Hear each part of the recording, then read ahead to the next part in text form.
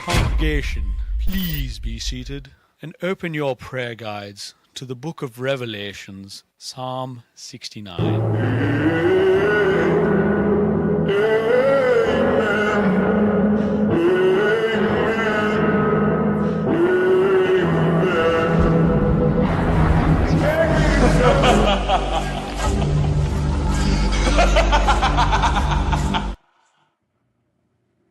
Well, at least you're happy. Boom, just like that, we are live. Yeah, it's nothing to not be happy about. Life is good, the sun's shining, we're on this side of the grass. What could be bad about that? Holy smokes, Steven, that's a different view that we're used to. Well, it wasn't showing the worst part. That's fair. That is fair. This microphone episodically decides, he says, well, I'm done for now. And I go, well, no, please. So I don't know. It's one of these Amazon. What's the best microphone? And it's a good mic. Actually, it is. It's just that sometimes my computer says the gimmick says no. That's the thing with computers too. The computers go, it says I want to, do something. It says I can't figure it out, and it doesn't say, well, I'll try again. The computer's not going, they don't do that. They go, I give up. Restart, black screen, swirling screen. We got K Munin in the chat. First, we got Mark's issues with Archie's comics. Who's terribly under followed right now on YouTube, by the way. He's got an awesome YouTube channel. And doesn't have enough subs. So if you're not subbed up to Mr. Mark's issues with Archie's, go sub him up, man. It's pretty awesome. Appreciate him being here. Lyle Hobson, how you doing? Says good morning. Mr. Lyle, I'm so glad everything has resolved so well. Comes the healing, and then back up to beautiful downtown Kamloops. I think it's wonderful, and good enough. Morning, Dan. How you doing, brothers? Watching Dan's Comic Corner last night. He does the Gotham City Lights podcast show on Saturdays.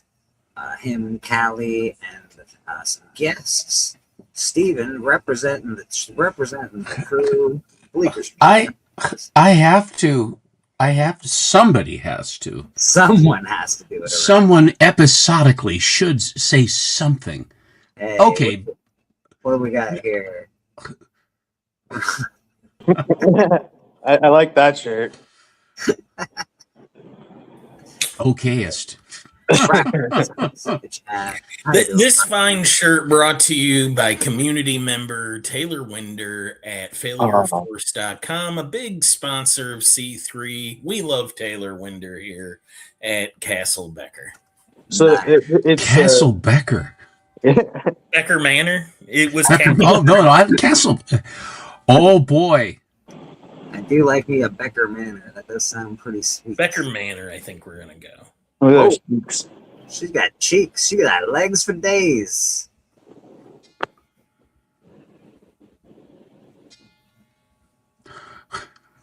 Oh, sorry, I was looking at the clouds. I was too. I was thinking, my goodness, how fluffy they look. Those are clouds?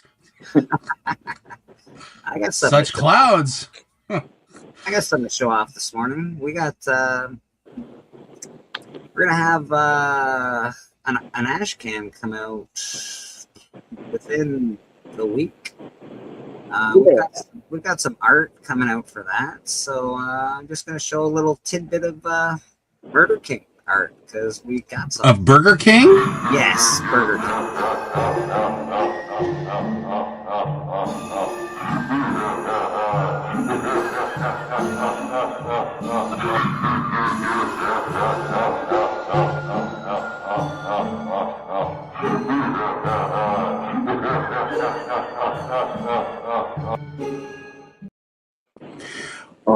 I'm trying to get my hands on what mood are you trying to set with the blood and darkness and scowling and it's supposed to be a happy birthday party. Didn't you get that feel? I didn't see I didn't see the balloons or Happy Clown in there Kids, anywhere. that kid's birthday party. It's going to be great. It's going to be great.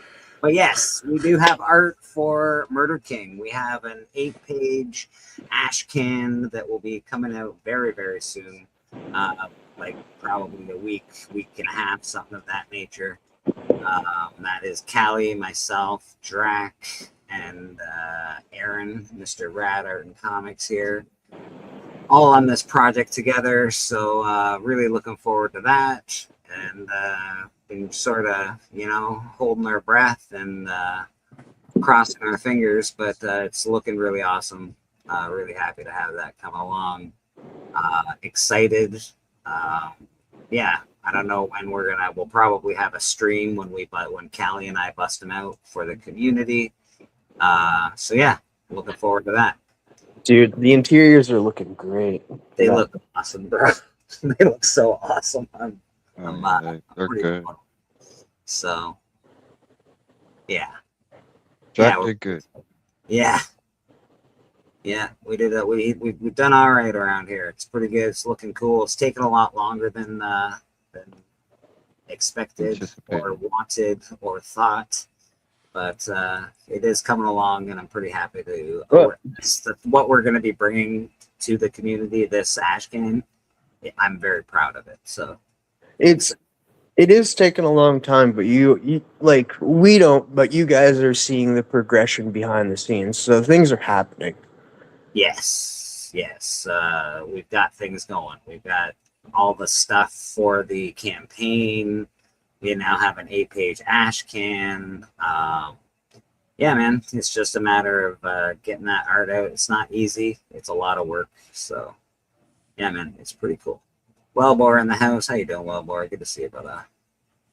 Yeah, man, so that's my good news for this week. That makes me really excited. We had a meeting with all the people last night. It was a quick meeting, quicker than our usual meetings, but still a really good one. Drac, can't say thank you enough. Appreciate that. He'll actually be putting this ash can out for sale at a con that he is going to next weekend. So Friday, Saturday, Sunday, he'll have this ash can available at his convention, which is very, very cool. He's got Which convention is it? It's a horror convention, I believe, in Toronto. I'm not exactly sure which one it is off the top of my head. How many horror conventions in Toronto are there? I'm sure he will be around eventually to tell us what convention it is, but What will he charge for these ash cans? I don't think they won't be too much. I think we got to figure out how much they're going to charge, how much they're going to cost to print them, and then we'll be able to tell you a better number for that. Is this a Kinko's thing or a more formalized printing? No, this will probably be more of a Kinko's thing. This is an ash. It will be ash can. It will be very underground. I'll probably have to staple a bunch of them together. But yeah, it's looking really cool. Yeah, we're not going to get them printed like out of like one of the big printers or anything like that. But that book will be printed from a big printer. So, but this ash can, I think we're going to do it straight underground, see how that rolls out, give people a taste. It looks really good. The art looks amazing. So we'll figure it out. Well said, Andreas. Thank you. It was a thing for Lyle and Alana. So it was a blessing. Yeah. Things are good. And very, very, very happy about that. Yeah. What did they went what on what was it? Thursday? No, Friday they went. They messaged on Alan's channel and said that him and his wife are doing better. It's good to hear, man. It's good to hear. The community is a great place, and I just want everybody to be safe and stay healthy. Do your best to stay with us as long as you can. Too many people we've lost along the way so far. So it's not cool. Lyle Hobson, I'm looking forward to it. You always bring fantastic books, says Cave Union. Very nice. We got Rad up here. He's doing some Bullet Girl. I believe this is a piece for Mr. Steven. It is indeed. All right. Very nice. Also representing Murder House Publications. That is the publication Kelly and I came up with. Very cool. Christina Payne in the chat. How you doing, Christina? Good to see you. I don't know why I can't do anything on my computer for the moment. Brad, you're stuck there for a second. I'm sorry. That's all right. Anyway.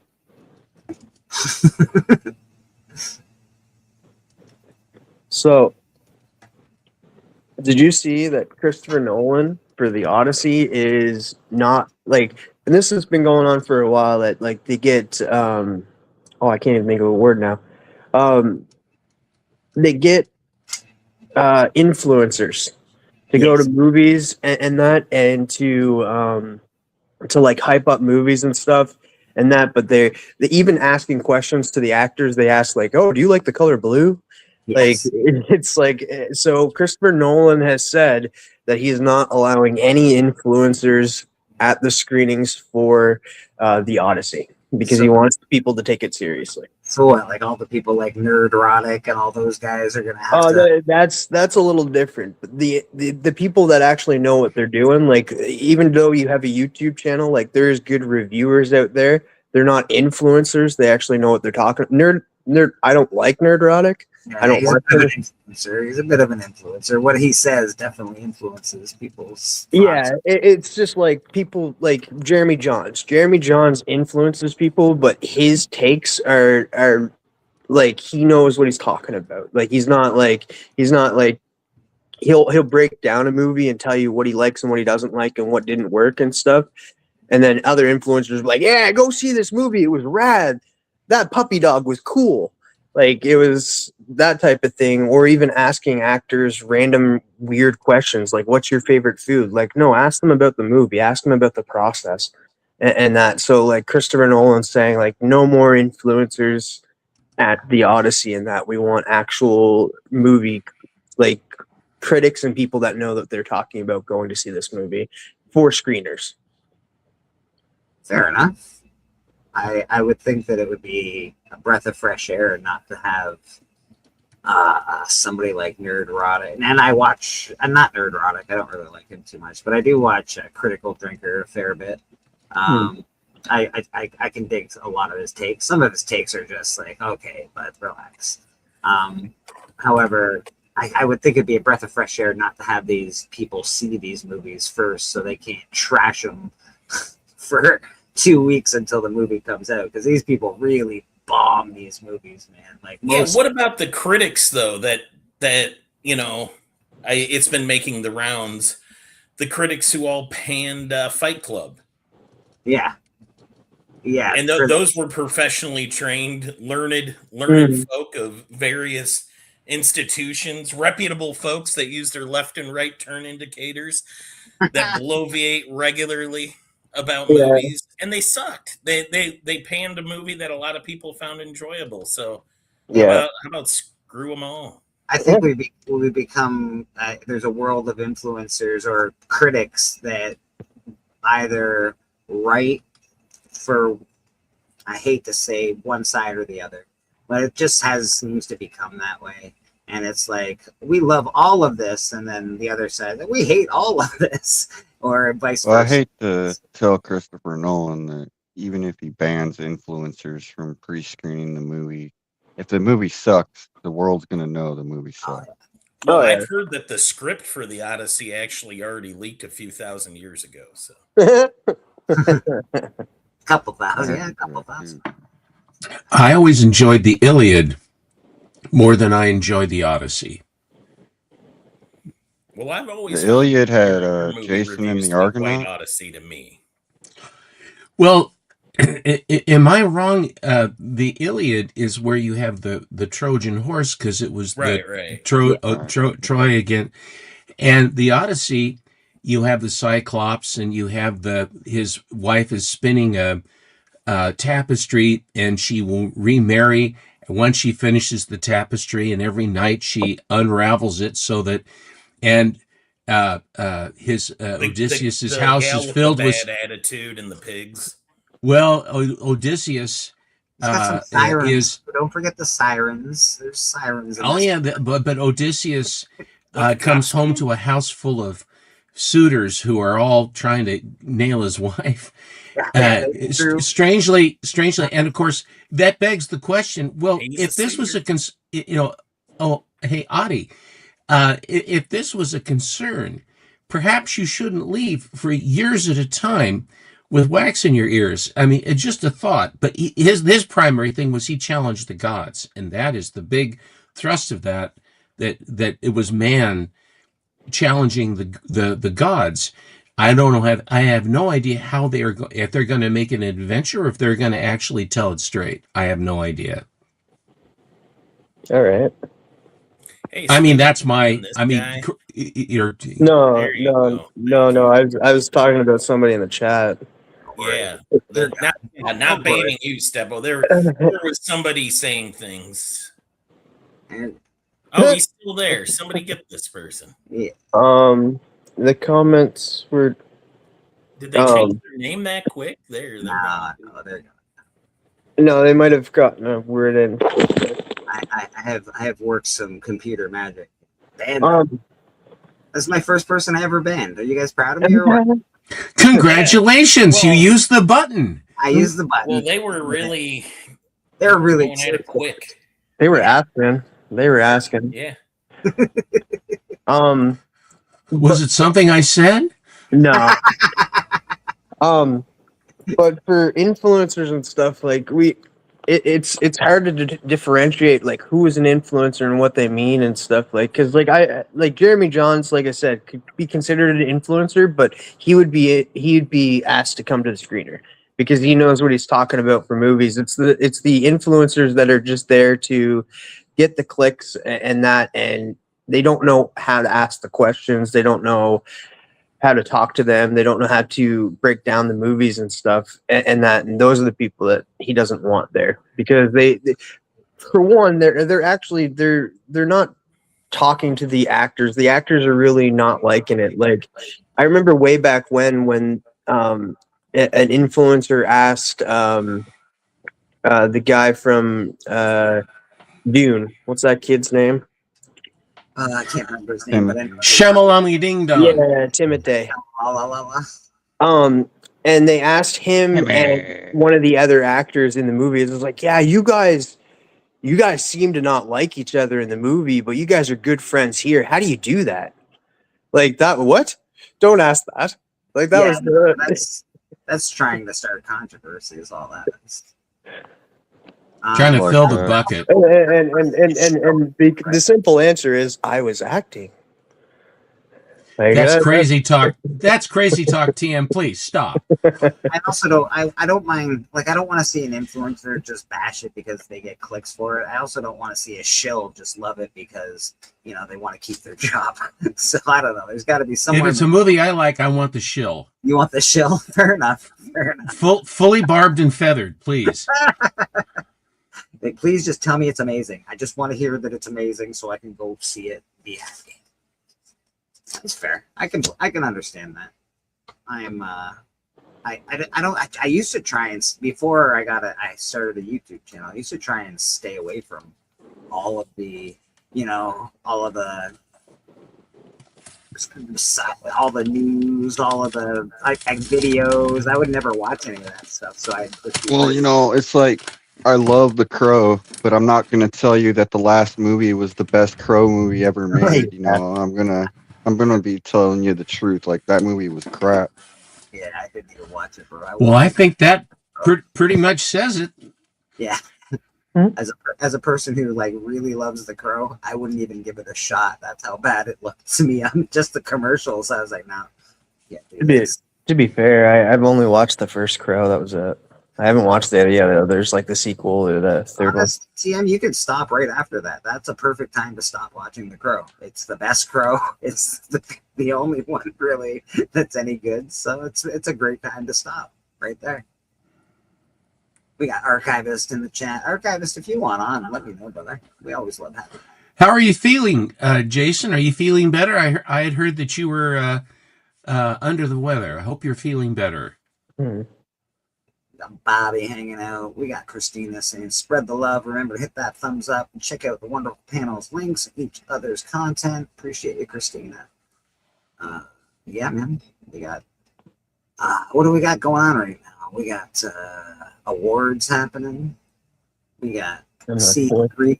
That starts July, TM, that starts July 4th. The nominations begin? Yes. That seems an appropriate time. Orange JSS.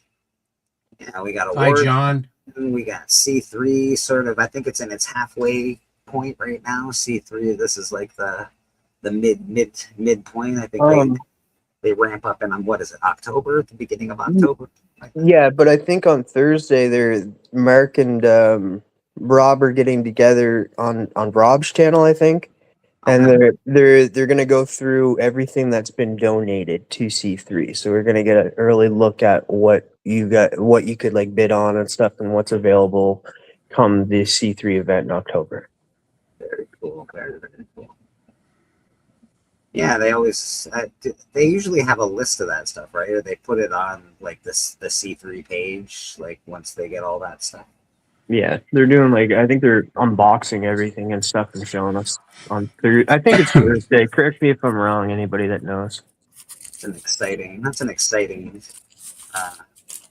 event. See what's going on. See what you want to bid on. See what's happening. It's all, like I said, it all goes to comics like Cancer Society, so they don't receive any money for that. You donate right directly to Cancer Society and show them that you donated, because you get a little bill from them, and that's it, man. It's pretty cool. It's pretty cool. Nominations for CBC July 4th, voting August 22nd, C3 auction weekend in October. Yeah, it's like the last weekend in October.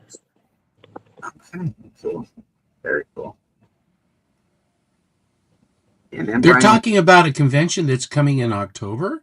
No, C3. no, Comics Curing Cancer. That's the big fundraiser. Oh, 3Cs. That's Coming. coming I'm in sorry. October. See, I didn't know which C3 we were talking about. Yeah, no worries. I know they probably How are actually don't really like, I don't think, calling it C3. I think they wanted to get away from that last year. Okay. But, we've sort of adopted it, I guess. It hasn't gone away yet. Yeah, after years of saying C3, it's hard not to. Yeah, it really is. It really is. It is Comics Curing Cancer. So that's a big event. We got two big events happening pretty well simultaneously. We got the Comic Book Awards. I know Brian LCS has done a bunch of videos on that. It's a little bit different this year as far as what you can do and how to go through the process of voting. Apparently it's a little more streamlined, supposed to be a little easier, which is very cool. Very cool, man. I don't know if I haven't really looked too far into it. I don't know if there's as many awards or it's been cut down a bit, or if there's been some added. I have no idea yet, but he's done some videos. So if you do want to check out those videos, watch Brian LCS's. He's got some pre-records that he does. They're not terribly long, so they're pretty easy content to swallow. So yeah, man. Ryan Riley, what's going on, my friend? Good to see you. What else is going on in this comic book community? Anything else? I haven't really. There's a Tetris. Our ash can's coming out. Go buy it. Oh, our ash can is coming out. So we got more people than when we started here earlier. I'm gonna play that media one more time just so people can see. Murder King, we got an ash can coming out. 8-page ash can. It's got some awesome art in it. The team, Brad, myself, Callie, and Drac.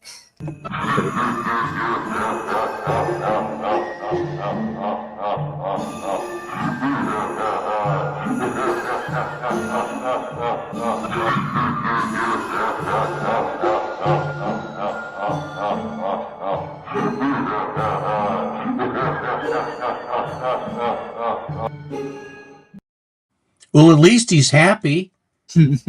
Yeah, the Roach is pretty happy too, so very excited.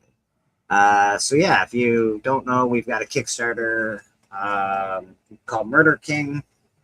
The Where Ash, kids are king. yes, the Ash Can will be myself will have some DSS, Callie will have some, and Drac will have some, and Rad will have some. We will probably have a buy party for that at some point. We just want to get all our T's crossed and I's dotted, and then we'll probably throw a support the Kickstarter some sort of show and sell these things to help us raise money to pay artists and pay for the all the things that need to be paid for when it comes to this stuff. The ash can is done. It just needs printed. It just needs printing. So yeah, really, we just need to print it. It's basically done. I just need the file and we just need to print it. So pretty happy with the whole thing. So you've got a file, and each individual will go wherever they're going to go to have it printed, or is Yeah. that how it's going to work? Yeah, that's how it's gonna work. Will it have standardized dimensions and all that other stuff, or will some people make it bigger than other people, or what? It's going to be ash can size. We'll have standardized dimensions. It will be ash can sized. 6x8? Yes, I believe so. Yeah. It's Was it you No, take it's like not. a 5x7 normal. is kind of small. 8x11 is like a normal size comic. 7.5 by 11 or something. 10. Bobby. All right. But yeah, we'll figure it out. Again, I don't have that complete information, but it is ready. There is a file. There is art. It is cool. The art is amazing. Yeah, you just take normal printer paper and fold it in half, and that's your dimensions. Yeah. There you go. Yes. It's going to be great. Pretty excited about it. Oh, aggressively. There are variants. Nah, I don't know about the ash can. Maybe Not I'll the ash can, but maybe I'll use gold staples. That'll be like a 1 staple variant, a 2 staple variant, and a 3 staple variant. we would like to get some blood splatter going, so Yeah. we support it. Yeah. So you're So be careful with gotta the hit- stapler. We gotta hit stretch goals. your gotta blood get stretch donations goals. will help for Murder King. No. Yeah, actually, that is true. So there will be and I don't know if you can see it now, but there will be a stretch goal for Murder King, which is adding blood to the panels. So it could be done in black, white, and red. That it really does depend on our stretch goals, but I think it's a cool stretch goal. So Now I have to ask: Are Yeah. you going? Are you going to the Kiss route, and are you going to add your own blood? no, I will not be adding my own blood. I don't need anyone to make any voodoo I dolls. always thought you artists bled for your artwork. Isn't that true? And you can just hear TM's disappointment through. Yeah, you just crushed the poor man. He Yeah, was that's really what? hoping to get a hold of your DNA. Yeah. That was all it. No, I was just Good, I good thought luck stretching your way into his budget now. I thought you're going the same route as the Kiss Army, where they added all of their blood to the red ink. That would be cool. We could start a rumor that it happened, but I think the FDA and everybody else would come in and basically burn the house down.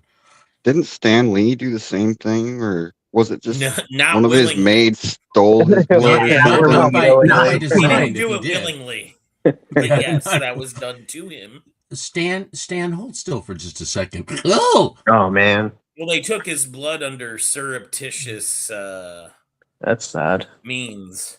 They lied to him. Is another way to say that, and took his blood and had it made into an ink, and then used a stamp to just put it. Some god awful variant of Black Panther is where most of them went, and they're not even real signatures. So they used to stamp into the blood ink and then put it onto these Black Panthers, and it's called DNA certified Stan Lee signature. That's awful. That really is revolting. Yeah, I didn't even know they had done They're that. ghouls, and anybody who owns a copy, you're a ghoul. I don't like you. Dude, I don't even like the guy. Well, you remember what happened when that guy's all like, "Yeah, I'm gonna do a documentary on this." I'm like, I do not like. Yeah, I don't like the idea of taking advantage of somebody that's in. I know John a little bit, and I like him enough. I still don't want him to do it, John. If that is what your real name, I don't want you to do that. Jonathan Bowler Jack. Yeah. I think it's still happening, isn't it? Like he got funding from someone else. He found a financier. Yeah, well, he took it. That's why he took it. I knew it as soon as he took it off of Kickstarter. I was like, "Oh, he found big money." You see, this is going. When I thought he took it off Kickstarter, I thought he was just like, "Oh, I'm getting too much hate for this," and then he took it down. I thought that's where my mind went, but yeah, I guess Becker told me differently. He found big money. My dude, farewell. May you be successful enough. If people want to steal your blood, smiles warmly. I don't know, man. Like, I bet you they're like, these people are vultures to him. I bet you there's people like stealing his hair out of his brush in the last, oh my God. Yeah, there was bad actors. It's like a bunch of siblings trying to chase their mom and dad's inheritance, but there wasn't no siblings. There were just people that were around them in his end days. Yeah, not good. You just want to be surrounded by people that love you, but god dang, dude. Maybe you do. I'm not as into that. Wow, I want to be surrounded. I'm gonna live. Let's forever. not lose our head, I'm living forever. I don't need to be surrounded by anything. Yeah, you're gonna go the mortals, though. You guys got to figure it out. You're gonna go the Futurama route and be head in a jar. Oh, I could do it. I could be a head in a jar if they gave me like little I don't know, robot legs. I could do it. I could handle it. Head in a jar of robot legs. I can do this. Look what it did for Christopher Lloyd. See? Yeah. Wednesday. Bleecker, I am kind of disappointed that this cover already exists, because this could be a Murder King cover right here. What is this? Oh my goodness. That is very prideful. Ignition Press. Yeah. It's got pizzazz. It's got pizzazz, that cover. But no, it's cool. I've really enjoyed Ignition Press's stuff. That's actually pretty cool. I'm not gonna lie. Yeah, that was the cover A. This is the cover B, I believe. Also got some pizzazz. Gotta have a little pizzazz. God dang. Yeah, the Ignition's doing pretty good for themselves now. It's the guy that created the Beauty, right? Mm-hmm. Jeremy Hahn is the CEO or whatever. A lot of Missouri folks. He's down in Joplin. A lot of the books, authors, and artists live in Kansas City. I had a hard time finishing the Beauty for some reason. I like the show. I'm gonna read the comic now. I think there's only one. Like, it's a one shot, isn't it? I'm pretty sure. No, I think I don't know if they're going. There's no announcements for season 2, but it's definitely not a one shot. They are setting up for they're making another comic. Okay, because I know the first one. No. I thought you meant the show.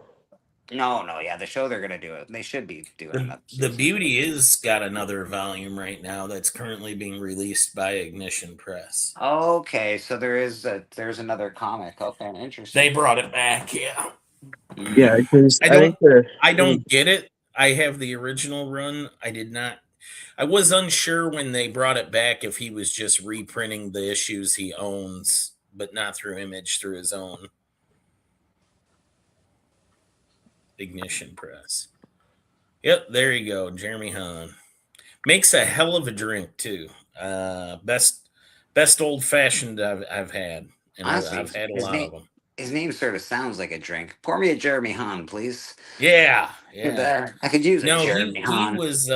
He visited. He did a friend of mine's show at a comic shop I hung out at, and he made some drinks because at the time he was making an illustrated bar guide, like drinks and stuff.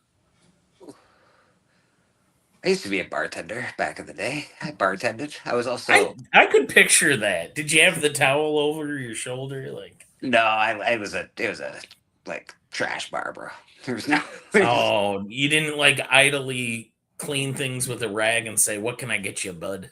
I couldn't call myself a barman, if you will. Like I'm a real barman. No, I'm Not just, a barkeep or anything. just more like a dude behind the bar. Oh, this is disappointing. But I can make a good Harvey Wallbanger. So Did you call people Mac? I did. Harvey I did. Wallbanger. God, are you freeze dried or something? Harvey Hey. Wallbanger? Where? How old are you? They're delicious, Steven. They are absolutely one of the most delicious drinks I've ever drank. When you poured a beer, did you then? We had a bar, wing it down the bar. Bar. You can light them on. Everybody likes their Sambuca lit on fire. Well, just they float the 151 on the top and they light it and they go, "Wow, that's great. Fire's delicious." Yeah. then you got stupid drunk people doing it. So what they do is they forget to blow the fire out and they pour it on their face because they're morons. And you're like, bro, you gotta put them out. Like, that happened to my buddy Rob. It was bad. It was Yeah. Extinguish the fire. That's the Yeah. I've only had a fiery shot once, and that was in Medicine Hat. Because in Medicine Hat, in Alberta, the legal drinking age is 18. And I went there like just before I was 19, and I was at a pub, and it was called the Crossroads Pub, and they were like, "Oh, usually people when they turn 18, they have a prairie fire."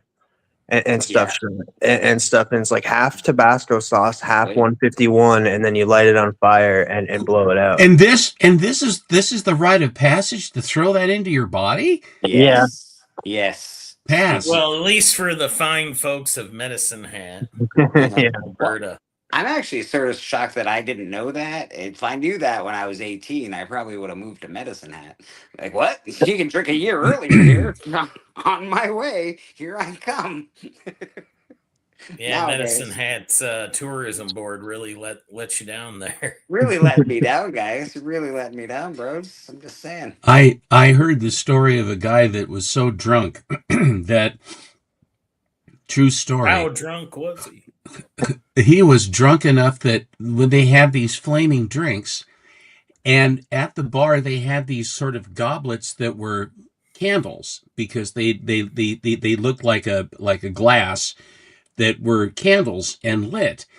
And this guy comes up to the bar, he says, "That looks good," and he drank the wax of the candle. Oh, God. The flaming drink, he drank the wax, and he says, "Boy, that was kind of thick, but it was good." And the bartender says, That sounds 80, like you're new- 86 and take him out. He's out. You've had enough to drink, sir. I think You- it's time you- to Sounds You've like had the new enough. Evil Dead trailer. Flaming New low. Evil Dead trailer. She takes a candle and drinks it. What is the implement you are utilizing at this moment? Morning, Steve. Who, me? Yes, you. I'm the only person I can see using an implement. Oh, I'm using a blending marker to blend the color pencil. Oh, beautiful. It's working really good. It's You not have all really these shown on camera. All these trick implements. I love it. Yeah, I saw a guy use, what was he using? Nail polish remover or something to blend like colored pencils. It was really cool, to be fair. I don't know much about it, so I don't try that kind of stuff because That sounds like a way to destroy your art, frankly. putting color, when I put color to art, sounds like a way to destroy it. Every time I break out the markers, I'm like, all right, here we go. We're doing this. Well, all these fancy markers that they have now and fancy pencils. I mean, Rad, you were saying that buying those supplies has gotten quite expensive, and I've heard that from other artists as well. Yeah, it really I'm is. sure. So Big Pencil's getting their money out of you. Is that it? Yeah. Yep. Big pencils. Big pencil. I think I won one of those at a county fair once. Oh yeah, that's true. Yeah. A The B. eraser fell off though. Hit some kid. Ah, I'm blind. I used to have one of those big So- pencils, but I lost it. I don't know how. I actually have a golden age question for you, Steppo. I was looking at the preview for tonight's AEW Forbidden Door pay-per-view, and a Japanese wrestler who I had always assumed was a dude is actually a woman, and her name is the Starlight Kid. In Golden Age comics, was there anyone named like anything kid that was a girl? It's always a boy. Like, and in wrestling kind of follows that naming path where anybody that's ever been had the moniker kid with like the Laredo Kid or whatever, it's always a guy. Yeah, I've been thinking, and I cannot think of a female kid sidekick because it's like kitten. I mean, if you think of the different sidekicks, most of the time, if it's a sidekick for example, Bullet Girl, they'll have Hawk Girl and Bullet Girl and whatever girl, they would have that, but the kid would always be a little boy. Yeah, well, and I was thinking in comic books like Rawhide Kid or names like that, and yeah, no. Does anyone know Key Hunter on Instagram? I do Oh, not. I've never heard of him. Okay, I got a message, and it says some leaders from the comic book club want to see if I'd be interested in joining our prospects, and I'm like, Oh. Oh, that's fishing. yeah. I I get think they're trying to get me to join a gang. no. I've had that where they've invited me for these nebulous things. We've seen your content. We want you for some nebulous. I won't play. I won't. If I don't know who they is, I will not. I won't play. Why Oh, doesn't yes. anybody invite me into their cartel or cabal or? Count yourself. Count yourself. I want the privilege of saying no. Why can't I get to say no like everybody else? Yeah. Damn. Yeah. What a world. Not a single cult has tried to abduct me in my 46 years on this What are you earth. doing? What am I doing wrong? Honestly, Right.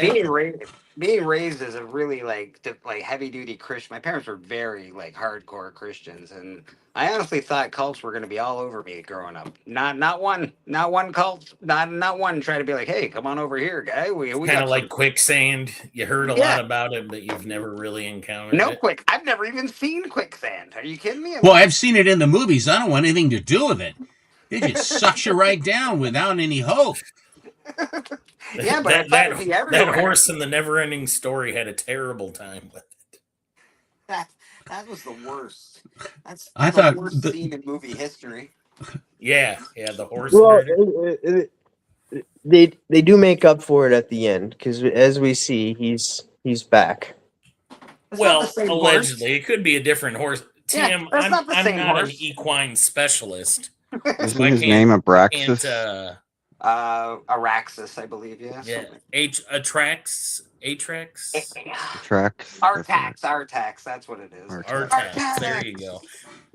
Move! You have to move, Artax. And then you have Atreyu. Yeah, just Which- just a heck which- of a time in that swamp. I like the big stone guy. They were in my hands. They're such strong hands. Yeah. If you lisp, that would be Sean Connery. that's Yeah. My You heart. See these hands. Hans. There's somebody backstage. Well, I've had enough of this nonsense. Backstage, it's Madam. Boom! There she is. Maybe. Allegedly, madam. Allegedly, Madam. Why Still don't you don't have a know. picture of Boston Chris as your avatar? You really should, actually. It would Really, it's not that hard, people. Good morning. Good morning. How are you Man, guys so doing? photogenic. not too bad, Madam. How about yourself? All right. And I would like if you would turn off your camera and add an avatar. how do I do that? Like, I'm really technologically incompetent. You Well, step press- one is go to any social media and get a picture of Boston Chris. Yeah. Another Boston Chris avatar. And then step two is you set it as your avatar like this. You hit those three little buttons on the thing, and then it says something about avatar, and you hit that, and then you pick a picture. Yeah, the man doesn't Maybe- pick a bad picture. Maybe someday I'll do that. Someday is all right. So, man, what are you up to today? Everything good? Everything's good. Yeah, cleaning up the house. I found an old comic that I had picked up. Found an old comic. An old comic, like Katie Keene. It's worth nothing. Is it No, that what? old? That's all right. It's a cute cover. It's a cute cover, but it's worth nothing. But I did find this. What'd you do to your arm? I ran into a door out in the post office. Oh my God, are you all right? Yeah, I just I'm clumsy sometimes. Ran into a door. Blink twice if you need our help, madam. I do have this one though I picked up, and I noticed that it's unsealed and it's still in its Polly? it's still in its poly, and it still has 2 cards in the back of it. Oh, Oh, this cool. is part of one of my favorite Marvel initiatives. Now So all I the looked at it- annuals. I looked Yeah. at it. There's just a little damage in the bottom corner here, but other than that, it's in pristine condition. Very So nice. I'm thinking of actually sending this in. You're gonna get it slabbed? Hmm? You're gonna send it into what? To CGC? Yeah, I don't know. What do I do? Right? I don't think you send it into CGC. Why?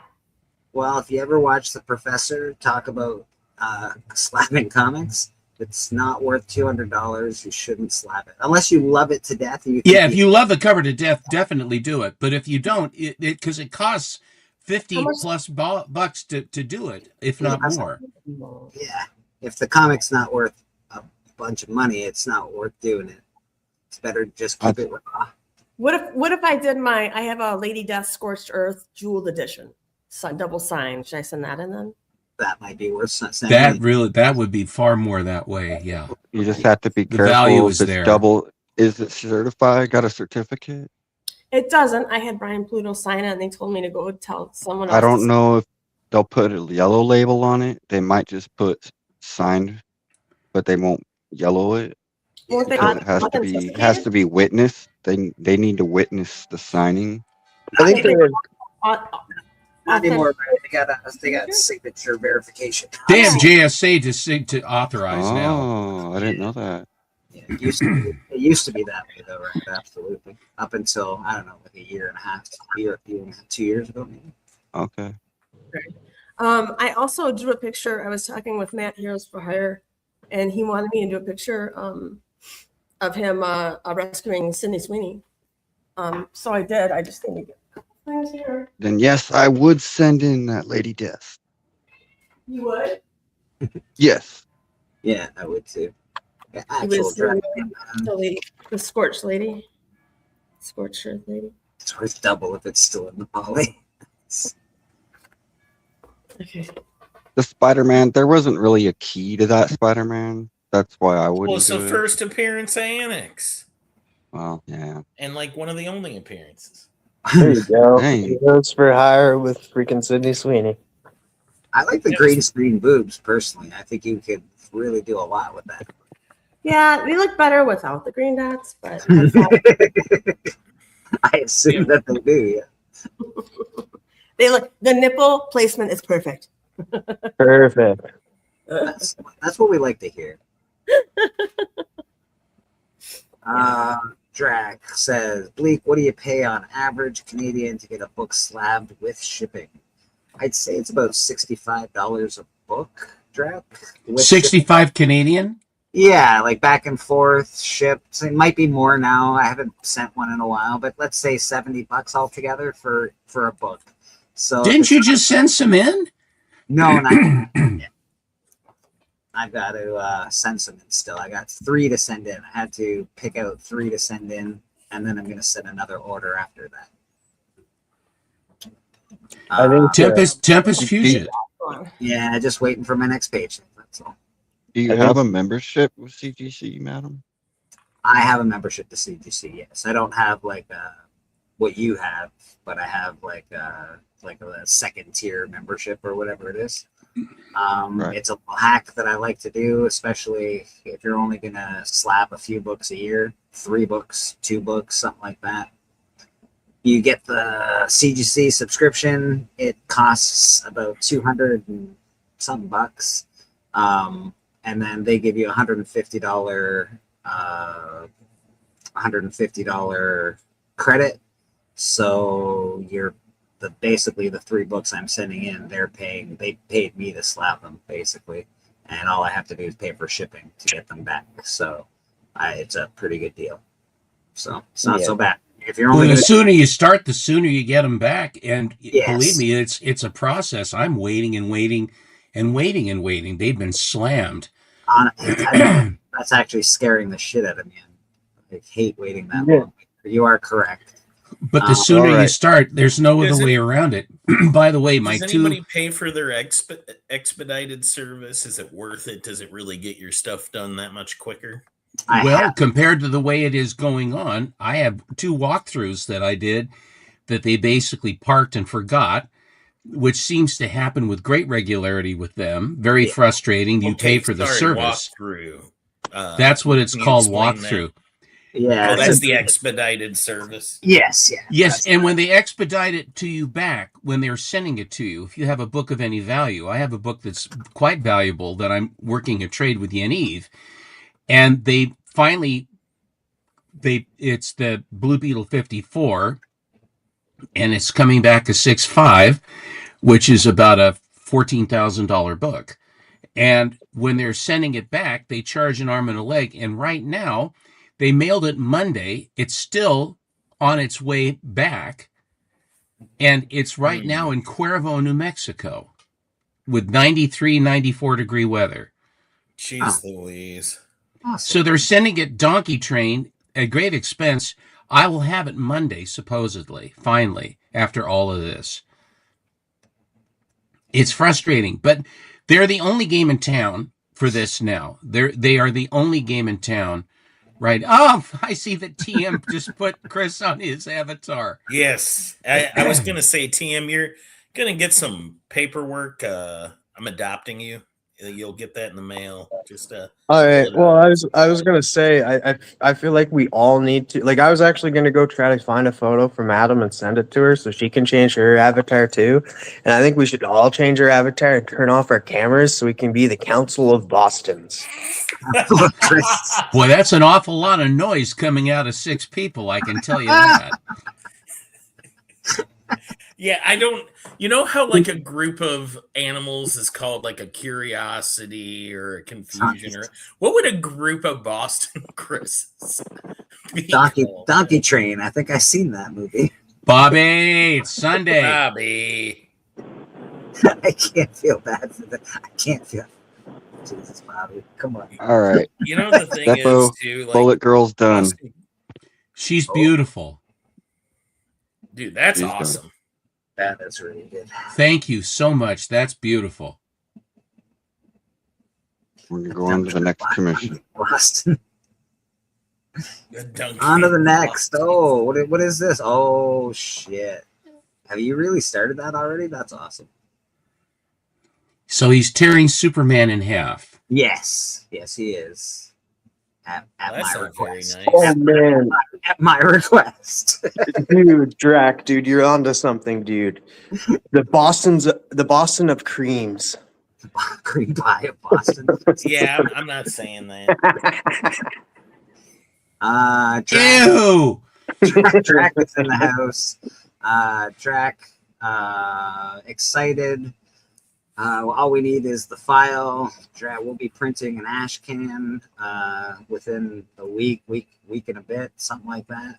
So really excited to have that happen. Drac is here. I played this a couple of times already, but Excited. Let's play it again.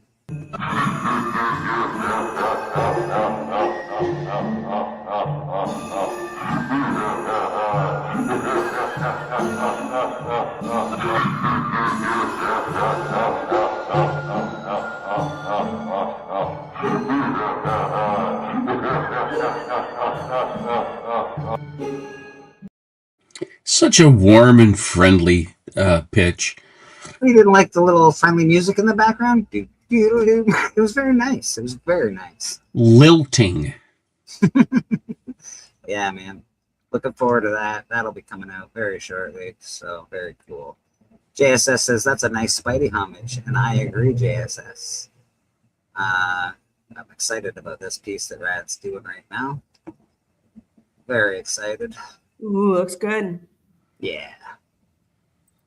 It looks wicked. Is Lobo that strong? He is if he's got kryptonite rings or, there's a red sun around. Yeah, under I a said red Or the if same it's all thing, just Steppo. fictional material that can be whatever you need it to be. That is true. Lobo's very he can fight with Superman on a fisticuff level pretty well. Is he as strong as Superman? I don't think so. But I'm a little biased. I mean, it's the same conversion rate used from unicorns to leprechauns. That's a good one. So yeah, That is a good one, actually. I saw some Good people analogy. doing their takes of who they thought would win and fight between Lobo and Superman. And like Bleeker said, they are pretty on par as far as strength. But where Superman really wins out Lobo is speed. Yeah. So he could quickly take out all of his weak points to the point he wouldn't be able to regenerate and would win. But yeah, they are supposed to be on par as far as strength. Which if they were on a red planet, like Lobo would definitely overtake Superman. Because Mhm. Superman on a red planet is just human, really. Basically. Lobo's a bounty hunter. But you know what? I just love Lobo. Lobo's my favorite. I do like Superman as well, but I love that cover, the Spider-Man cover where Hobgoblin's ripping Spidey in half. And I thought it would be cool to see a Lobo ripping Superman in half in that kind of an homage style of cover. So I thought it was pretty cool. This is our Kickstarter. Appreciate you, JSS, man. Thank you, man. Right now it is in pre-launch stage, so all you got to do is hit the button at the bottom of the page that says remind me when this project goes to launch, and you'll be ready, willing and going. We'll have an ash can soon to actually sell to start making a couple of bucks to support this project. So it's very exciting for me. I'm very excited. The art looks awesome. I think it's a cool product, man. It looks really good. So pretty happy. Well, what's happening with our industry? Do we have wonderful new editions coming with multiple covers that everyone will want? Oh yes, of course, always. Hey, Elswin did really good this week. We were talking about that before the show. I just think it's kind of interesting that in a period of time where so many people are talking about the X books, struggling to sell for Marvel, John Byrne comes out with this is what I would have done if I hadn't fought with Chris Claremont, and Volume 1 sells out instantly. It seems like there's one a week, one every couple of weeks that people are they latch onto. I kind of think it's because people miss the X-Men when they were good, before it became like the United Nations, and they all went to once a year. They go to a fancy party called the Hellfire Gala, and they all dress up. Like, come on, Don't they have that's not called cool. Safe Space or something? Is there an X-Men called jump Safe out Space? of the Blackbird. Yeah, no, It's cool stuff. X-Men 7's coming, so it's Krakoa, they all go sleep with each other. Yeah. Yeah, that's what we were missing. X-Men really got weird. I'll It just say did, that. and it became like they all became diplomats, and they go to United Nations meetings and sit in boardrooms. Yeah, that's what we were missing. Yeah, but that John Byrne thing, man, like, yeah, because like it's unreleased too, so people are going crazy for it, and like I know a lot of people are upset it's not in single issues and it's a volume, but Yeah, it's a still, hardcover. yeah, I was able to pre-order through my shop. Yeah, I mean, try finding it in Kansas City. As of Friday, there were still a few people finding them in bookstores. So if you live in an area that has like a Books a Million or a Barnes and Noble, I hear those have been the last places to get cleaned out. I wonder if Amazon would have it. That's generally it's where I long go. Gone on. It was gone on Amazon by Tuesday. Yeah, it's been and I was trying to tell somebody it's gonna be collectible, so that people are gonna go after it. And they were like, "Well, I'll just wait until it's on sale later." I was like, "I don't know if people are gonna get rid of this. Like, it's a collectible." Second printings will be available Oh shortly. yeah, that's true. And said it's going to get a second printing. So. There are things that are harder to collect, not because they're not available, but because people don't want to sell them. Like, it's hard to get a full run of Ice Cream Man because not everybody wants to sell those issues. There's things that are just harder to collect for some reason. Almost everything. Mm-hmm. They're holding on to it, maybe spec value, or they liked it, whatever the case may be. They're not giving some stuff up, that's for sure. And of course, there's a generation just above me and even above Steven, where it's like they have a lot of stuff and it's starting to come on the market now. Steven, I just want to tell you that Alan's stealing from you, just so you know. Well, that won't be a first. What is he stealing now? Well, he just put out a video that says, "Don't buy the grade, buy the book." And I'm like, huh, funny. I've heard that. That's the first time I've heard that. Thank goodness. He said it just came to him. It just came to him. It was so funny on Friday. I can't remember. It was the first appearance of a character. And two guys said, well, it was thus and so. And there's a pause. And then Alan says, oh, I know, it was this, and this. And he said the same thing. I said, Alan, it's too late. Two people just said that. You can't take credit for that now. But it was on the tip of my tongue. I think you underestimate his talents. It was on the tip of my tongue. I knew it, Steven. I was beginning to think it, so I had an idea. Therefore, ipso facto, I knew it, and I was first. That's right. That's my Alan. We love you, Alan. Hope you're doing well, brother. Oh yeah, X-Men. Brad's got some X-Men. The book, not the grade. Brad did get some X-Men. Brad, show off your X-Men haul. This is Brad just got an AOK plus some books for commissions. So these are some of the books that Brad got.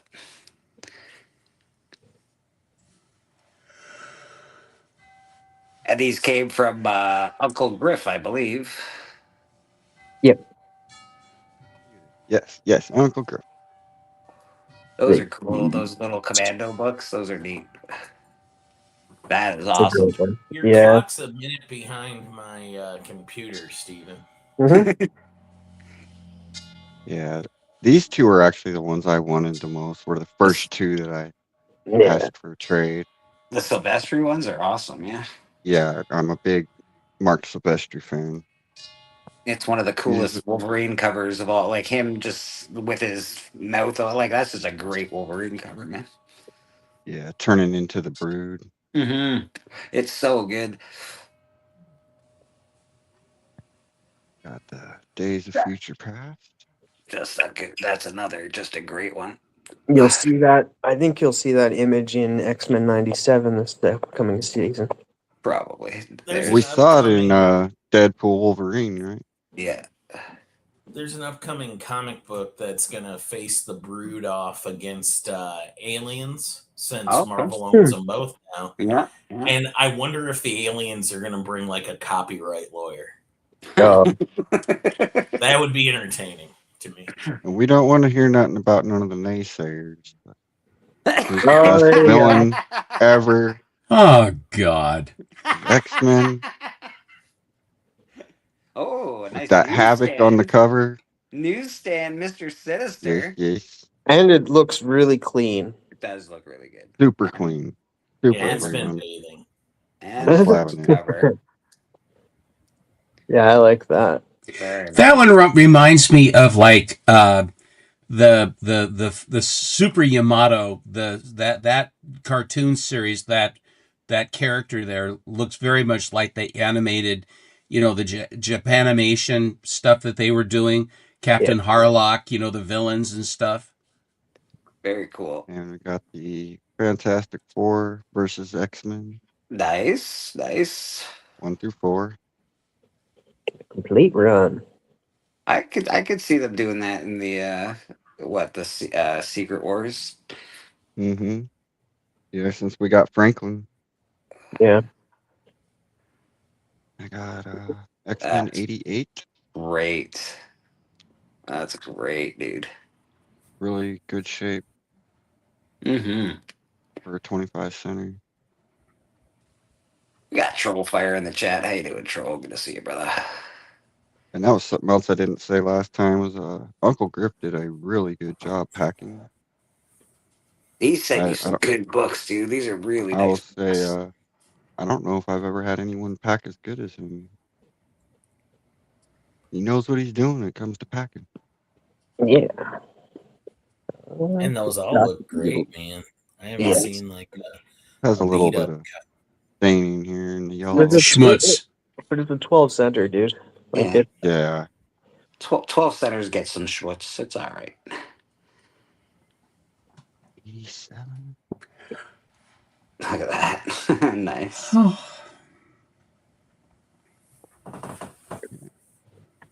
And finally, my girl.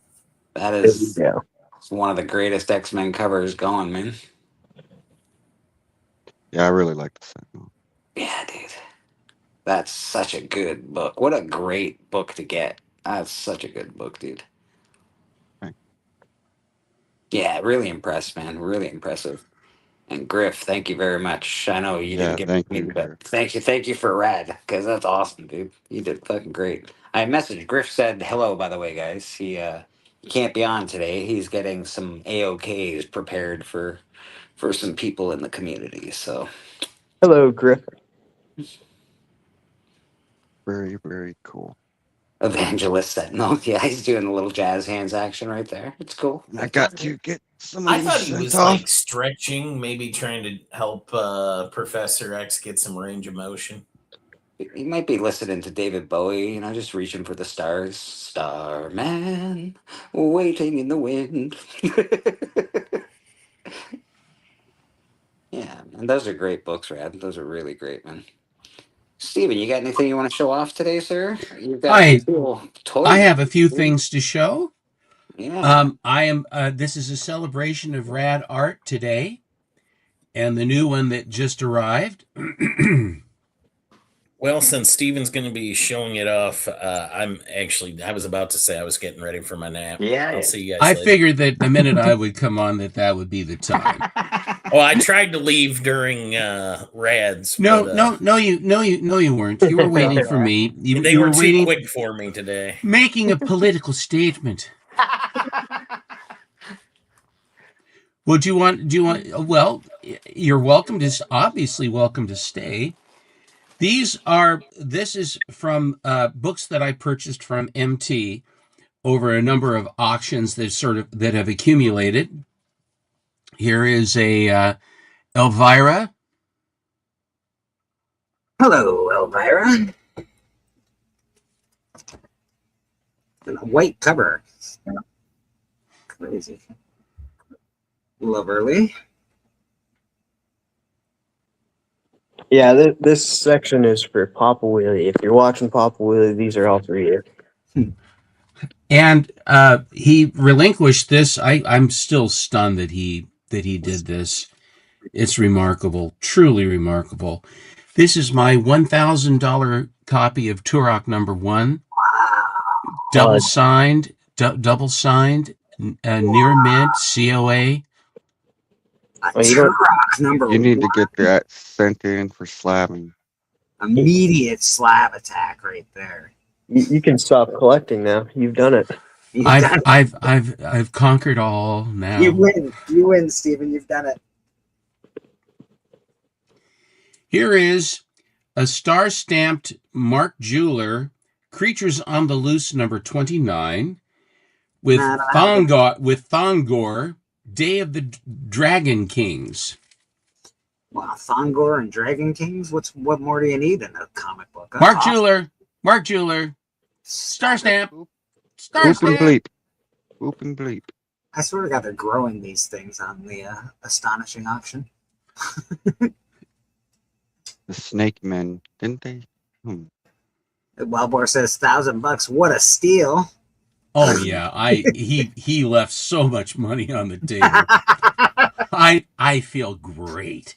You feel, yeah, I would feel terrible for how much money you just took out of the man's pocket, but you know, good. That's good for you. Well, Good. someone has to. This one was, I just thought it was just, I love the composition of this one. It's of a certain vintage, early. Kind of looks like the city of Kandor. We got your bubble helmets. We got your everything here. The evil aliens. It's a cookbook. Giant jackpot prizes. I never had this a copy of this book when I was collecting in the day, and he had a copy that I've never had one, so I decided I would jump for it. Oh, Phantom Stranger. Number 1. Mm-hmm.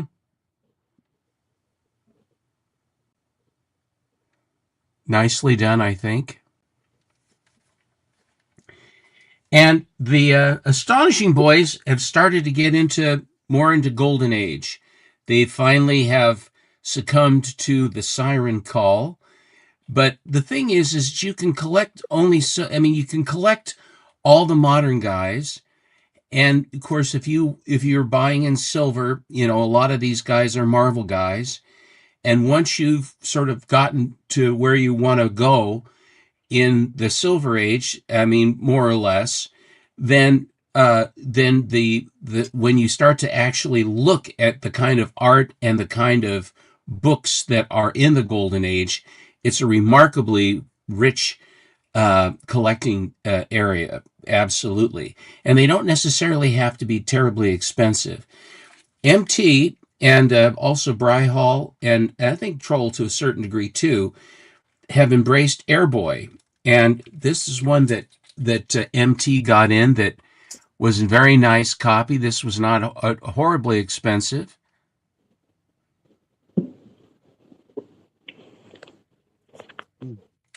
What we got there? Sorry, I wasn't paying attention.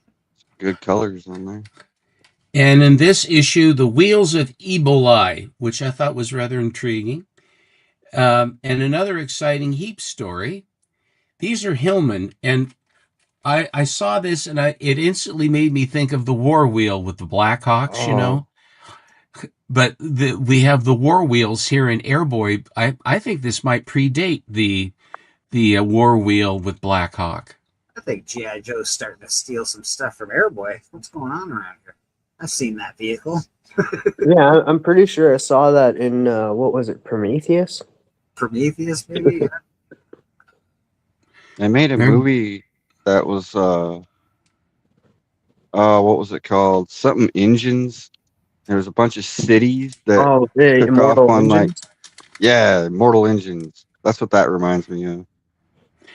$1.98 for an all-in-one cigarette lighter and full pack case, personalized with your name. It's a great deal. For men and women, ladies. It's new and improved.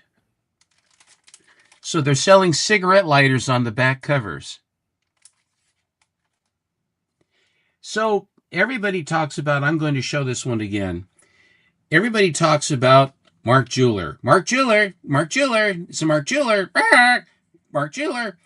And then there's National Diamond, and they are a product of the Vietnam War, where the servicemen were offered these rings and lingerie and various things in these cardboard and other insert material inside with ads that were distinctive to they were basically aiming at the guys on the military base. And so then the Mark Jewelers then were part and parcel of that. And when the books were actually on, one area where they've come together is that if it has a star stamp on it, it was actually issued at a PX on a military base. So in other words, you got one that's right there where the guys bought them at the base, and then they passed them around. You know they did. So finding them in nice shape is always a real challenge. And so even if they're careful, plus the fact that they would have survived that and come all the way back to the States and then be sold, it is quite remarkable that those things occurred. And the star stamp MT is alleging, or is asserting, I should say, was on a military base in Germany as they were transiting to the Nam. So Trollfire himself came across a book that he taunted me with several times before. Yes, they have. Speaking of Trollfire. And so he had one that is the king of all Mark Jewelers. It is the absolute king. I've been formalizing my grades on some of these books. I finally will buy a slab. I'll have a raw copy or two. And then I find that when I see another raw copy, I feel compelled to try it. Maybe I think it's a little bit better. You fall into that trap. And then what I've finally done is I've formalized grades on a lot of these books by buying them slabbed. And then that way, then I have my slabbed copy, and then that basically cauterizes that wound so I don't have to keep buying the damn thing.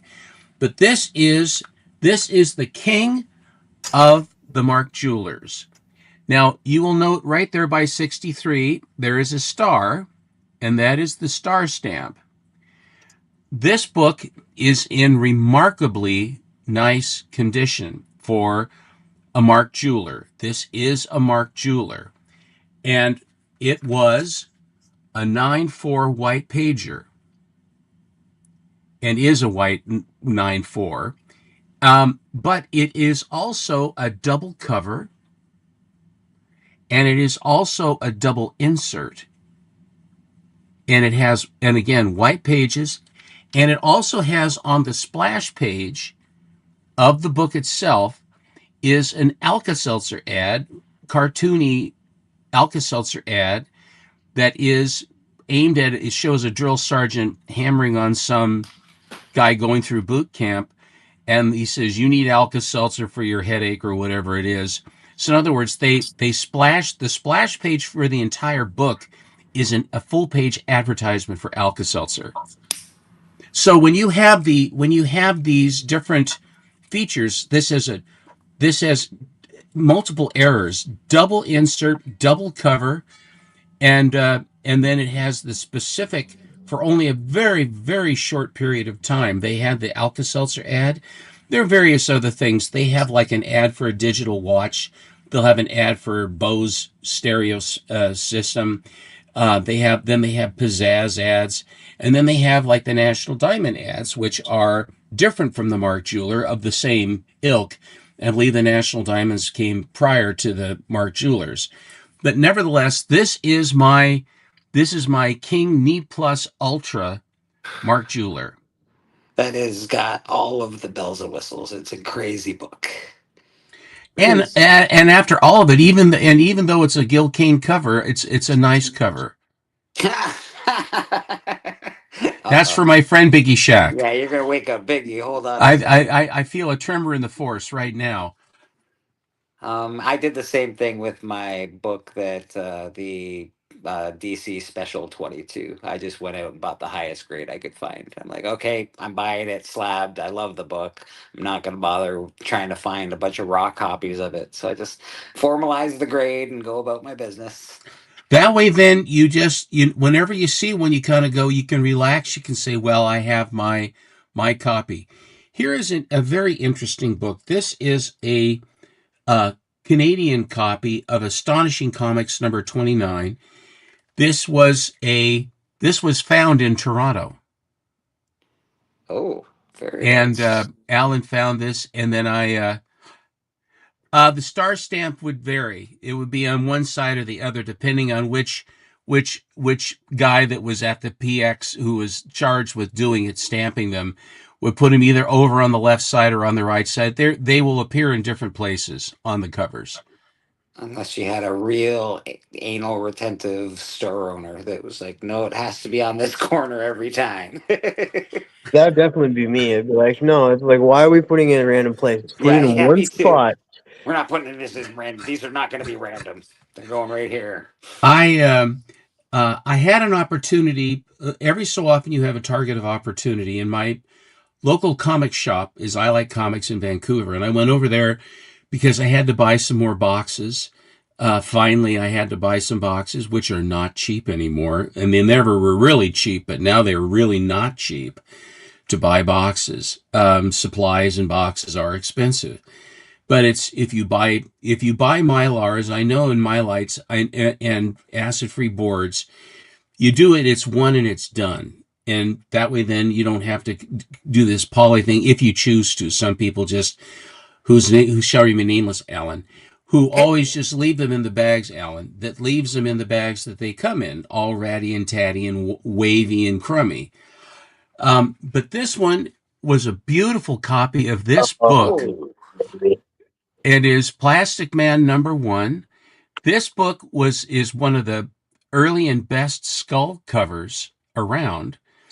It introduced the Plastic Man in his own title, and when it was put out, a Vital book, which is bizarre. It's a quality comic, but they compartmentalized it because they wanted this. They set this up as a one-shot. This was not. There's no number on the book.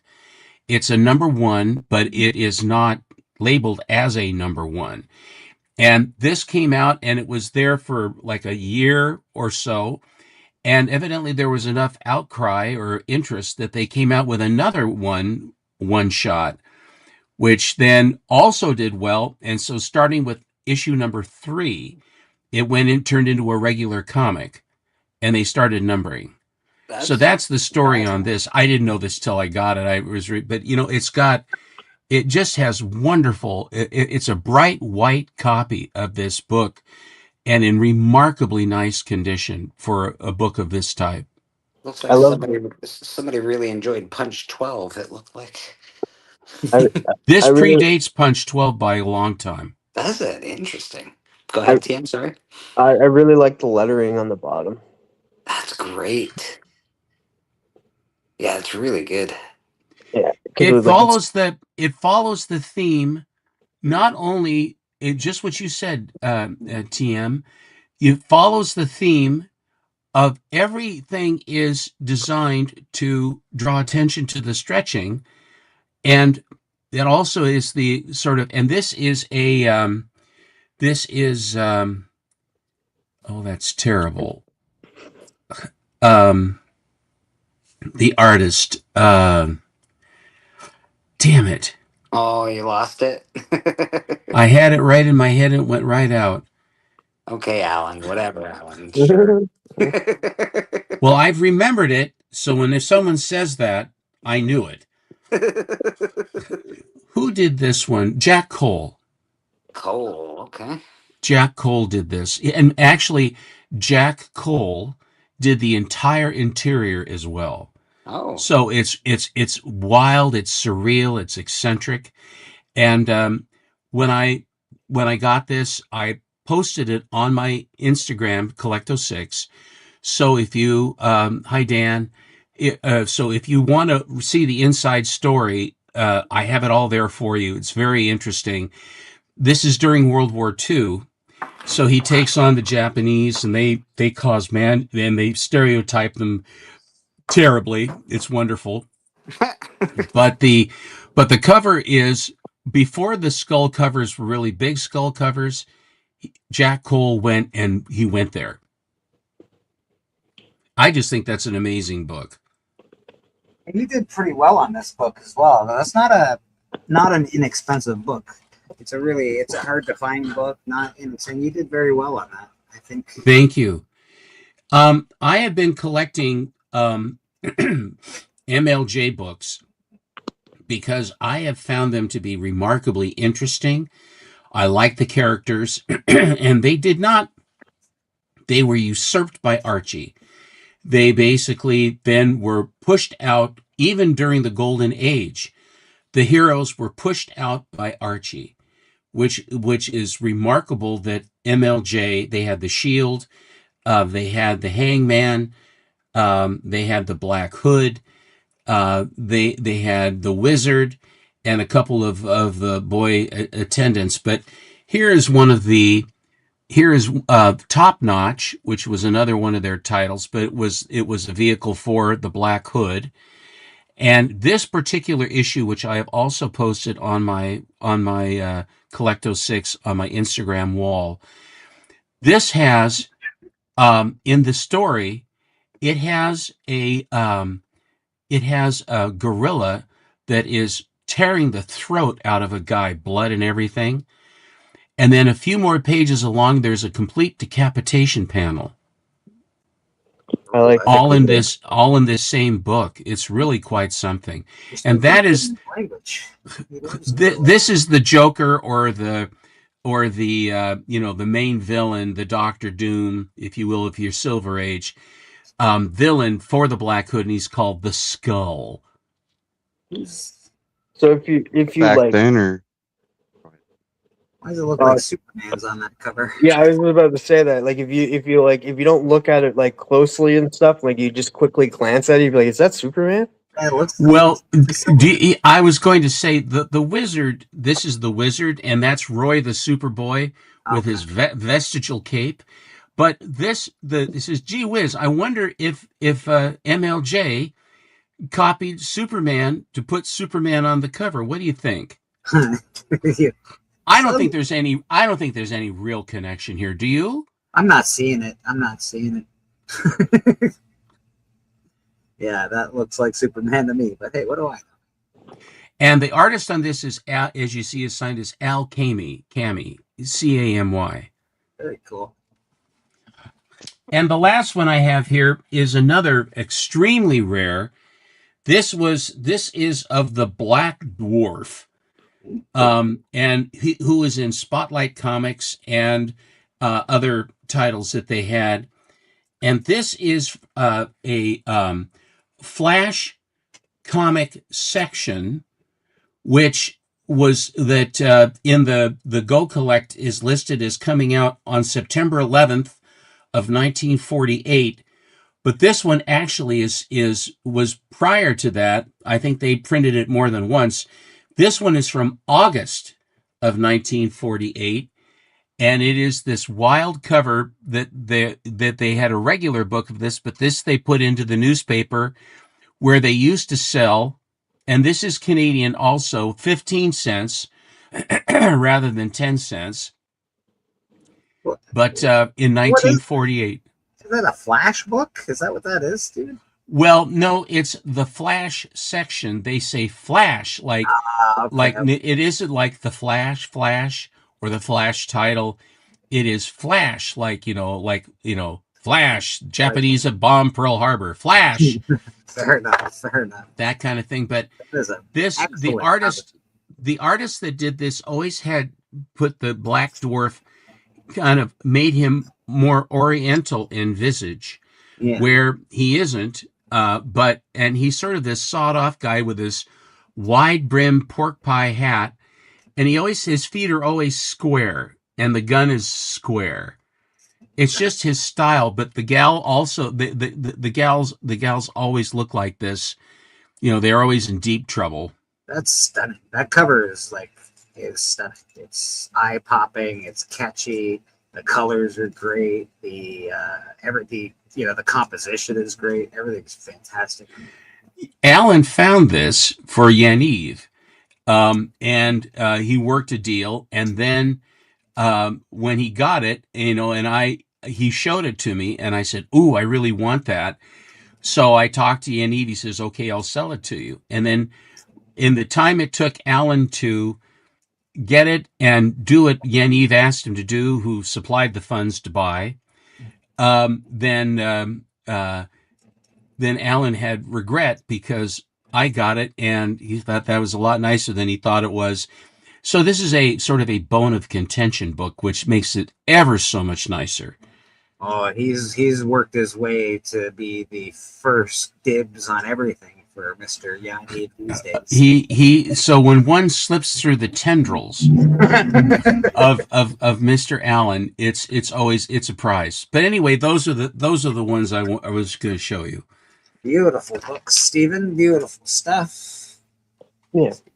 Oh, there we go. Rad's working furiously on his awesome commissions. Furious or curious? I think furious. Furiously. Yeah, man. I got some books that I could show off this morning. Mr. Beckerman decided that he would go to sleep the minute I started speaking, and I see that Madam has left us as well. Yeah, her internet stopped working, and she was like basically just sitting on hold for a while. So, see what I can come up with to. What did I bring out today? We got Secret Wars. As of course the more recent Secret Wars. That's number 2. Number 3.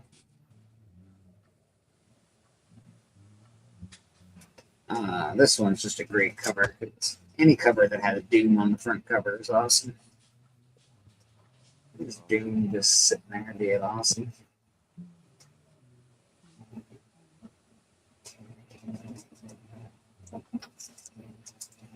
This was popular for a hot minute. I think it was in the Deadpool movie.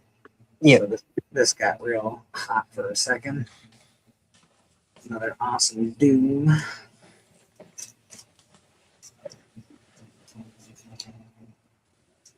More Doom in the background. Everything going on. This is actually a really good cover for a modern cover. Pretty good. It's even got a big hand in there. When was the last time you've seen a cover with a big, huge hand besides the Kirby cover? It's great. And this I just picked up because it was hilarious when I saw it, and I couldn't not pick it up. There's a chunky Peter Parker. Chunky Spider-Man. It's awesome. I just enjoyed that cover quite a bit. There's something for Mr. Rad. We got Gunslinger number 4.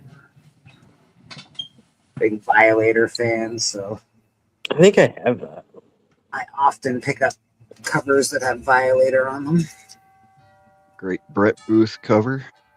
Yeah, this I hate. Don't buy this. High Republic. Yeah, it's terrible. Are you being facetious or is it terrible? No, it's terrible. Yeah, they pretty much canned it.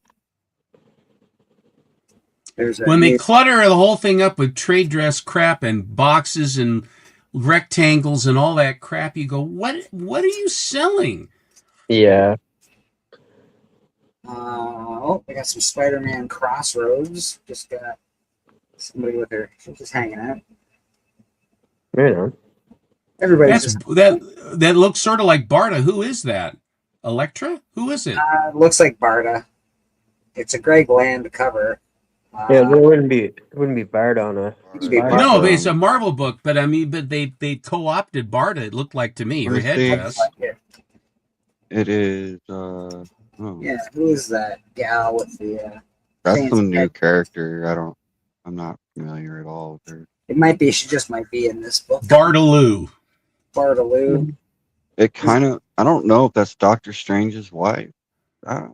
Is it Clea? I I don't think look that's like Clea. Clea.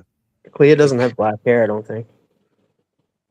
She's a blonde. You're right. She's platinum. But yeah, I don't just know.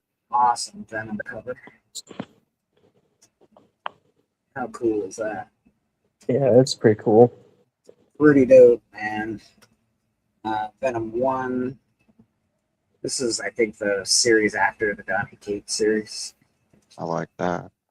Who did that? Was that? Roddy Young. No. I think it was Rose Besh. Maybe I'd have to. It's a variant. It looks like I thought it was Don Gardino myself. I'd have to look, boys and girls. It kind of has a David Warren Johnson look. Everybody knows I like Conan. Daniel Warren. Knights. Oh, that's Dark a Knight is really, still great. really good story. I love this. Conan's not on that, is he?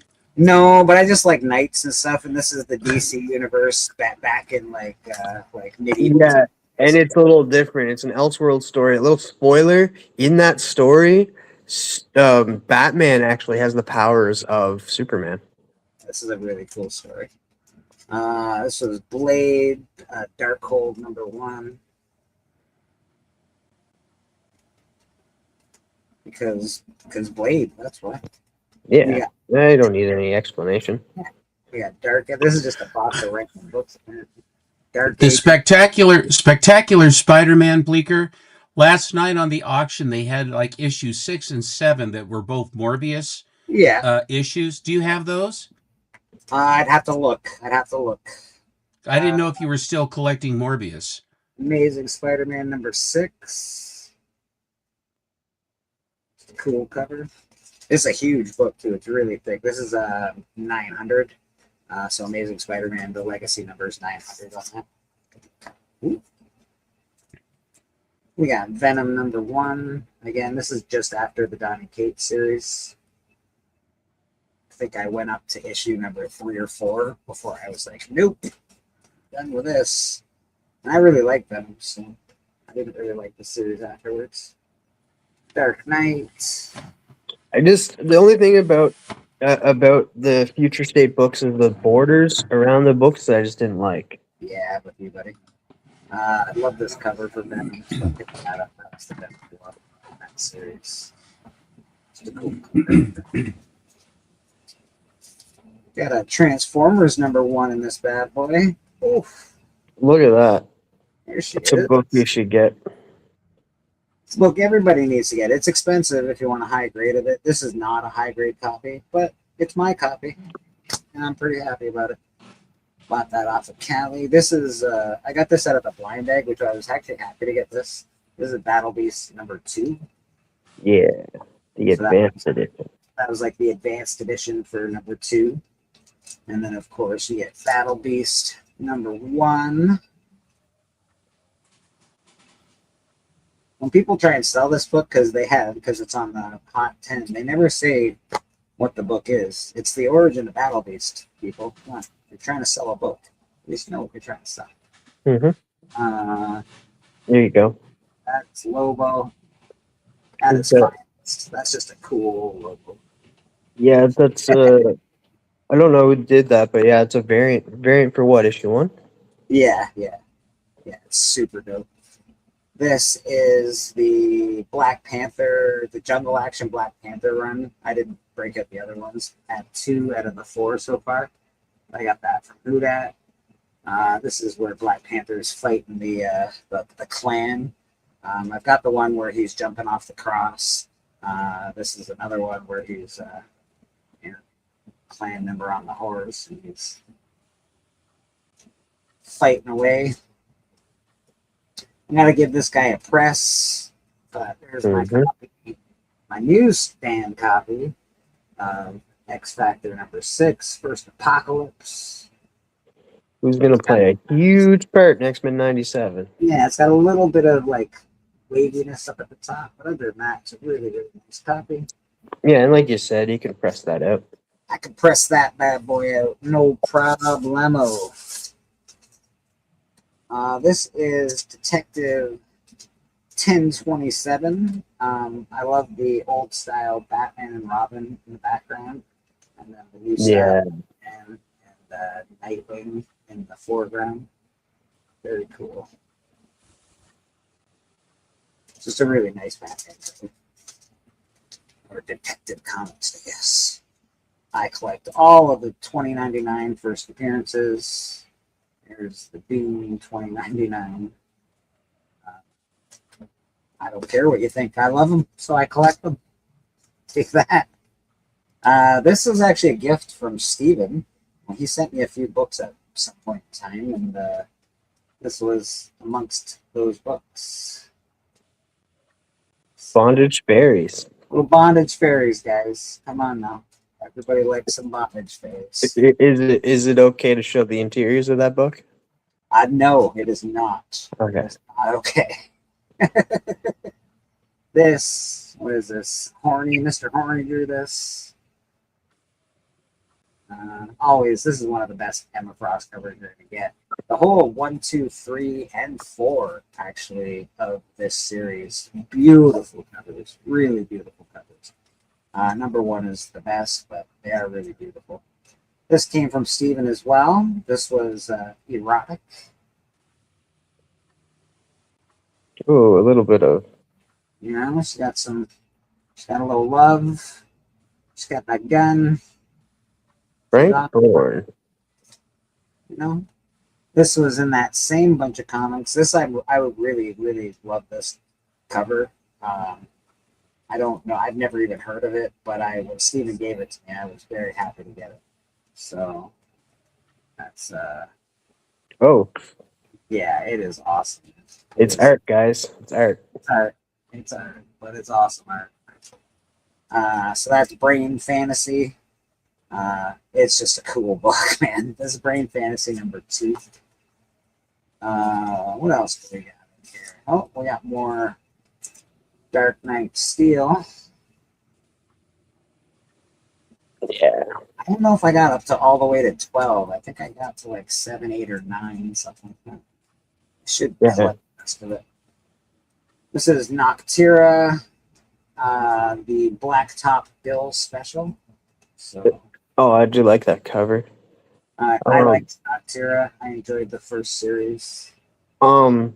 With the Dark Knights of Steel, they're coming out with a Dark Knights of Steel 2 as Are well. they? Yeah. Cool.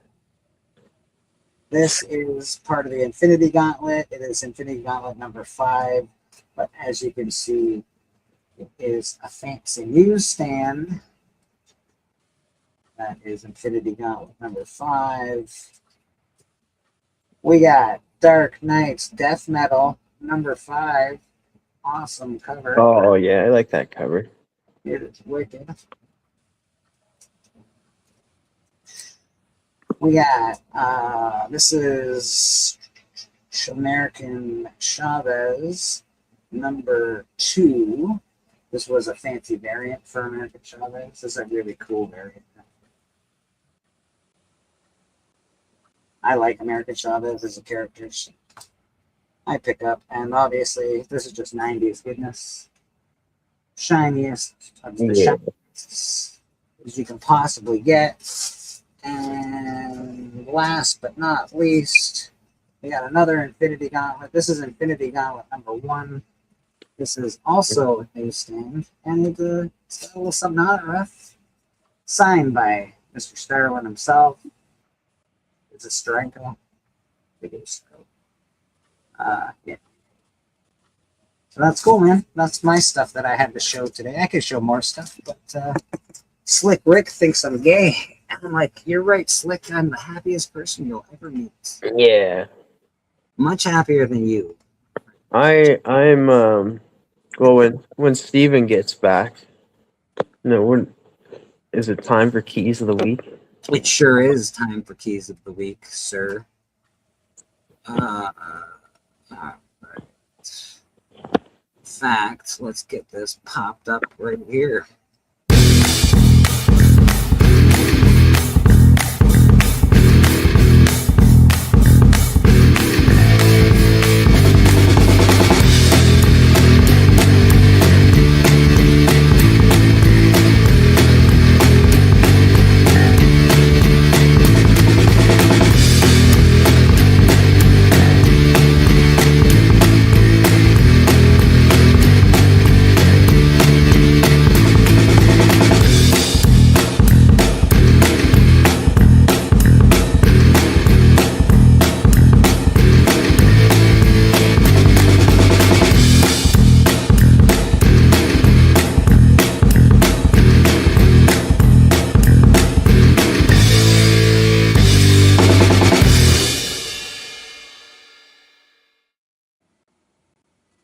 Boom! Keys of the week. Saw some of my favorite books in that little video there. Books that I actually own. I think I own almost all of those books, except for the Thor, but I do own the gold record reprint of the first Thor. Thanks to Callie Comics. Callie, you're awesome, buddy.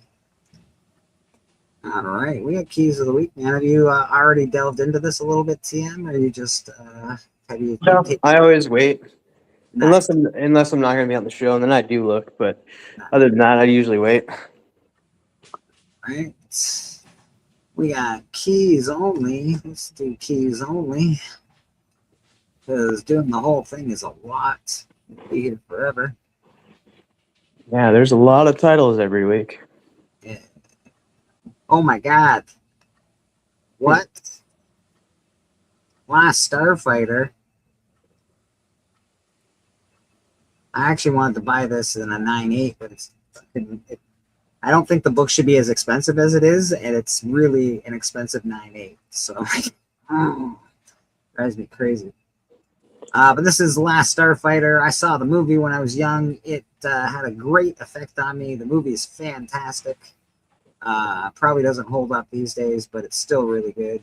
The long-awaited sequel to the beloved film, small-town teenager Alex Rogan has already saved multiple worlds, but that was only the beginning of his story. 40 years after the cult classic movie that pioneered CGI and inspired generations of fans, an all-new story picks up from the end credits and takes off for the start. Wow, this picks up right from the movie.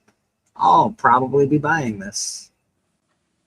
All right, Last Starfighter #1. Doesn't look like a real key for that matter, but it is something. Yeah, in that cave, I'm surprised it's not dynamite.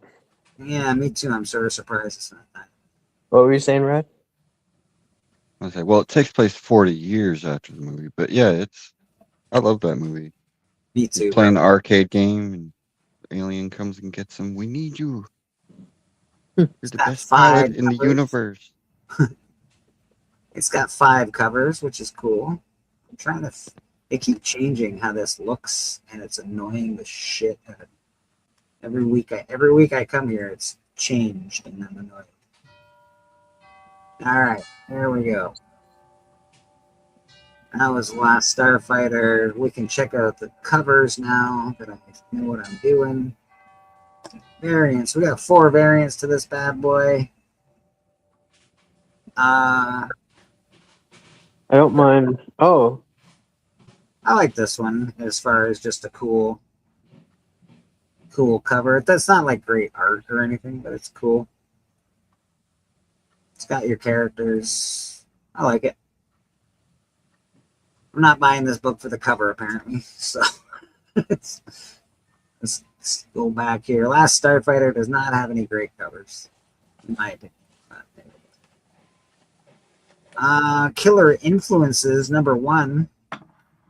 In a pack that threatens to destroy their lives, aspiring serial killer Melvin and struggling true crime influencer Kylie team up to build his brand as an iconic American nightmare while propelling her to fame through her coverage of his exploits. So it's Superman and Lois, except it's a serial killer. And okay, gotcha. We got 3 variants to this.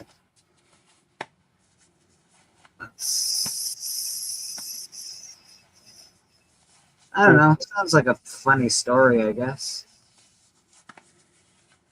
I'm not super interested in it. I bet it could be a TV show though, like a teeny bopper kind of TV show.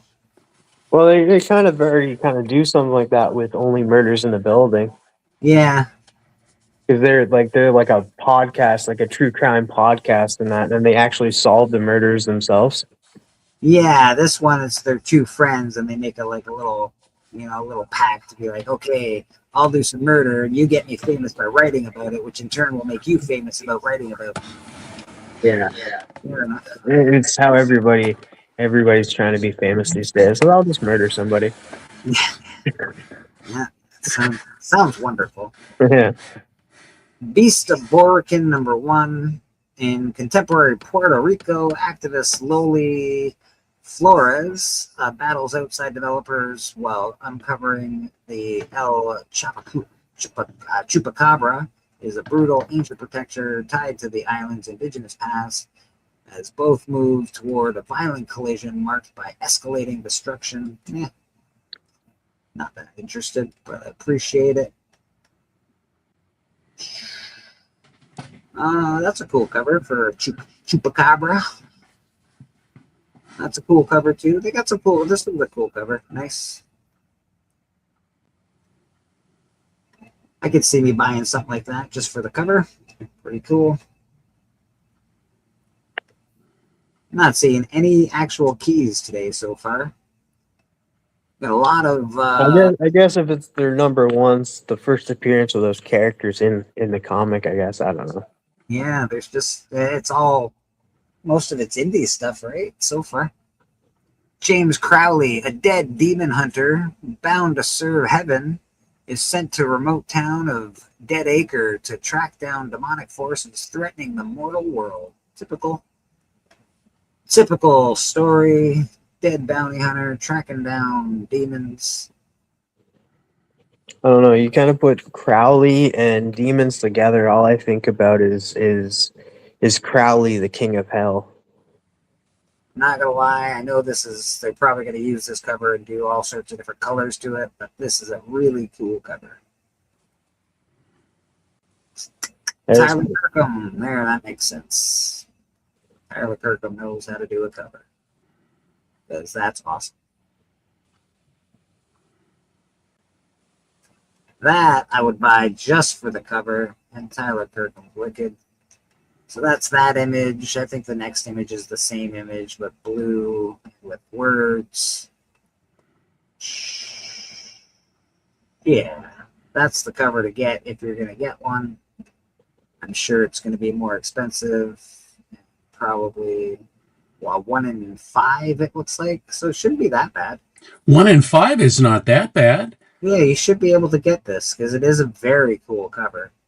If I was gonna read this, there's no question that's so far that's the best cover I've seen in today's show. Me too, actually. This is really nice. It's not something that on the face of it I would have said, well, oh boy, here we go. But that's a cool cover.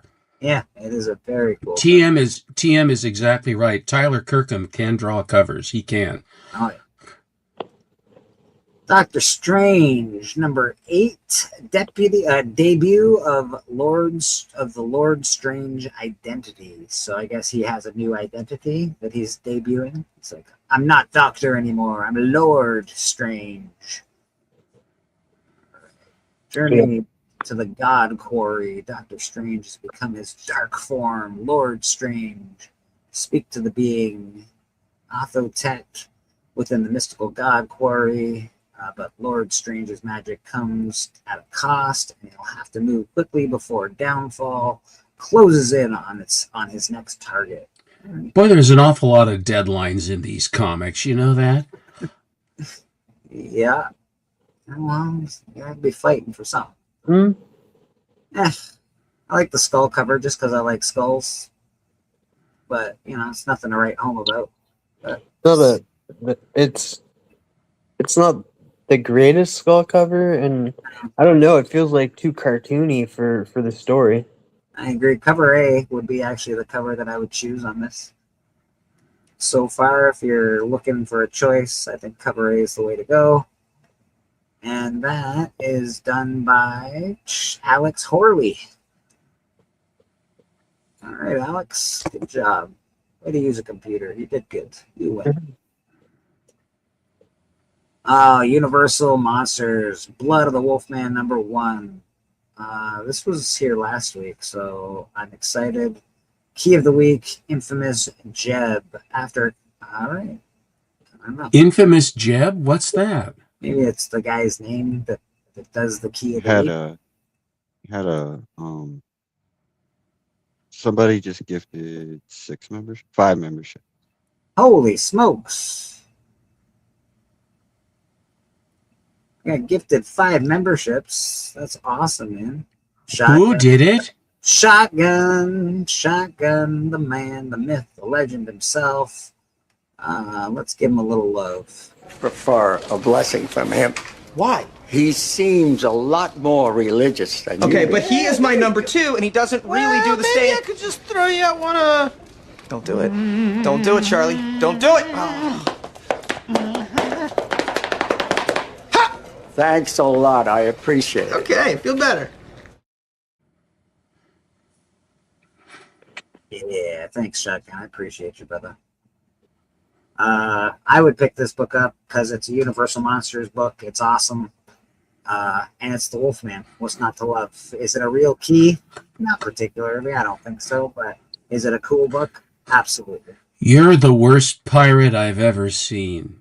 Yes, but you have seen me. That's Shotgun Scream for you right there. That is. He's the man. The Wolfman, reborn for a new generation. Adam Jaeger thought he could become someone. I think that's Jaeger, like Jaeger. Jaeger, yeah, it could be Jaeger. But It can be? Say Well, fine. thank you. It We'll allow it. can be. We'll allow it. Smith can be Brown. Brown can be Smith. Well, you know. Don't be so fussy, Richard, Gantner. Richard can be Dick if he wants. Well, I see what you Richard did there. Richard is a dick, man.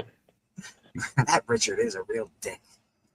One moment he was partying, the next he's recovering from a massacre that left almost no survivors. The worst part, he might be responsible. That's usual. That's usually the case. As the monster within tries to claw loose, Adam will do anything he can to stop from becoming the Wolfman. Sounds like a typical Wolfman story. I will say this. It is written by Joshua Williamson, and Williamson we trust. All right. I love that. I think it's going to be good, to be honest. It looks cool. So I think it's going to be good.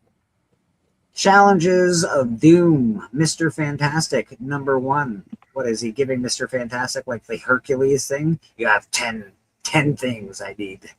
A series that puts the spotlight on Doctor Doom's conflictive relationship with different characters in the Marvel Universe, starting with Mr. Fantastic. Oh, God. Let's check out the covers. Nothing's been a key yet. Just there. 1 in 25. The art looks cool. I'm not a huge fan of the big overarching metal Doom on the top, but it's all right. It's not too bad. What else do we got down here for Doom? That is a weird cover. That looks like a Peach. Lovely. Pastels, half finished. I bet you it's Peach Momoko. Mm. Peach You're Momoko. right. Hello, You're Bobby. right. I know it's Peach because it's a miss for me, Peach. Sorry, baby. Bobby Delgado's joined the chat. Bobby. Challenges of Doom. Okay, pretty typical Doom covers. I don't like the header. Like it's like No, it's heavy. It's a gigantic weight on the top. It's a millstone on the top of the characters. Yeah, looks like a lot. It's a millstone. Typical art. Typical Doom covers. Nothing I'd say. It's typical.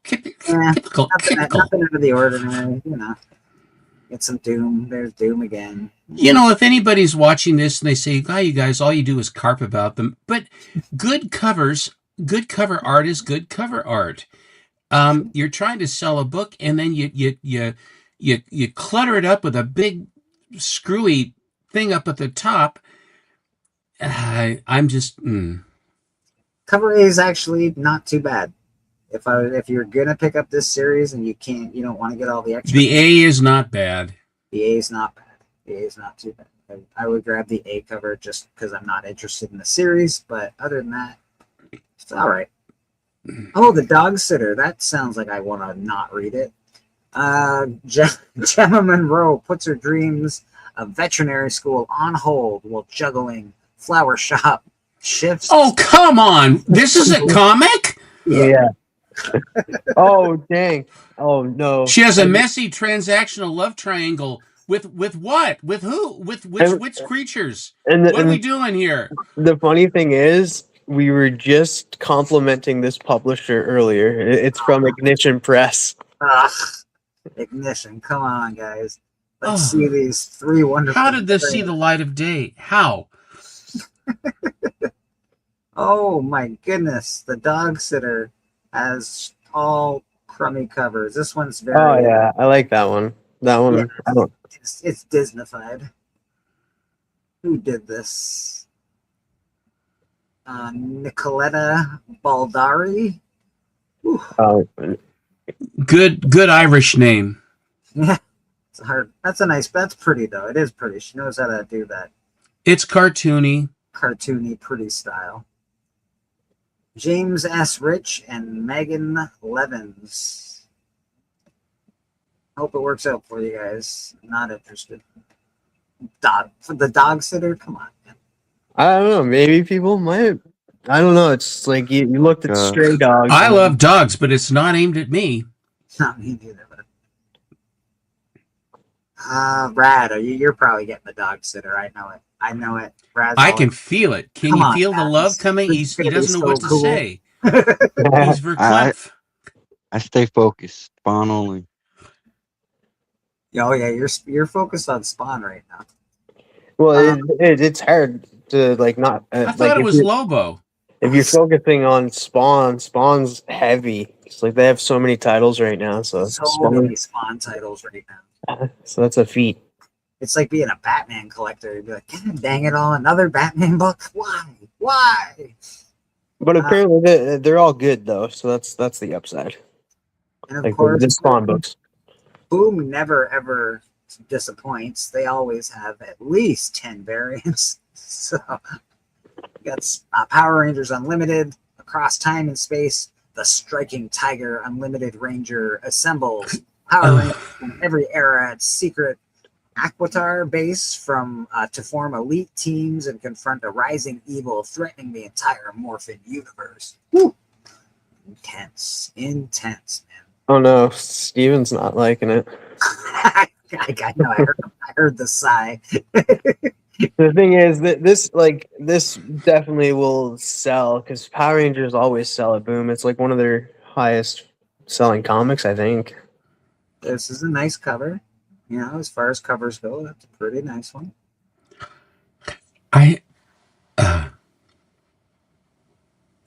That's Well, cool. I like that one. It seems like she's got really high-waisted pants on. I feel like she's from the 80s. Yeah, but that's what women do now. They like even women I'm seeing in their 30s and that are starting to waist up. But that's the thing. She looks like she's in her 40s. She's got a little punch. It's the way they did the cover. I don't think she's supposed to, but it looks like she's she's got a little punch. You know who she kind of looks like a little bit is Kristen Ritter, the girl who plays Like in Huck Lee. Let's see who did this, because the top half is okay. The bottom half looks not so great. You're right. You're right Yeah. again. Why would you do that to me, Inyuk? I've been defending you for years. I love It does you. not look like Kristen Ritter, the girl who plays Jessica Jones. It does. It does. In Hook Lee, a man's got to eat, Oh, what is? I don't know why I don't mind that other cover above the black and white one. Above the black and white? Just not enough cowbell.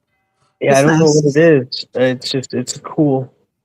It could use a little more outline like black, but it's pretty good. It's not too bad. I don't mind that one. Almost primary colors. It's sort of a no man's land between pastels and full color. Yeah. And then typical stuff for Power Rangers. I haven't seen anything that I haven't seen before. So A blank for Rad. blank for Rad. It's not anything that you haven't seen before. That's interesting. Okay, go ahead. Well, when they start doing a lot of, like, you see enough covers, you're like, okay, it's like, okay, how many times can I see Batman on top of the gargoyle? I've seen. I thought you would say on top of Catwoman, but Well, I can see. I can watch That's where my that. mind went too. you started. I went down a wrong road with you, TM, or perhaps the right road. I don't know. You guys, come on. Faceless, the family, Maze of the Mechanical Aliens. Number one. This is a hell of a title. Jesus. That's a cover. Terrible. Okay, we've got to get Faceless in there. Okay, we got to have Maze. I don't want Maze. I want that Z. I need that man. What do we have? We have to have aliens. What kind of aliens? Mechanical aliens. Yeah. Okay. Let's go with that. Not just any I aliens. don't even know how to make out that cover. Like, what's going on? It's awful. It looks like a mutated stapler. Yeah, it's not great. Looks like, I don't know, a science lab. Who's trying to take my blood and look at it? Looks like one of them things. Faceless and the Family. Yes. Faceless and his found family of spacefaring rogues are drawn into a surreal and dangerous odyssey on the class-divided Hain planet after he becomes bonded to a living extraterrestrial armor. I'm sorry, no, stop. It's too freaking complicated. What the hell? The armor refuses to release its hold, forcing them into a perilous quest through a Not just a regular quest, mind you. through a nightmarish world of alien logic to find a way to free him. All of the descriptors, it's someone that says we've got to make it stand out, so everything has a descriptor in front of it. Good thing we have cover A in black and white. We can see. Oh boy, that's always a practice builder. Let's do the black and white. We can see that much better now. I still don't know what it is. You know what? I don't mind it though. I like it better than the original. Well, and in his hand, he's got the wrench to basically undo the lug nuts on his car. This guy has a YouTube channel, and he's a single guy that's just like me and you guys, and he's spent years making this comic. The detail that he puts into that, it takes days to do that one page because he's putting so many little lines in it. You can zoom in and it'll just keep showing more and more and more and more lines. It's really detailed. I really like it. It's abstract, very abstract. I apologize. Well, he does have a good YouTube channel. Check him out. Like I was saying, the black. I don't and know white if this is a book's lot good, better. but I like it. Black and white is a lot better than the color. I will say that. This is Matt. It has sort of a Richard Corbin look to me a little bit, does it? You? I don't know. Yeah, I'm not sure what's happening You here. can also make out a lot more because I didn't notice the hands in the colored version rather than the black and white. There might be something. But he's just a single guy, small indie creator. He's not. All right, I won't say nothing. It's his first book. 1 in 20.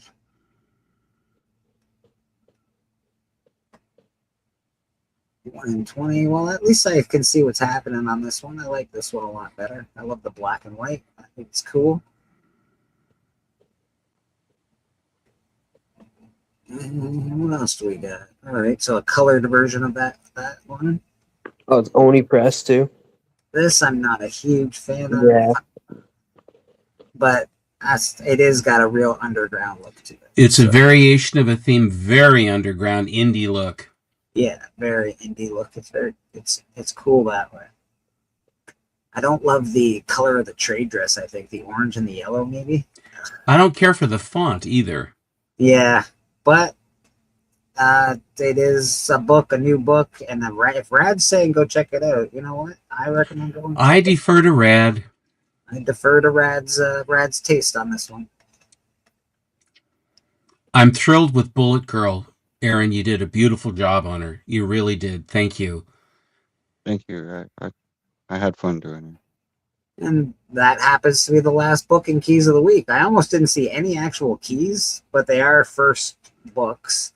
And I didn't really see a lot of keys at all, except for a possible first with the Doctor Strange being Lord Strange. Lord Strange. That's, I think, the only real key that and it might be. It's just the debut. You never even know if it's actually going to happen. So we'll see. We will see. Let's go through the trending 20 quick just to see what's going on in the world of comics. Final Boss. Same as the old boss. Yeah, but I think it's getting a series, right? I think so. Yeah, it's Tyler Kirk teasing a major announcements that coincided with this week's release of issue 7.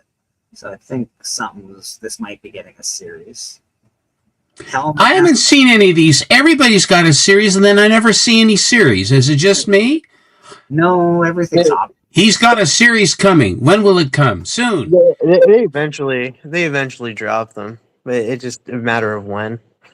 Sometimes it takes years, just the way it is. Hellmask, this was written by Glenn Danzig, I believe.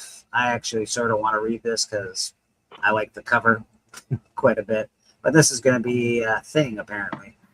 TM, what do you think of Danzig's writing, or are you familiar with it? I'm not familiar with it. Okay, I'm not either. I don't even know. Glenn Danzig is a I know. yeah, he's a rock punk rocker. He's a misfit, isn't he? He is a misfit, sir. He is a misfit. If I didn't have that right, my son would hand me my head.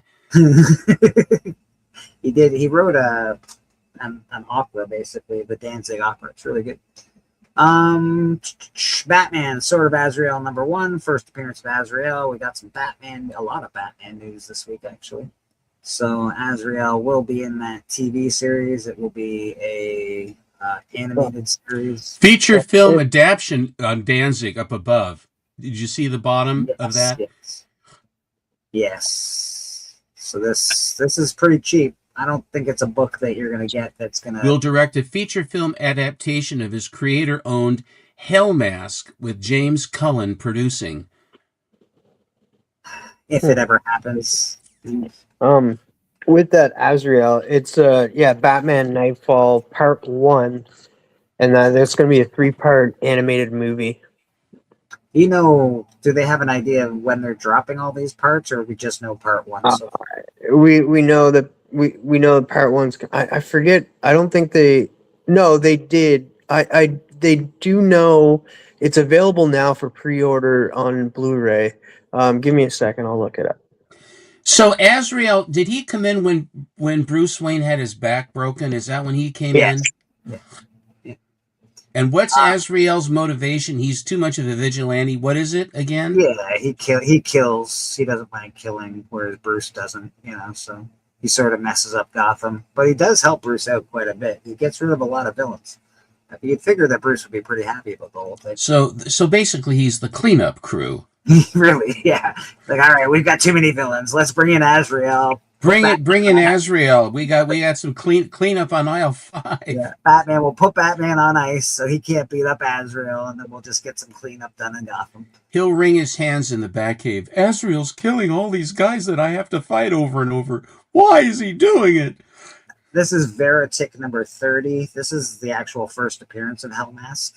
So if you are interested in the first appearance of Hellmask and are interested in trying to, I don't know, either flip books or just interested in the story itself, this is the actual first appearance. Veritok 30. It's got 4 variants. We'll make this a little bigger so we can see it. They are cool covers. Boy, that's a busy cover, isn't it? Like, they are pretty awesome. I'm not gonna lie. Like, that's pretty cool. Is that still Mr. Tyler? No, I don't think so. This is somebody Who else. did it? I shall let you know, sir. This would be Simon Bisley. Of course, it's Simon Bisley. Bisley, of course. What's wrong with me? Yeah. There isn't enough time to tell you, Gettner. But that's great, especially Bisley. If you can get a Bisley cover for this, that's awesome. Bisley's the man. So yeah, the Blu-ray comes out for Batman Nightfall Part 1 on September 8th. Okay. Oh, we're a ways away then. Not too far though. Sea of Thieves. I believe this has been optioned, or Daniel Cretton producing. The classic pirate game is in development with all right. So we got a game in development, or no, the game is in development for being something. Sea of Thieves. There's already a game. The game came out years ago. So Yeah. they must be making live action movie. Yeah. With Destin something. I think That's in Daniel Cretton. He's the guy that did Shang-Chi, and he's doing Spider-Man Brand New Day. I can see with the popularity of that anime show, this would be this. I can see them why they're doing this. It was one of Xbox's biggest games, but it wasn't popular. Like, it didn't come over into Sony till years later.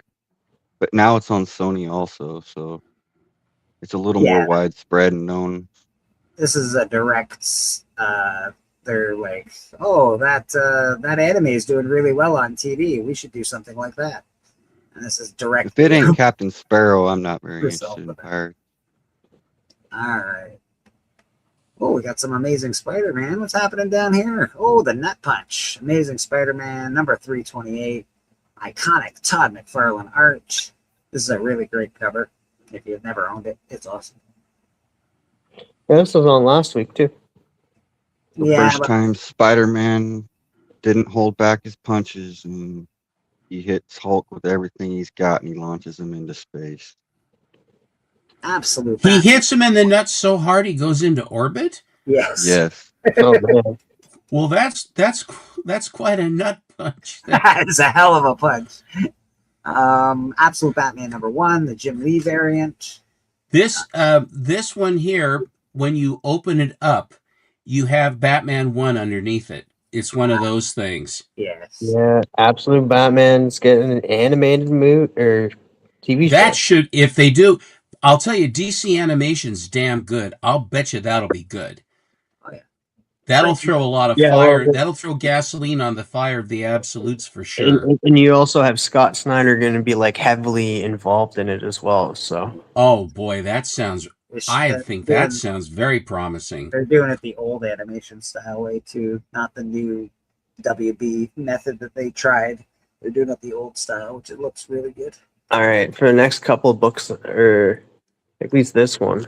Wait, what's the next one? Breaking of the Bats. Everybody should have a copy of this. There's a few I- different variants for it. I do. Why is Logan's Run coming up? I don't know. But we all know why. Nightfall. It's coming. It's going to be a good cartoon. Logan's Run number 1. 200% increase in copies sold this week versus previous week as the film celebrated its 50-year anniversary this week. Moving just a handful of copies off of eBay. What a fiery, amazing recommendation. Well, they sold a few copies. Throw it up. It was enough to be noticed and to secure a spot on this week's trending list. All right, good enough. Good enough, Logan's What Run. did they call the ceremony where they're all going? Is it festival or whatever it is when they're orbiting? They're going up and they're all going up to die because they've reached the age limit or whatever. I can't remember. The Sandmen. It is very likely. Brand New Day, Amazing Spider-Man. It's called Brand New Day, so everybody's buying it because it's called Brand New Day because the movie's called Brand New Day. That's the only reason people are buying this. It also is the first full appearance of Mr. Negative, first appearance of Second Jackpot, and first cameo appearance of Freak prior to receiving their powers. Well, that's the reason why it's going up. It's because of that. Is the Yeah, cameo appearance of Freak. that's the one. Yeah, everyone's buying it because it says Brand New Day on top. It's Not It's me. not the Brand New Day story. It's not has nothing to do with the movie. Stop buying this book. Silly bastards. You silly bunch of buggers. Boston Chris, why aren't you on here? Is Boston Chris in the chat? Why isn't Boston? Absolute Batman number 1. Variant cover by Mark Spears. I'm really sick of Mark Spears' color palette. There's the Absolute Batman number 1 by Mark Spears. Yeah, it's a connecting cover too. It connects with Wonder Woman, Absolute Wonder Woman, and Absolute Superman. Honestly, the one I'd recommend getting, I know the fur cover A's, everybody's after it. It's a big deal, but I'd recommend getting the Dark Horse version of it. I think there's less copies of it. I think that it's a great cover, and I think it's just interesting that Dark Horse was able to print Absolute Batman number 1. I know it's not going to be worth as much money in the future. I just think it's a much cooler book. But that's my own personal. I have that. Nonsense. There's Batman, Absolute Batman number 1, the A cover. Oh, there's Dungeon Crawler Carl. I got that. I have that. I have 2 of those. There's Absolute Evil. This is the introduction of Joker. Jesus Christ. Excuse my language. How many times are they going to introduce the Joker in full? Appearing in multiple panels, but teaser art for future arc show. Every book so far is like first appearance of Joker, first absolute Joker, first appearance of Joker in his form, first appearance of Joker. I do need to get this book. because it's not an expensive book, but it has the absolute introduction of Green Arrow, even though, as we all know, Oliver Queen dies. No, now I have to get the book too. That's why I'm angry at it. TM. Why are you making me buy this? I want to buy it. Dungeon Crawler Carl. Everybody likes this. It's a $12 free comic book day book, so probably. I think it's I think it's a little bit more. But yeah, Seth MacFarlane for Peacock. He's gonna do Dungeon Crawler Carl on the cock. Absolute Batman number 2. Introduction of Oswald Cobblepot, Edward Nygma, and Harvey Dent as adults, but without their mainstream universe alter egos. Final page, appearance of Selena Kyle as an adult. I will say that's a little weird. It's like introduction of Oswald, Edward Nygma, Harvey Dent as adults, but without their alter ego. Yes, you just said their names without the alter egos. Why do you? I don't know. I'm weird. I just like this cover. I don't. In the post-human world where robots thrive without us, Abe sets out on a perilous journey across Earth. Of course, it's another perilous journey. Search for purpose. Perilous journey of purpose, hope, and something more. I don't. Oh God. I don't like the cover, to be honest. Like I don't either. I think it looks like just a book cover, like like a novel cover and stuff, not a comic book cover. If they had it full cover with a smaller trade dress, that could be a really interesting. And where's the freaking robots? I think this cover is great, but I agree. If it had less, like if it was like this was the full cover, looked like the image, I think it's great. But well, how about a robot or two in the robot story? What am I missing? Where's One Punch Man? I just bought a One Punch Man. How come it ain't on here yet? Well, not enough sold, Steven. Just yours, I guess. Well, they sold 3 copies of whatever it was, Joe Banana up above, and they put that on. Oh, I like that. I do like that. You get a very American plus robots. There you go. So that is one of the variants to the If Destruction Be Our Lot. Yeah, see, and then even that cover, like I really like that cover. Even that cover would be ruined if it had the banner around it like the A cover. I agree with you completely.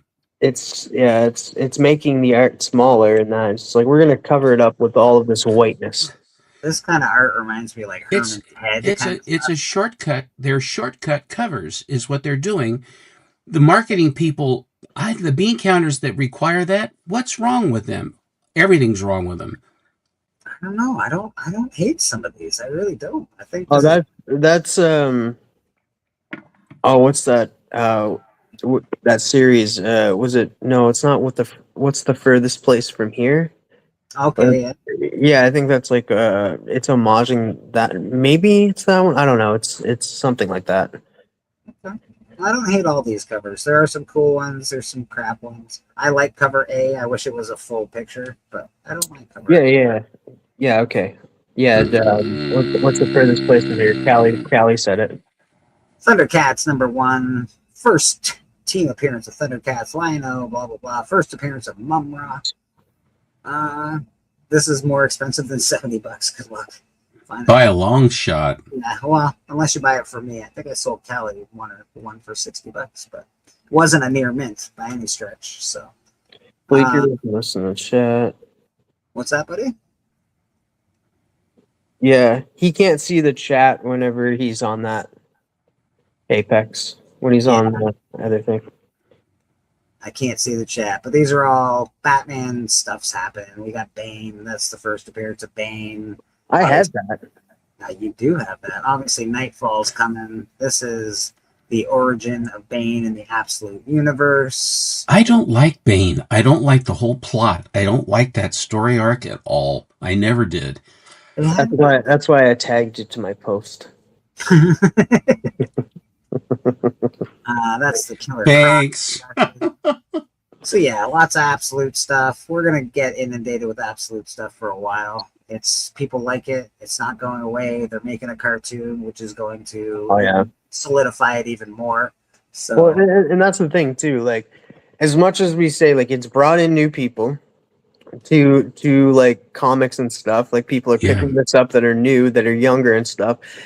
But it hasn't brought in everybody. Once that animation hits, that's going to be a whole different Yeah. fan base that is brought Yeah. in through that for that character. They'll do a video game of it soon. Yeah, I mean, the gamers, if they basically put together a really cool product with that. Hello, Chris. hello, Boston. How you doing, brother?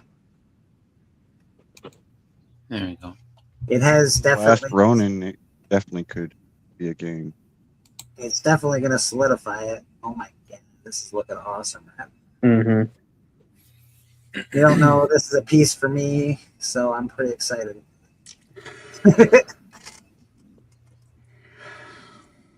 Boston, you don't look happy.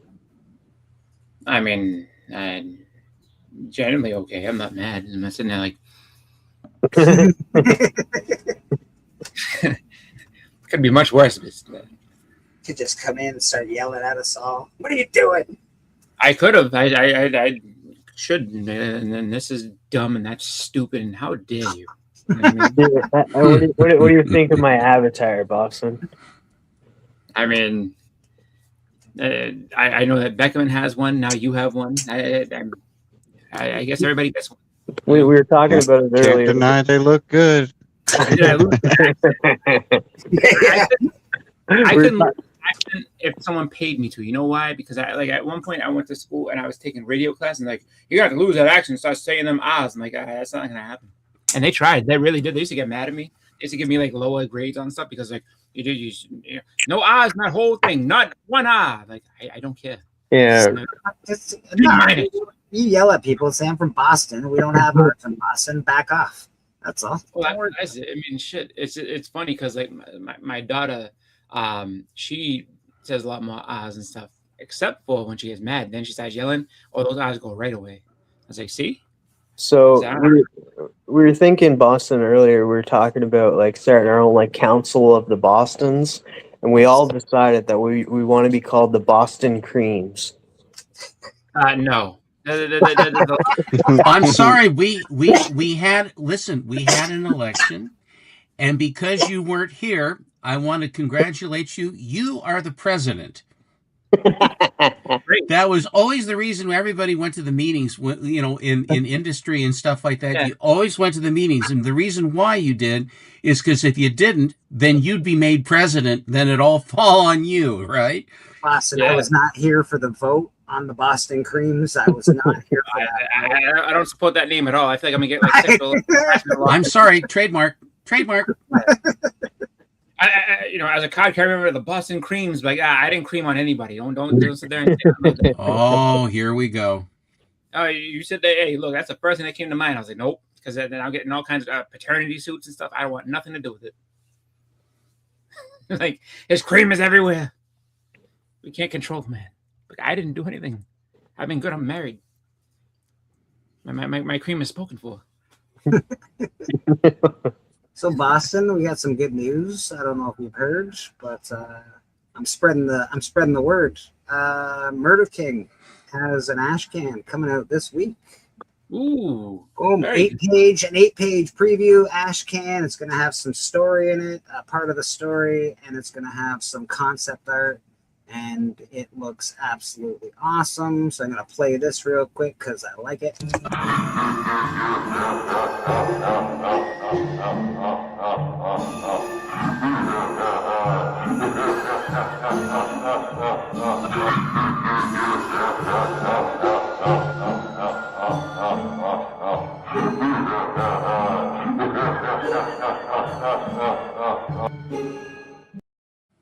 Well, at least he's happy. No, I can't tell my mom on them because eventually it'll still be my fault. Like, why'd you let him do that to you? You should have been in control of your name the whole time. Like, apparently I'm voted out, so whatever happens, I can't get in trouble for. So that I don't mind. I have no association with Boston Creams whatsoever. This is the Murder King. No one believes you, Boston. Sorry. What's the problem? This is the Murder King page on Kickstarter. It's awesome. If you go down here, notify me on launch. That'd be awesome. You'll get notified. But this week, the ash can's coming out. Can't wait till that happens, and it will be for sale very shortly. We just got to figure it all out first, but it'll be for sale pretty soon. So appreciate everybody for their patience. I'll tell her about that. Yeah, man, the Ash Cat is really cool, man. I'm excited. The art looks really good. So, bam, Murder King. Why would anyone stay in a town that where murder is king? Wouldn't everybody just get bug out of the place? They can't, Stephen. The town has cursed, and people that stay there can't seem to get out. Even though they all want to get out and they all try, for some reason it just keeps dragging them back in, like the mafia, I guess. It's just like what's it called? It's just like the Lost Boys. Like, you know, all you see is "Welcome to Santa Cala." You got to drive past that sign to see "Murder Capital of the World." Put it on the back. Can you lose the Cali Comics comment? I sure can. Yeah, it's like what's that one movie? The guy was riding a bicycle. The old guy is like, they just won't let me out. They just won't let me out. Doesn't sound familiar. In the Mouth of Madness, I think it was called. Oh, maybe. If you've never seen it, great movie. Yeah, just can't get out of that dang city, side city. Pretty cool. Mm-mm. There was a video game like that. It was what was it called? It was a game where you basically I forget what it was called now, but basically these people got mad, like, you know what, I'm leaving this stupid bridge. I'm gonna cross that bridge and get out of here. And they crossed the bridge and they went right back to the same spot again. Like, I know I crossed that bridge. Like, not today, you didn't. Yeah, man. But I'm pretty excited. I find those things kind of frustrating. I mean, I've seen a lot of Twilight Zones like that, and various, you know, Outer Limits, and a lot of shows where you're trapped in a town. You know, it's one of those things, so you have to contend with what's coming, sort of a thing. That was like Bill Murray in Groundhog Day. Like, he just had to find the right combination of things that day would end. See, he did all that good and changed himself from a schlep to a nice person. Yeah. Too bad it didn't happen in real life for him. The town grew around murder, and the town needs murder. People that move there, they get stuck. That's all. It's a terrible place to live. I don't recommend it. It's a great recommendation. But it's going to be an awesome book. Terrible. Don't you want to read about a terrible place to live? Come on now. A dystopian world? Yeah, Stephen, I know how much you love it. Those are actually very good numbers. Like, when everything's cool, it's like, actually, it's funny. Whenever they have a movie where everything is great and everything's amazing, there's always someone like, dude, there's some bad things going on behind the scenes. You got to make sure that you're careful around here. It's like, what do you mean? This is paradise. Like, you'll see. Don't eat the pudding. That's all I'm telling you. And next thing you know, you're like, what's in the pudding? Like, Soylent Green. Well, yeah, they ask you, what's I heard something about the pudding, and all of a sudden everyone stops, and all of a sudden you become public enemy number one, and then all the horrors. There's no. Well, at least you're number one. At least you're number one. Not for long though, because usually they grind you up or something. There's no greener ground than town, man. There's no greener ground than town. We're trying to see horror. Yeah, and that's how it started. Honestly, we talked about doing like a anthology kind of stories, and then it just turned out to be a much bigger story than we thought. So. Pretty cool. Pretty exciting. It's like when church was first starting, Steppo was showing some older books. The one with the skull cover.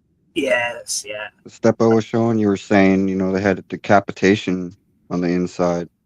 So, I mean, they've been doing murder books since the golden age. Yeah, they have definitely indeed. An audience.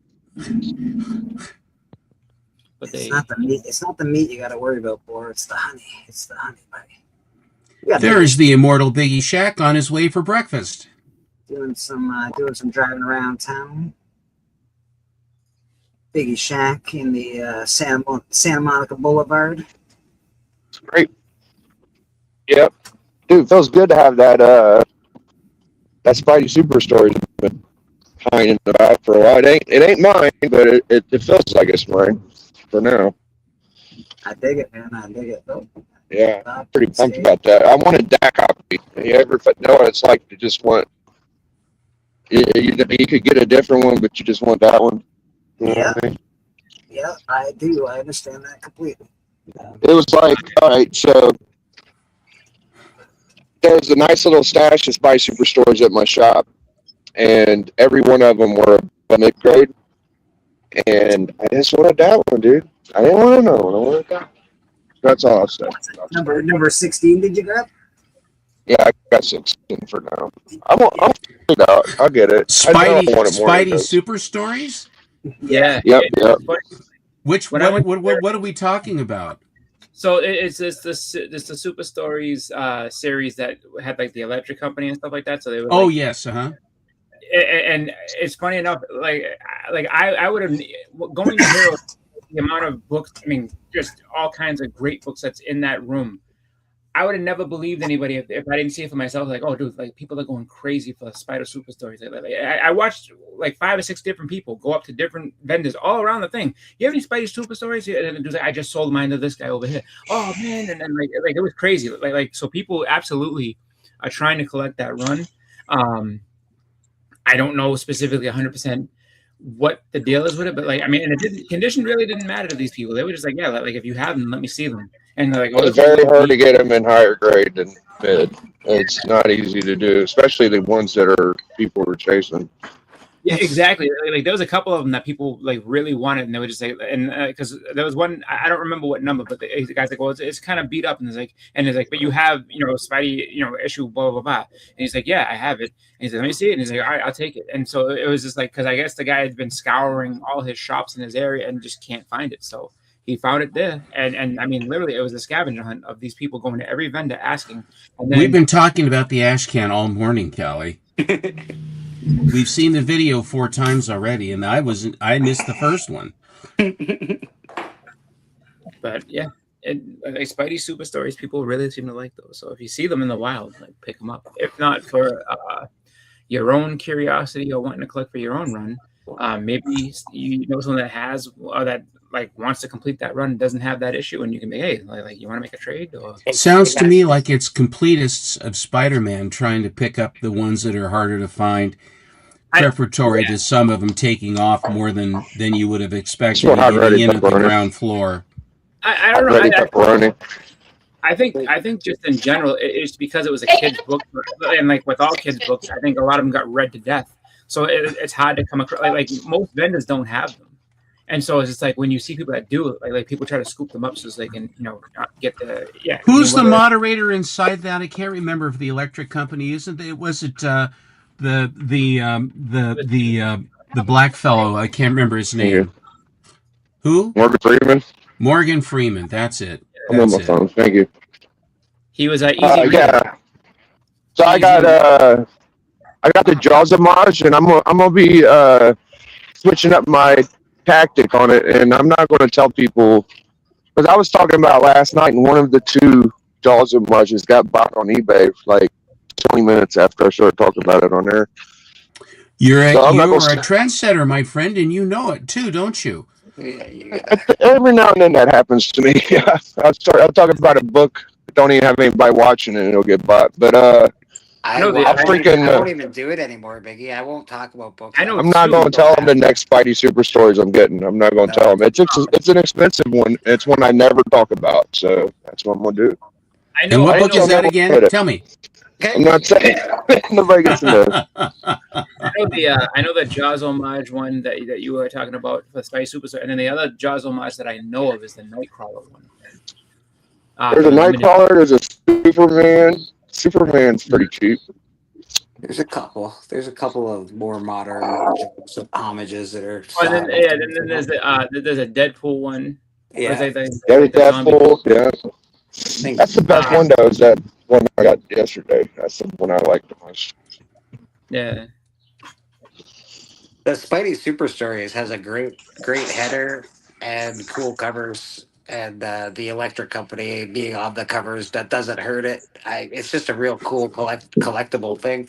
Dude, the covers are better than ASM and Spectacular too. If you ever look at the back covers, they come with cards on them, like the old faucets or whatever. And they're freaking John Romita Sr. and I didn't know that bunch of great artists.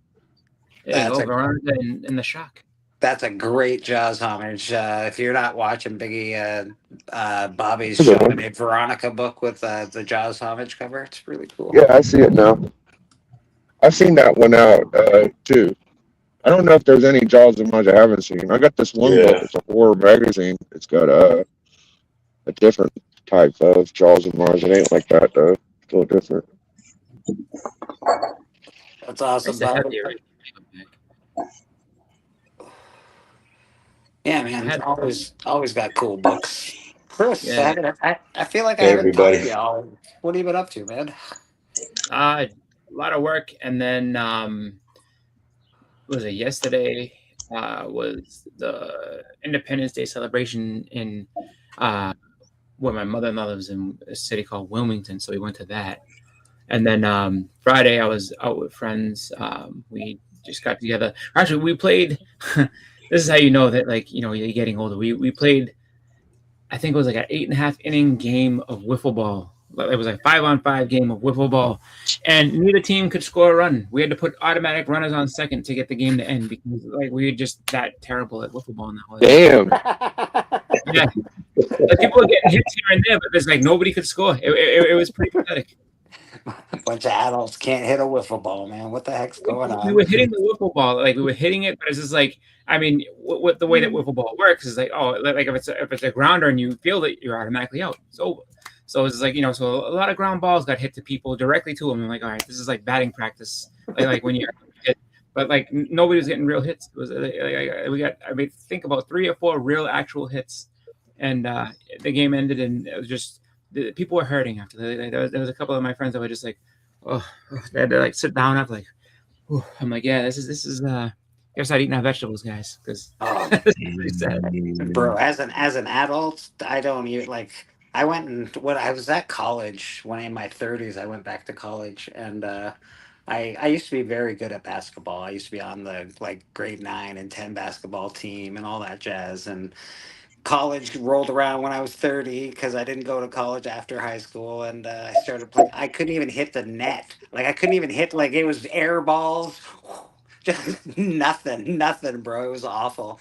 Adults, you gotta, if you don't use it, you lose it. Let me tell you, it's the way it goes with sports. Yeah, it's funny because like it's just like, you know, I mean, we just do it once a year because like you know, they went like, so they golfed earlier in the day, and then we were just kind of hanging out.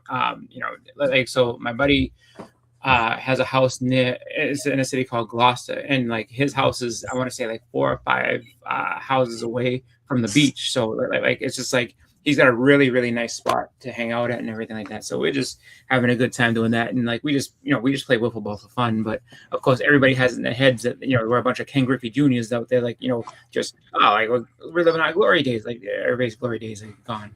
Glory days have turned into glory nights because nobody's good. Nobody's good anymore. We're all old. American Discord's on your side. He wants to play wiffle ball. He started the team in '92. I'm like, that's a long time ago, American Discord. Have you tried playing? Wiffle ball is fun. It really is, but it's just, you know, it's just one of those deals where it's just like, you know, you just kind of get in your head like, oh, I'm gonna crush this ball, and you swing with everything you have, and it goes, you know, like 30 feet in front of you, and someone's like, all right, good, you're out. To be fair, around here, there's a lot of like softball beer leagues and like hockey beer leagues, basically. Like, you know, the guy, like my 62, I think he is now. He plays hockey to this day. He will not stop being in a league. He's not, you know, he's 62, so he's not super athletic anymore, but he's still kicking it, man. He still does his thing. And there's a lot of that. Like, I mean, there's plenty of guys who will play softball, and like, yeah, like I know friends that played in like hockey, so like older guys too, and they're just like, yeah, you know, this is my exercise. So it's just like, if I have to exercise, instead of lifting weights, I'd rather go out there and just like do this, because at least I enjoy this. Like, I can go out and play hockey, and so they'll you know, skate and do their thing. For some people are competitive, man. Like, it's sometimes it's not fun to lift up weights or run by yourself. Sometimes it's just more fun to, you know, play against other people. Yeah. Well, that too, and it's just like I know for me, like going to the gym and stuff like that, I always feel, I know no one's watching me, but you kind of do feel like, you know, you just, you know, like you're an exhibit, and people, I know people like, oh, that's not how you do that. You call that a sit up. It's like what? I'm doing the best I can. Leave me alone. I went to the gym and my buddy put me on one of these stupid machines, and it was like to work out your thighs or something. And I'm like, no, I'm not doing. No way, I'm not doing this bloody exercise. It was terrifying. It was awful. Didn't look great, and I couldn't do very much weight on it either. I was like, nah, this is the worst. I'm out. That was the last time I ever lifted weights. I have to say, like you know, the people who I know who I'm friends with, like there's a lot of people that, you know, now they like they let you know, like, I'm going to the gym, I'm gonna go work out, I'm gonna do like that, and then they'll post themselves, and they're like, yeah, like and then they're like, so why do you post it up on Facebook and all that stuff? It's like, I just do that to keep myself virtue signaling. Yeah. Well, it's just for them to you know, they say it to keep themselves accountable and everything like that, but they're just like, yeah, I go to the gym, even if I don't pull it up that, like, I just do it because I need to. I was like, yeah, good for you. That's awesome, man. Yeah, man. That's worth it. Yeah. So Supergirl, yeah. Where are you at? You look like you're looking for supermarket or toys. Maybe. Oh, no, I'm in the corner store. It's crazy in here. Check this out. We got you got like all the machines and shit. People sitting here and throw a quarter in that one, man. And I get $2. Slots. I'm all right, man. I try not to do that because it's an epidemic out here, dude. I'm telling you. I used to do it at my pizza shop. They don't even really give that good at freaking prizes, you know. Like, it just whatever should change. They're shiny and glittery, and you want to win. I mean, that's the human condition, is it not? Yep. Yeah. Get a little bit of money out of something. It's also a great thing if you're shopping and you're like, oh, here's $2. Go play the dang video game. And then you can, you know, your kid gets entertained and babysat by the claw, I guess. Well, luckily now, like you know, with you know, iPads and phones and things, it's like, you play the game on the phone. And you're like, all right, I'm saving money. I don't have to give you anything. That is. That used to be like, I used to love that. Like back in the day, there was a bowling. Like, so my sister used to bowl on the weekends, like just like youth bowling, whatever. But it was in this place that had this amazing arcade. So it's like if I just save up some money, I can play arcades on Saturday. I can't wait. So that's what I used to do.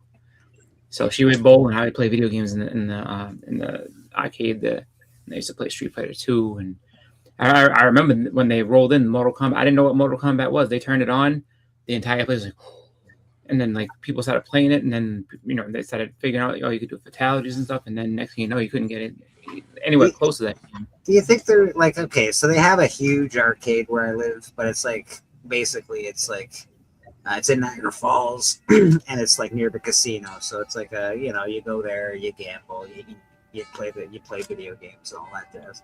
You think they're like, when I was a kid, there was a lot more arcades and places to play video game. Like it was a thing. It was a real, like, nowadays. It costs an awful lot of money to maintain them. Is that what in it order is? to have people come in, you have to have the space, you have to have the air, you gotta pay the rent, you got the utility bills.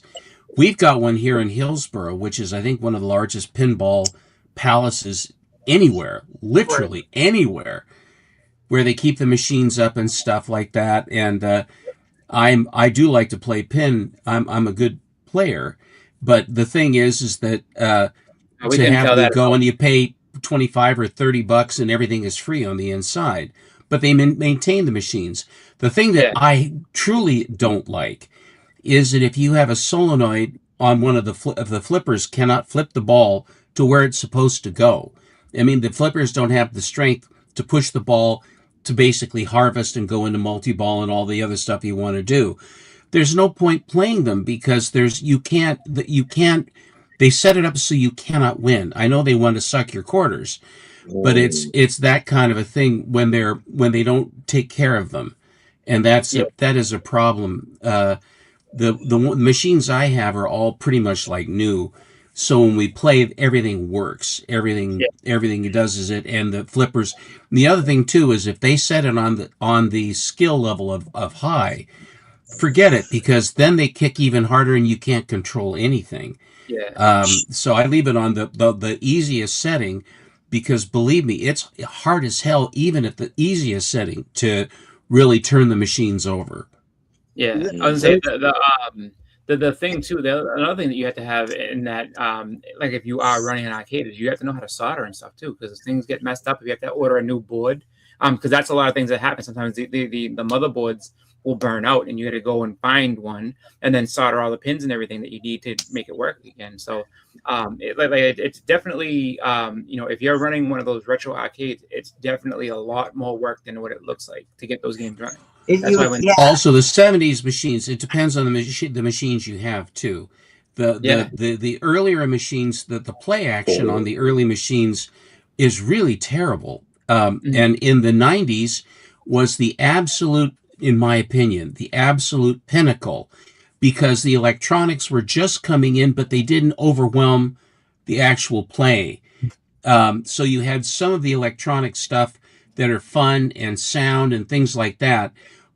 And also on the early ones in the 90s, you had quite a few more features and drops and things like that. Ball kicks and things like that.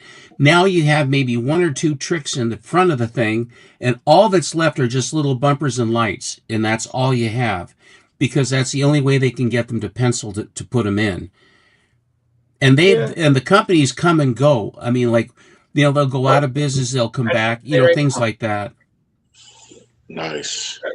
Rad to start up a pinball game now. Yeah, they have a lot of, actually that's another thing too. Is they have a lot of electronic pinball games that you can play that are really I mean, machines they never thought about making, but they have them. There's a Halloween machine like Michael Myers. I just don't know how fun an electronic pinball. I like the silver ball myself. You put the ball in play and you don't know where it with those machines. If you know the trick with an electronic game, and of course it's a hard trick to learn, but you drop your quarters until you figure out how to get past level 4. The monster at level 4, there's a trick to get around it. Then there's a cheat book to find out. With a pinball machine, you don't have any of that stuff. Yeah. The pinball machine, you put it in play and you just got to play it. And the ball goes where the ball's going to go. Although some hip into it. Yeah. I do think there's magnets and stuff that make it there's definitely magnets. Yeah, there's things in there that are come on, that ball shouldn't have done that. Well, I swear to God, because I own these, the ball would always go into the sides and they would drain.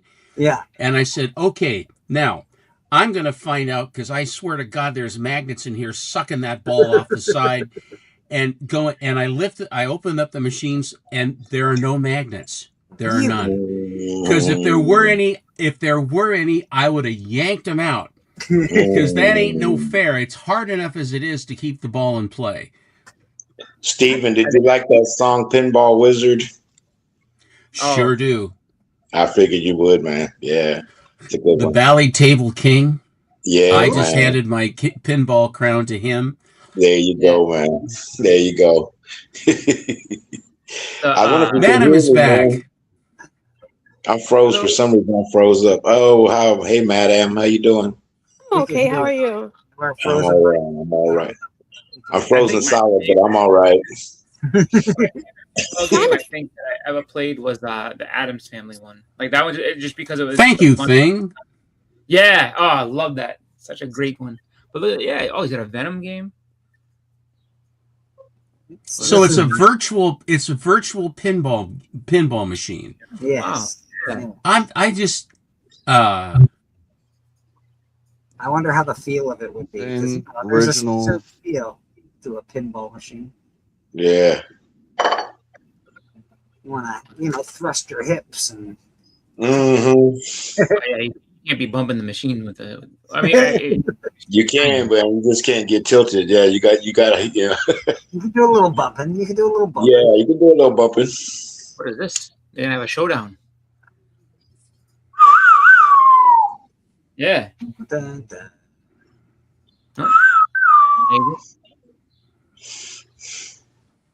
It looks cool. I like how it lights everything up and everything. Well, see now, you see this thing where the ramp that goes up on the left, and then they have the goes underneath. Yeah. See, they can afford to do this on a electronic simulation, yes. But in an actual game, to have all the electromechanical stuff to make those things happen and work. They can't make machines like that anymore. They don't make machines like that anymore. Yeah, they have different machines. They actually have classic Ah. machines also. I was getting excited. I was about to see like Ratton we're on the ball. It's very realistic physics. But I They understand use that. special physics to they actually measure the ball's spin. So when the ball's spinning, which direction it's gonna go when it hits something. Played crap at a Demolition Man pinball game. And it used to be- Do you know there was a Dracula one where they have this thing where the ball goes up to like if you look at the rectangle in front of you at about 2:00, and then when it's doing a certain thing, there is a magnet, and if it catches the ball, it walks the ball all the way across the field to the left-hand side and then drops into a thing and Dracula comes out or whatever it is. But that's a pretty cool one where they have the magnet actually take the ball around. But Twilight Zone is probably the pinnacle of the pinball machines. That really was the pinnacle where they have all those different things that the machine can do. It's a slightly wide body kind of a thing, but this sort of stuff is just impossible for a pinball machine. Infinity Well, it's a Gun. lot like Yeah. playing it's a lot like playing cards on a computer, right? It's all like mathematical. Like I don't know. I feel like there's better odds if it's a physical thing. But it's pretty cool. There he goes. This is So it. there- Cool pinball. And the Silver Surfer's like, hit the ball. This is really hard one hand. I'm not buying it. When you get the whole multi-ball thing going on, that's always fun. That was a fun. The Adam Family one is it was a wait they're dead, and I was just like oh, such a fun game. Yeah, I really like they did a good job with like all the Marvel tables. There's like 40 Marvel tables. I got like half of them. I played a Vampirilla one in the bottom of But I like they keep like your little electric score up here, like the old school table. Keep track of what you need to do. Your scores, your multi balls, how many balls you got left. when you play the Vampirilla one. When you turn it on, she goes, "Ooh, don't touch me there." Oh yeah, Elvira was fun, and they I had think the it might little have been bouncing Elvira. It little could rubber have been- guy. They had the little Yeah. little action figure, the little rubber figures bouncing, and stuff like that. It could have been the Elvira one. It was like I was young and I touched it and I went, "Oh my goodness, what just happened?" I enjoyed the Addams Family was a good machine too. Oh, that was one of my favorite. Like, I love that all the way, and it was like it would snap at you. They just came out with Elvira. They got 3 Elvira tables I want to buy. My favorite one that I played was the Demolition Man one. It had all the ramps and it had this. The electronically rad or for reals? Electronically. That's cool. Can't remember my. They might be based on real tables. I'm not sure. I think I also Terminator like the 2 was Star better. Wars. Star Wars has some good tables. I see that Madam managed to get Chris Avatar as well. Avatar. Yeah. Well, thank you so much. I was working very hard on that, and I thought, you would be most impressed with my technical abilities. So That's very impressive. I'm over here now. job. That's cool. I got to go now, but that's all I want to do. So.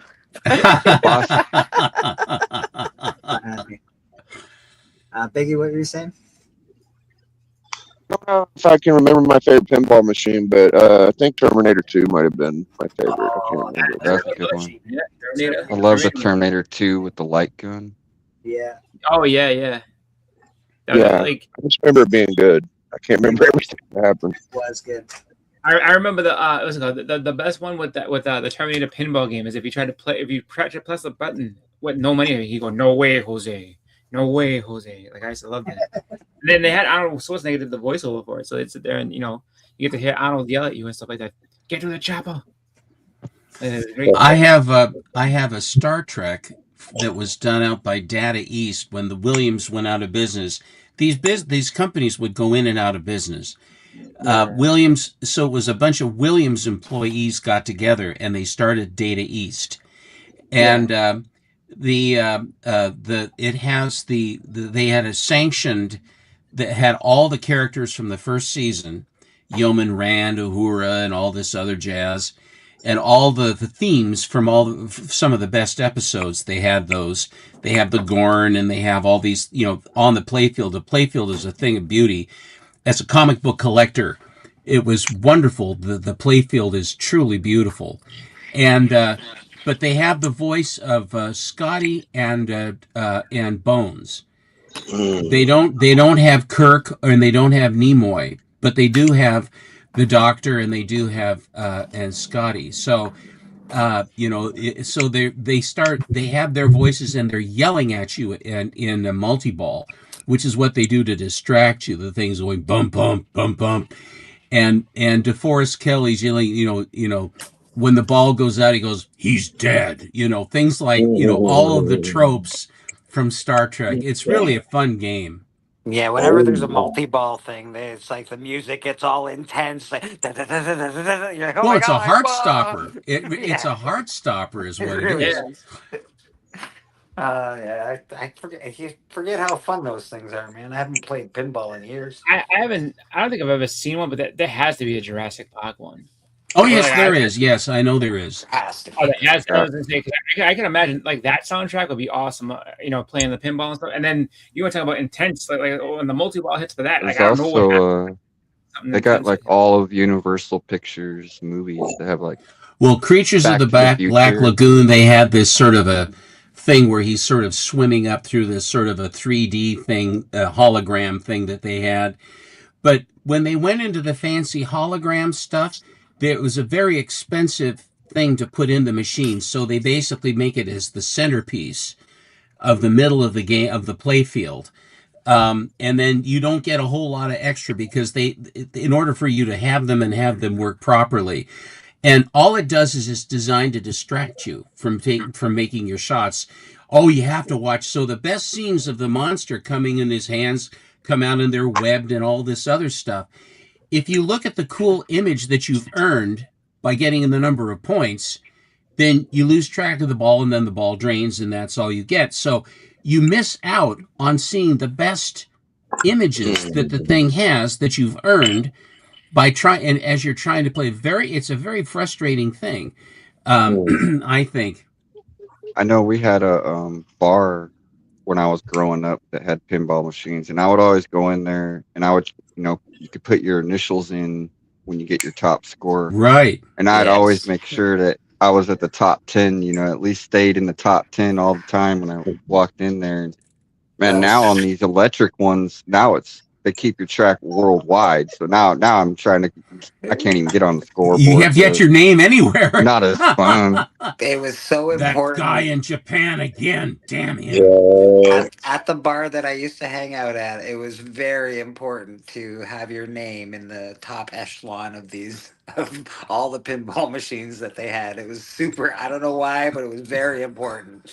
The other thing about being in bars, that they'd spill beers on the tops, and people would get drunk and get angry and beat the shit out of the machines.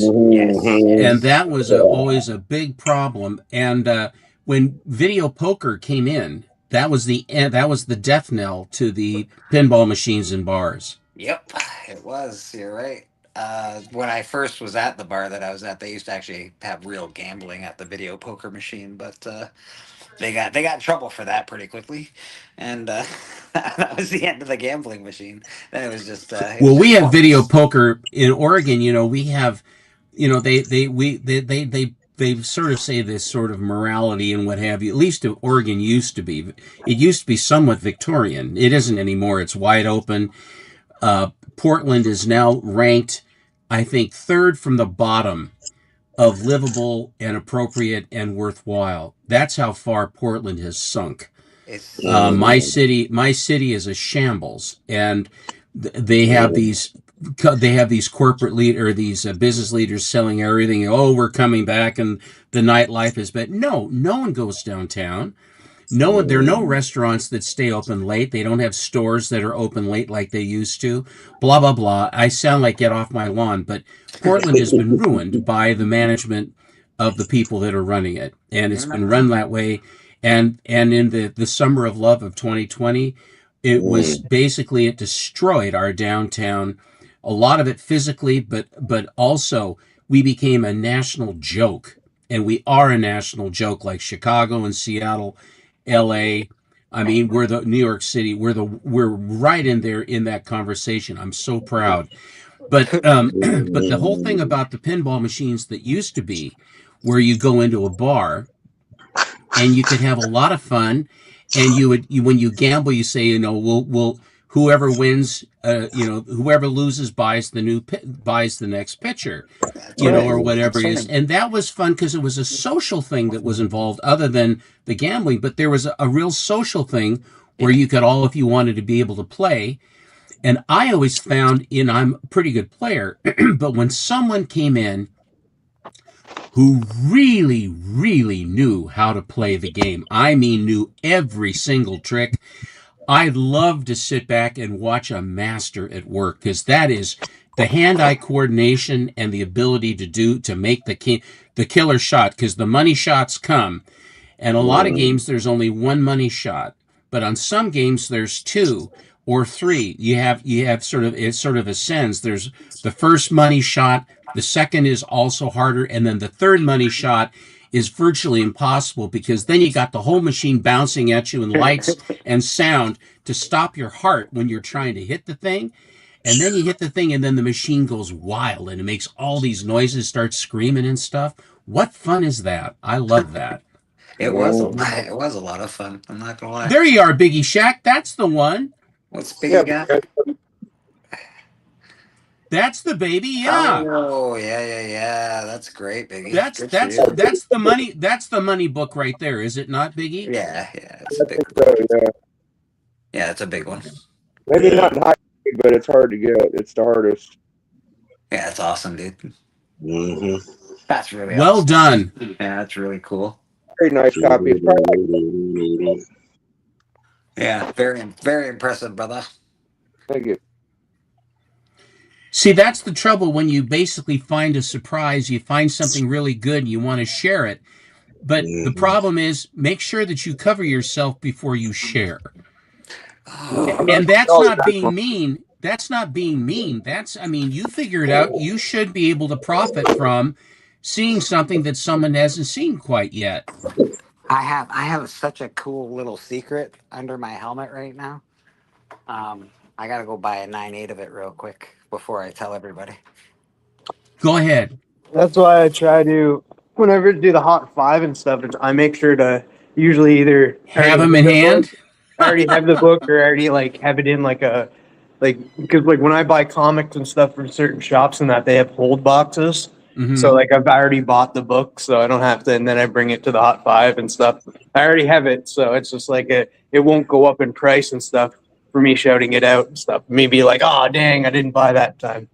Mm-hmm. When I was writing for the comic book marketplace, what I would do is when I'm collecting the books, and then I would see something and I would buy it, and then I liked it because I had to provide the graphics to do the articles. So, I couldn't very well show the book that I'm talking about unless I had the book in hand. So the thing was, they started to, when I would basically expose these various books, More Fun 73 was one of the ones I put on the map. Fight 35 was another one that I put on the map. There were various books that I brought forward in the magazine that people would see what I wanted, and they started to call it the Gentner factor, because then whatever book I would show would then bump, and it wasn't necessarily that I was this oracle, but a cool book is a cool book, and if someone hasn't really registered on how cool the book is or why, by paying attention and doing it and then showing it, then the things would take off. And a lot of times, so they say, well, you always get the book before you show it. I said, how can I take a picture of the thing before I say, I've got a lot of books that I haven't pictured. But what are you going to do? But that was a lot of fun. There was a lot of buzz back in those days because it was a magazine that was dedicated to comics, which we really don't have anything that much anymore. That you have, because the information that's available online, where before it wasn't, you'd have a magazine that was actually worthwhile to buy to give good information like that. Mm-hmm.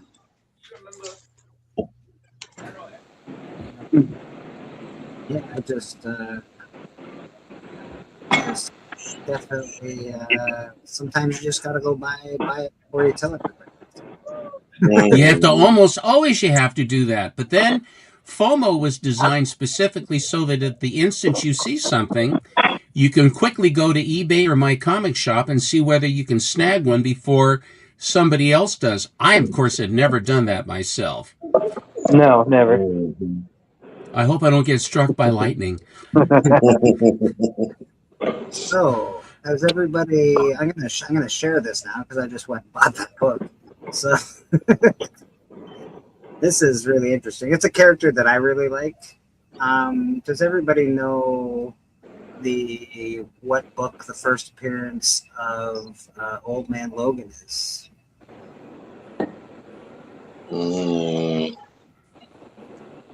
Is it Old Man Logan number one? It's in Wolverine 66, actually. There you go. Wolverine 66, not the old Wolverine, not the first run. I can't remember, volume 3, maybe volume 4, something like that. But Never heard of that. just the other day, I was looking at a CGC slab, and it said, blah, blah, blah. And I went, what the hell do you mean, blah, blah, blah? That's not the first appearance of Old Man Logan. I went and read this book because I was very curious. This is Totally Awesome Hulk, number 22. Guess who that is? Right there. Old Man Logan. No connection. Bam. No Right connection.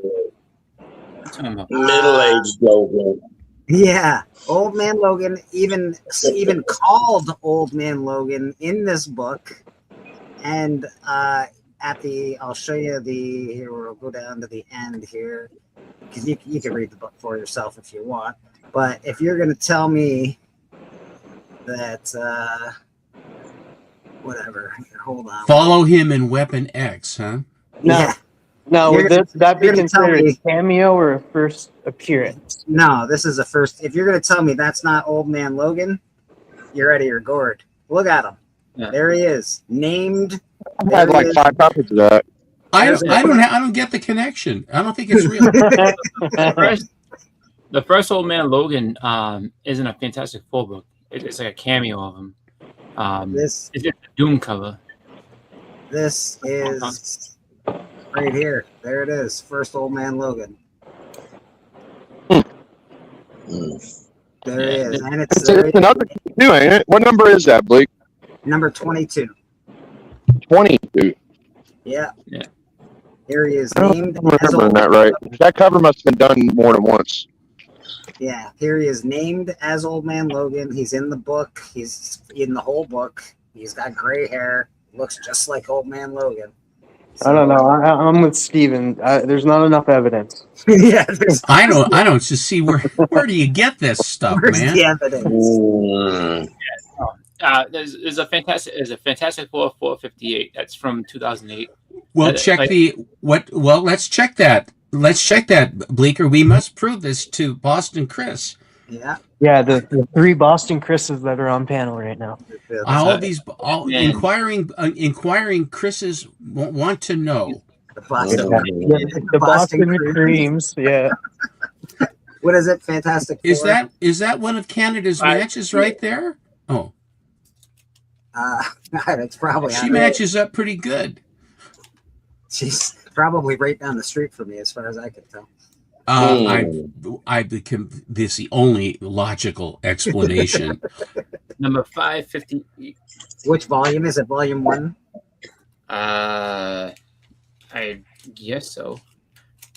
Yeah. So what number? I is don't it? think any of 5? the other volumes have got that high, have they? Keep going. 555, right? 58. There it is. 558. Yep. He's in there as the hooded man. Well, is he called Old Man Logan or is he called the Hooded Man? Hooded man that later become revealed to be Old Man Logan. Come on. Yeah, that one I got. I got that Hooded Man one. Me too. But he Picture raised proof. that Hulk. Yeah, that Hulk from a baby. Yeah, that happened at the end of Old Man Logan. So yeah, that was crazy. It like tied in. Yeah, Well, yeah. does this predate the one that you just got, Bleeker? Yes, it does predate it by like 10 years. But it wouldn't So be... just so close. Yeah. Yeah. So, but it won't let me actually look at it right now. Interesting. So it's not real. It's not real until I can see it. The But I ipso know- facto, ipso facto, not real. But I This- can assure you that here we go. Let's see. Why won't it let me look at it? 558.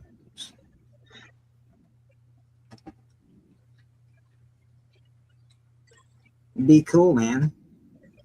Maybe it just doesn't have it on this site. It's possible. It's possible, but it won't let me look at it. I find these pictures less convincing than the one that Bleeker showed. Just gonna say that what I found was very interesting. So, as far as I could tell, the first appearance, and it even says if you look at a slab of a CUC slab, it does say first appearance of Weapon X, Oh. first appearance, or no, not Weapon X, first appearance of Weapon H, and first appearance of Old Man Logan. So even There you go, Chris. It's official. It's on a CGC label. It has to be true. Do not question our robot overlords. No takebacks. No takebacks. What robot? I will give it up to Bleeker because he looked inside the book. He found out that hey, Yeah, it's got to be Bleeker. I'm sorry, Chris. You've been voted off the island. What? I like Chris on the island. Don't vote him off the island. I like Boston. Yeah, man, the Boston. Boston, you can stay on the Put him by island. the shoreline. We can attract a ship or something. The Boston Creams won't stand for this. My Boston Creek. my saying in that is that if you are a collector of Old Man Logan and stuff like that, that's another one to get just because it's early cameo, whatever. Oh, Bleeker knows. I think he just bought it. Yeah, I already have a raw copy of it. The Fantastic Four one. Fantastic Four, Fantastic Four. Check to see if you can find, because if you can find it cheap, find it cheap. Don't pay up for it. I found the 98 very cheap, Boston. I try to do that in all my books. It was $50, so I was like, Yeah, you know what? I'm gonna go get that 9.8. And now I'm gonna try and tell the people. I'm gonna tell the people.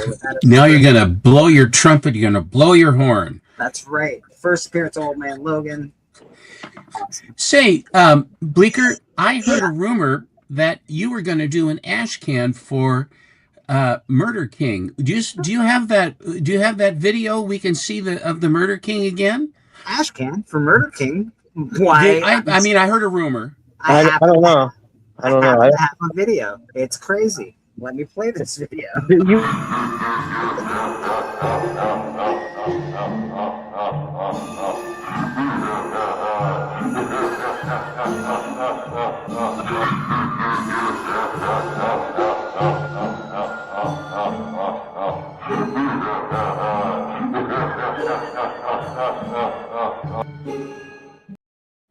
Well, at least he enjoys his work.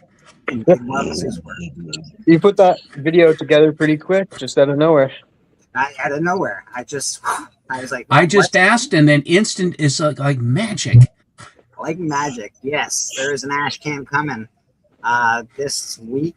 I think we got to put it together and all that, but it should be by next week. I'm thinking we should have this all done.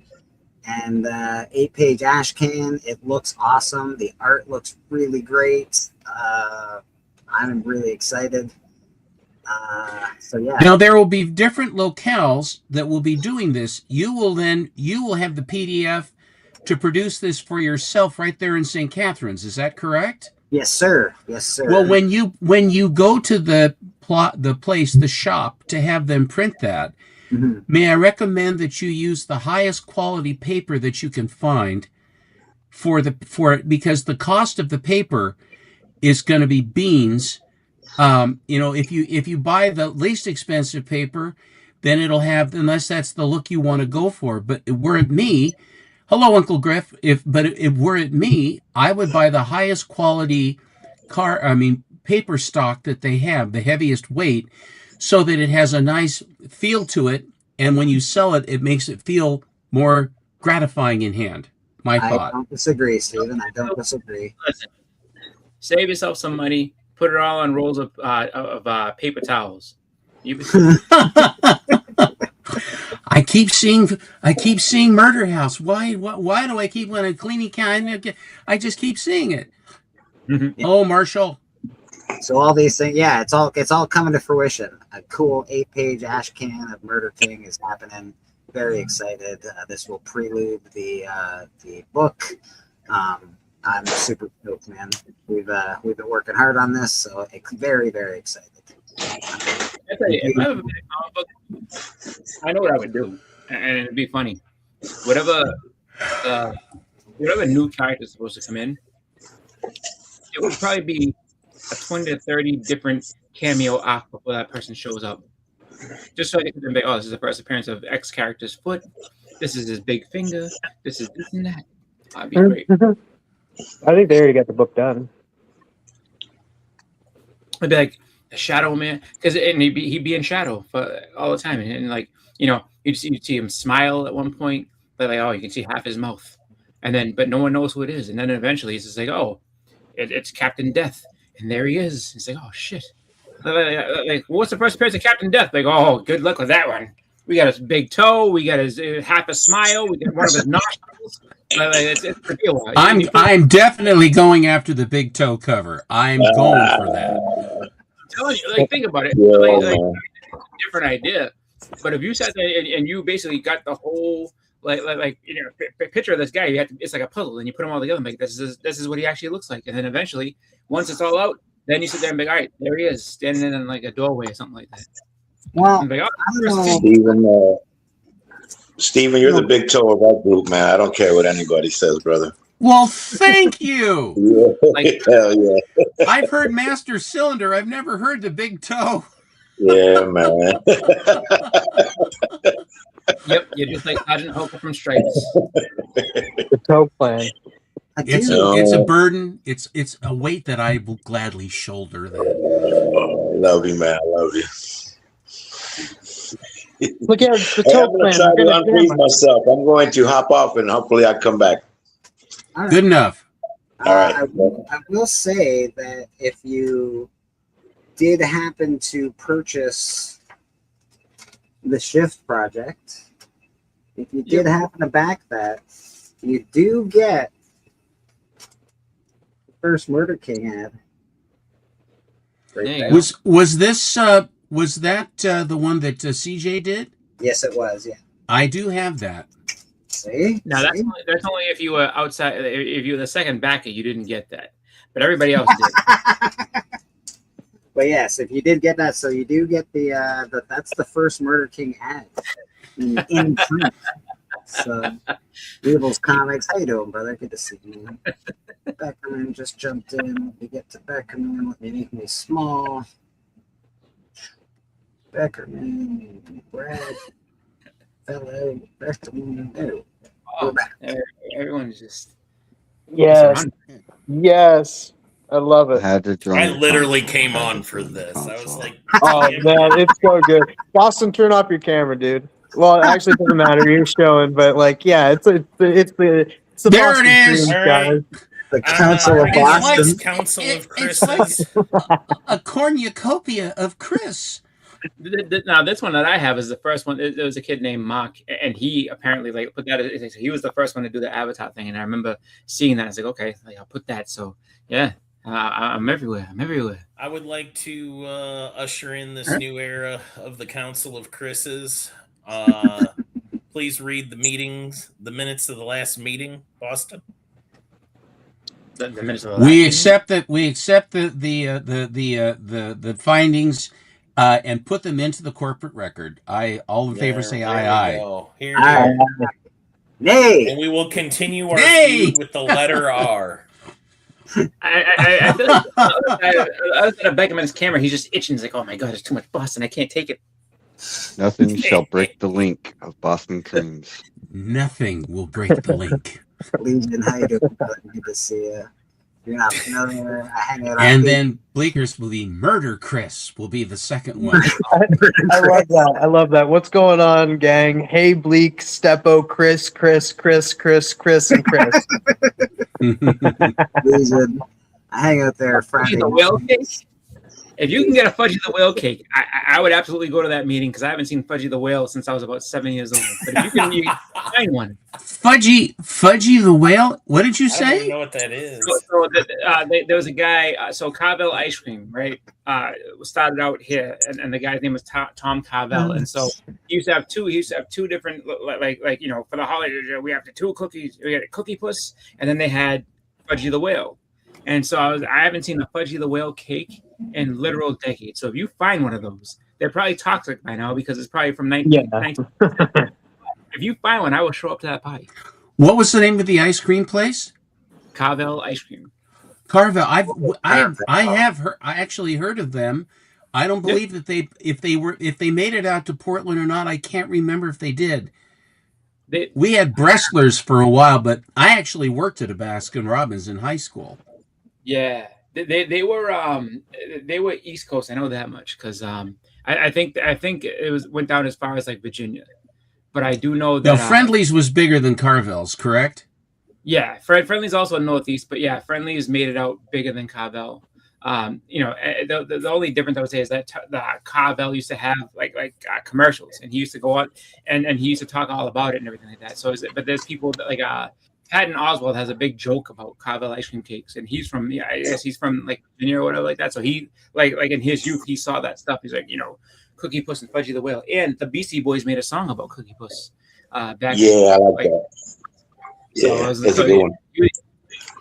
When I was serving ice cream, the singles were 15 cents, doubles were 29. You want to cry?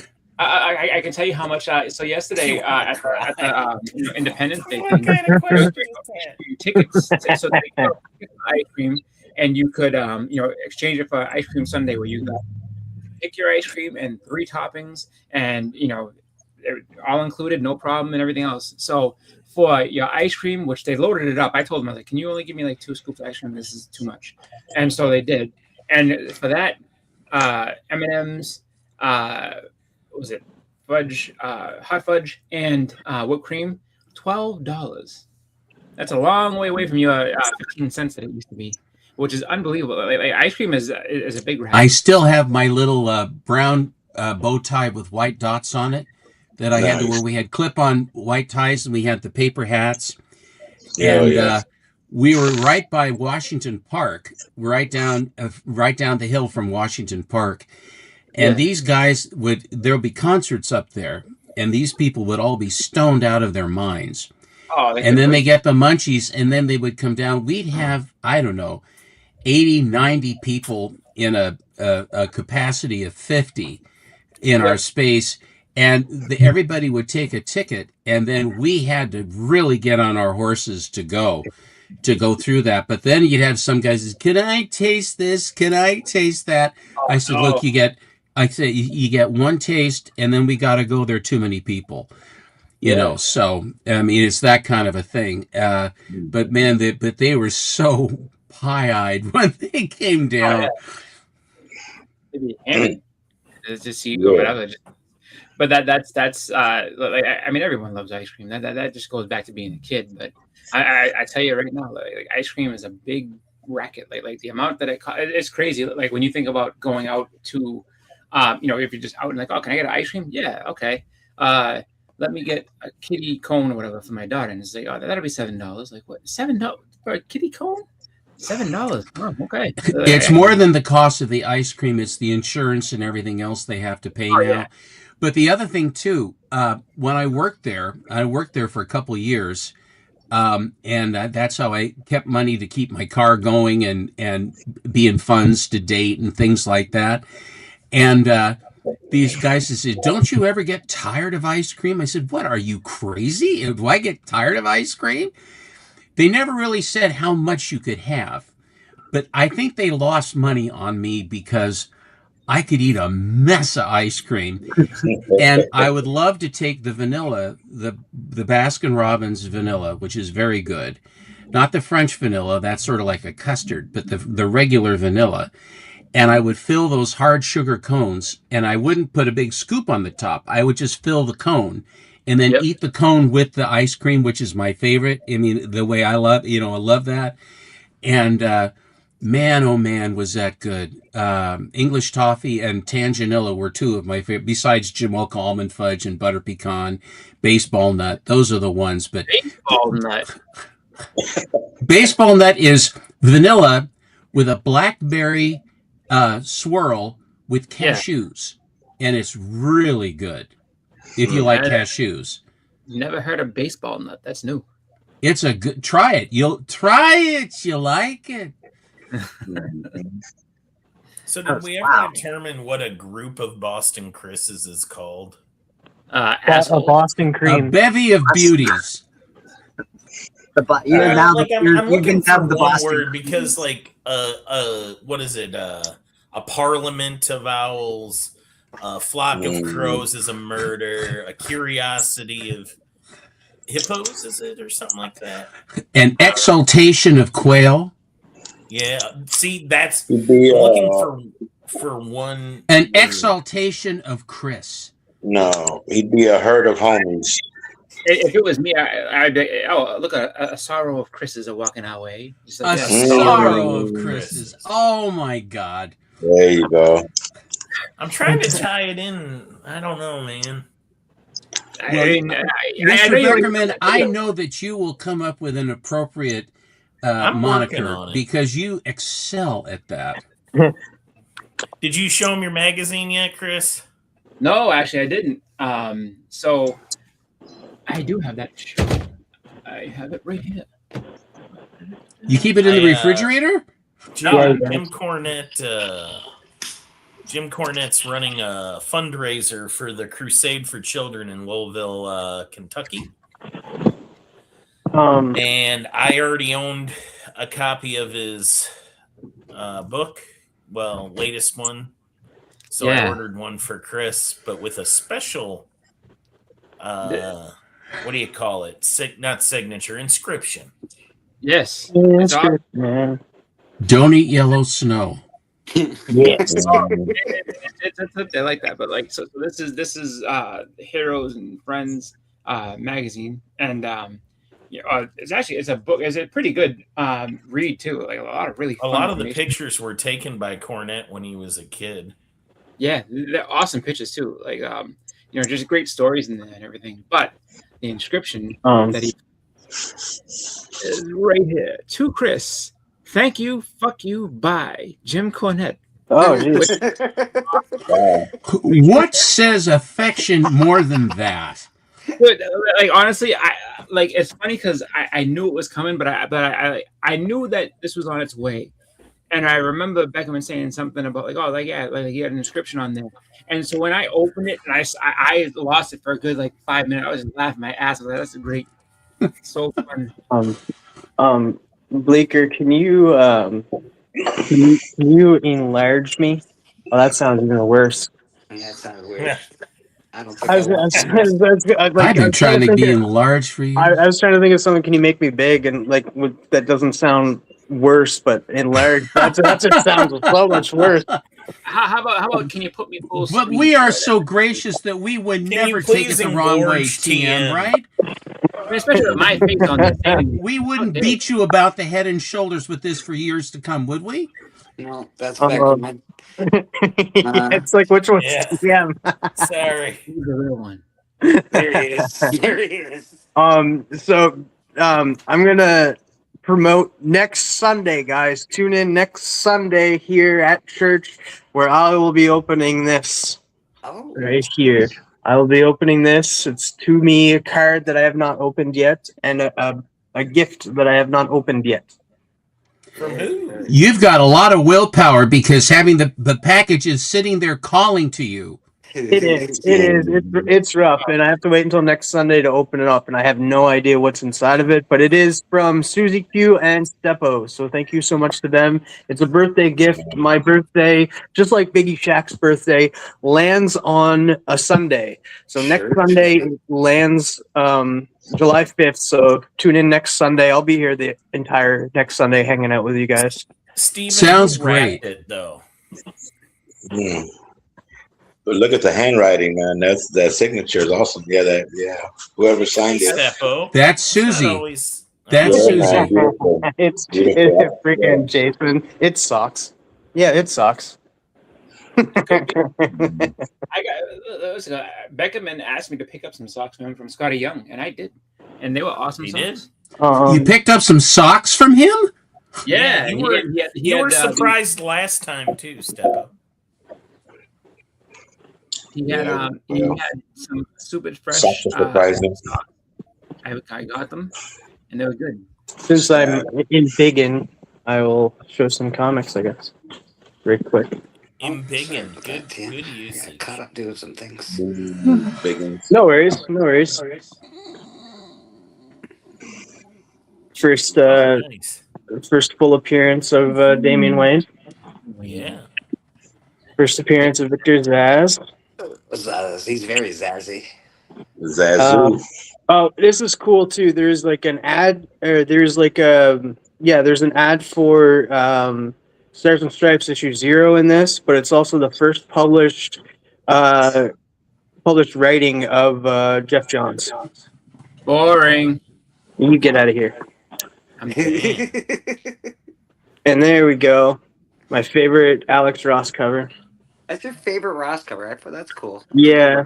It's got everybody, but it's got Nice Courtney homage right down in to the front. Some Yep. older books. Yeah. And then the first Star girl, appearance. not star kid.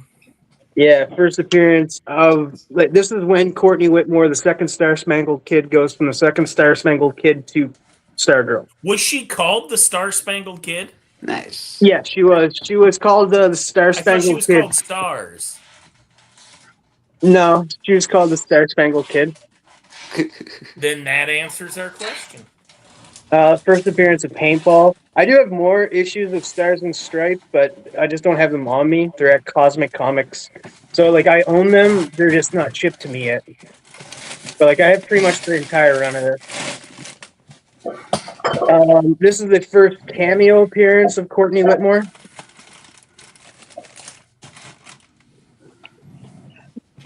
This is first appearance of Bane. This is another one of Steppo's favorite characters. Absolutely.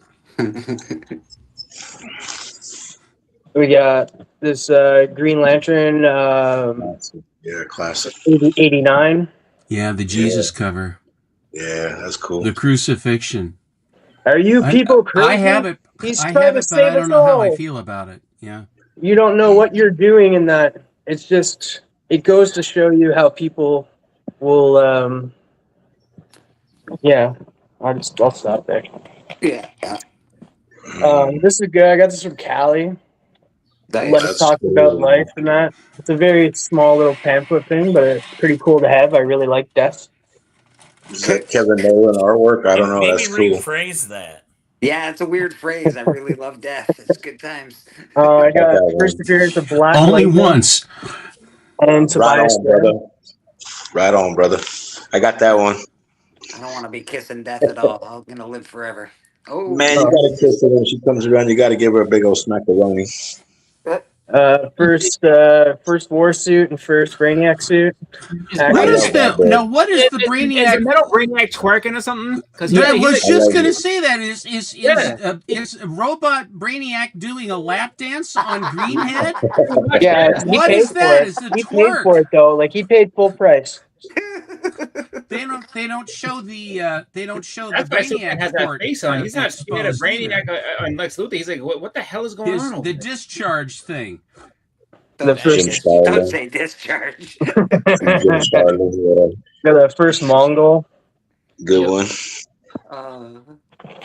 Uh, First appearance of Parasite. There Nice. you That's a go. good. Nice Yeah. poster inside too. Gotta make sure it's there. First appearance of Crazy Jane. Yeah, buddy. Mm-hmm. I, I I got have that. that. I have that. Yeah. I do too. I like them crazy. Quit following me around, Alan. Yeah, This is the right. first appearance, first full. Wait, I think no. This is the first cameo appearance of Flex. Flex Mentallo, but it's the first full appearance of Danny the Street. Some cool Yeah. play, right? Yeah, Doom Patrol 36 is the first full appearance of Flex Mentallo. We got the first appearance of the Demon. That's such a Yeah. good book. I like Etrigan. I do like him. I've been looking at that book recently, TM. You got me FOMOing. We got Anything worth doing is worth rhyming about. When this came out, I yeah. swear, when that book came out, I said, well, I think that solves the problem with Showcase.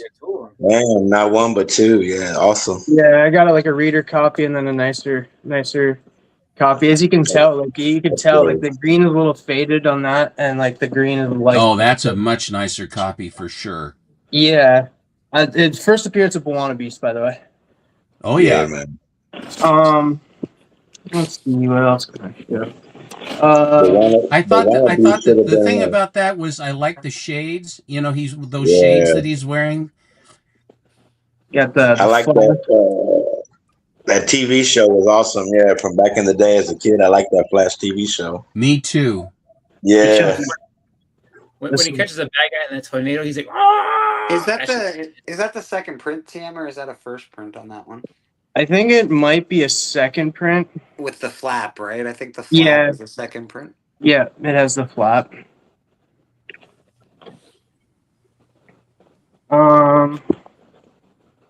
First, this was controversial for a little bit. Rick Flag? Yeah, this is the first appearance of Rick Flag Sr., not Junior. Are you trying to summon Legion of Comics right now? He was already here. First modern Lobo. I have that. Yeah, I'm sure. Oh, is this the Council of Allens instead of the Council of First We're gonna have Checkmate. to switch our pictures. Hey, I have that. Checkmate's coming, maybe. Checkmate is here we coming. go. It's coming today. Can anybody let me know what this is? It looks like the Legion of Superheroes to me. Well, you'd be wrong. Oh, no, it is. You'd be wrong. Just because the title says it is, it doesn't mean it is. Yeah. No. This is the first cameo appearance of Garfield the Cat in comics. That's right, it is. So You're weird. absolutely right. So And I love weird. that they have Prody 2 taking the picture. Here's one. Hey, For, right. this The one's tattered medallion. for Bleeker and Biggie Shack because he's a huge Kubert fan. Yeah, That's a beautiful book. It really is a beautiful If only book. somebody here was big into Ragman and didn't. I know. get a shout I don't know anybody else that really put me onto out. Son of a Ragman. gun. You're the worst. It's a good story how that absorbs into the cloak and all that stuff. I liked it. Yeah. This is a good one too. First Amanda Waller. They've really changed Ragman, though. I've read the original. I've read the original. Like, what was He it? was kind of a four books carny of- at first. Yeah, What do he was. He had like a pawn shop kind of thing going on. Was dad? It was his dad, and then Yeah. then he took over, right? Electrified people. Didn't he electrocute people and stuff too? No, not that I can recall. I don't think he electrocuted people. He just sort of went around fighting. Oh, let me electrocute them, please. I'm pretty sure he just went around fighting crime, like sort of like a Batman, but like without any toys. I'm able. I just bought a book off of Bleeker. Well, it is somewhat. I'm sending them money tomorrow or no, in like a couple of days. But I love the amalgam issues and stuff. So I do collect the amalgams. I really like them. So I just got Dark Claw off of Bleeker. Yeah, the amalgam. Bullets and bracelets. I like it. I like those. Yeah, I have more than Riches, this, but Riches Those are and cool. Rags Batman. But they've really they've made him into more of a he like collects souls and stuff. It's really cool now. Now I saw it was I think it was on Astonishing. I think MT was selling the first 3 Marvel features that said those are the first 3 appearances of whatever it was, the Defenders. Did Defenders 1 come after all of the Marvel feature appearances of the Defenders? I'd have to look up the dates, Stephen. I really would, but I would imagine I believe so. the features I are believe usually so. first Yeah. appearances. Yeah. It would make sense if it did. I mean, Yeah. because it's the tryout and then they give the title. Yeah, yeah. yeah, I do Yeah. think the Marvel feature came first for the first Oh yeah, Defenders. but this seems to be the book that's the one that's now going. Oh yeah, Um, because it has them on the cover, right? And it has the Defenders on the cover and that. So This was because of MT, That's amazing. and he was showing these. He says, I don't know. He says, if you've ever seen this cover, he says, it's one of my favorite Captain Marvel covers. I had never even seen this cover. Great cover. now I do have I have a question for you, Steppo. You know Superman, right? You're in good terms with him. Well, we're acquainted. We're Yeah. acquainted. We're not close, but we're acquainted. Yes. And you know who Bizarro is, right? Like the opposite. I have some guys that call him Bizarro, and it always would drive. I think they did that to make me upset. His name is Bizarro, like Bizarro. So he says. So anyway, Bizarro is okay. Go ahead. So my question to you is, MT, TM, which one of us is Superman? Which one of us is Bizarro? Which one? Oh, absolutely! You are actually- Superman, and MT is Bizarro. You didn't even have to ask. I'll give you that. That's gold laced right there. A plus. TM, who do you think it is? And really dig deep in yourself. I was gonna say I was the Bizarro, but No, Both ends. no. I got into comes this community. Stephen. MT comes first, so he has to be Bizarre, and then TM comes after because he is super. That's what I say. oh, I'm super. Thanks for asking. This is one of the best books. I love that Brother Voodoo book, man. It's awesome. And also, when it came out, I thumbed my nose at that too because Doctor Strange went away, and then this Brother Voodoo jackass comes in, right? Jericho Drums is one of the coolest names in the history of comics. Oh, This is the one that started him, but this is from the Kickstarter because it has more brains on the cover. And the original ones came with this certificate for because there were only 250 copies of this ever produced of the first. And then when it took off, then they reprinted the hell out of it. But this is the first print of this. I don't know if I've ever seen. I one of those. didn't knew it know was if a you I didn't Kickstarter. know if you knew that. Yeah, that's the big Kickstarter for Mark Spears. It's everybody wants it. Oh, Steven, look at you go. The Living Mummy. That sounds like a oxymoron. Well, most comics make perfect sense, as you well know. grounded. I have a in cover all idea of that them. is. I have a cover idea that's a complete non sequitur. Okay, we'll go with it. Yeah, they could have called him the Dead Mummy. It would have been just as good.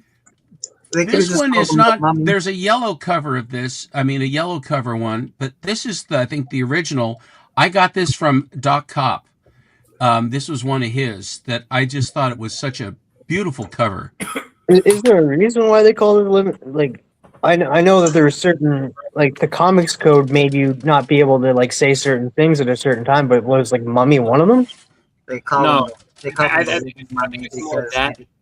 they I think didn't it's more want the fact that Universal probably would have gave him a hard time. You Okay, can't. yeah, that's true.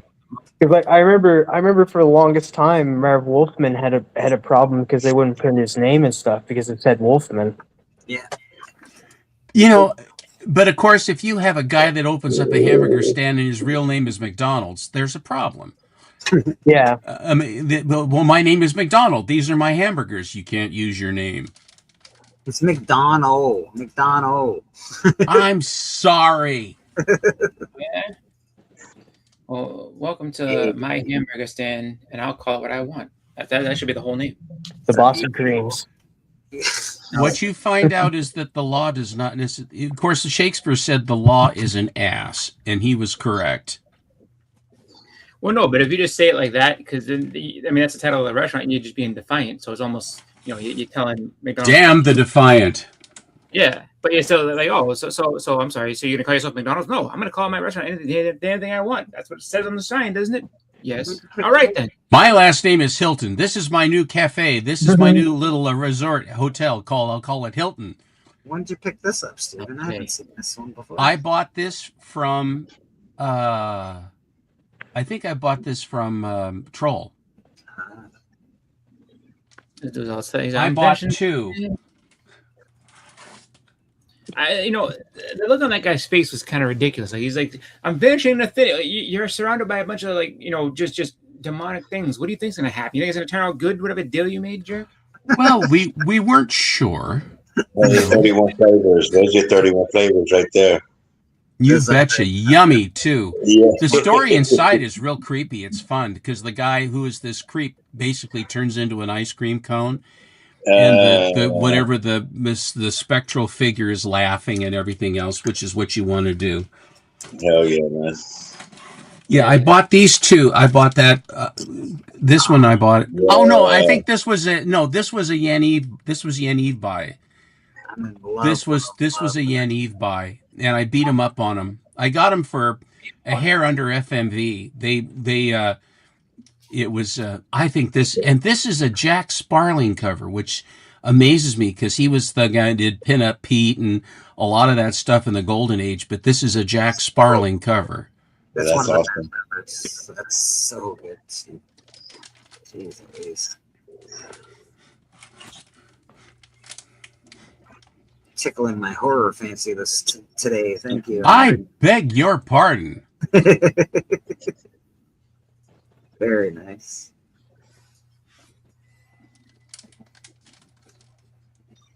No one I knew bought. I think I bought the boys each one of these things. Shrunken Heads. The Mad Ball or whatever they were. Yeah, the Mad Ball. I remember.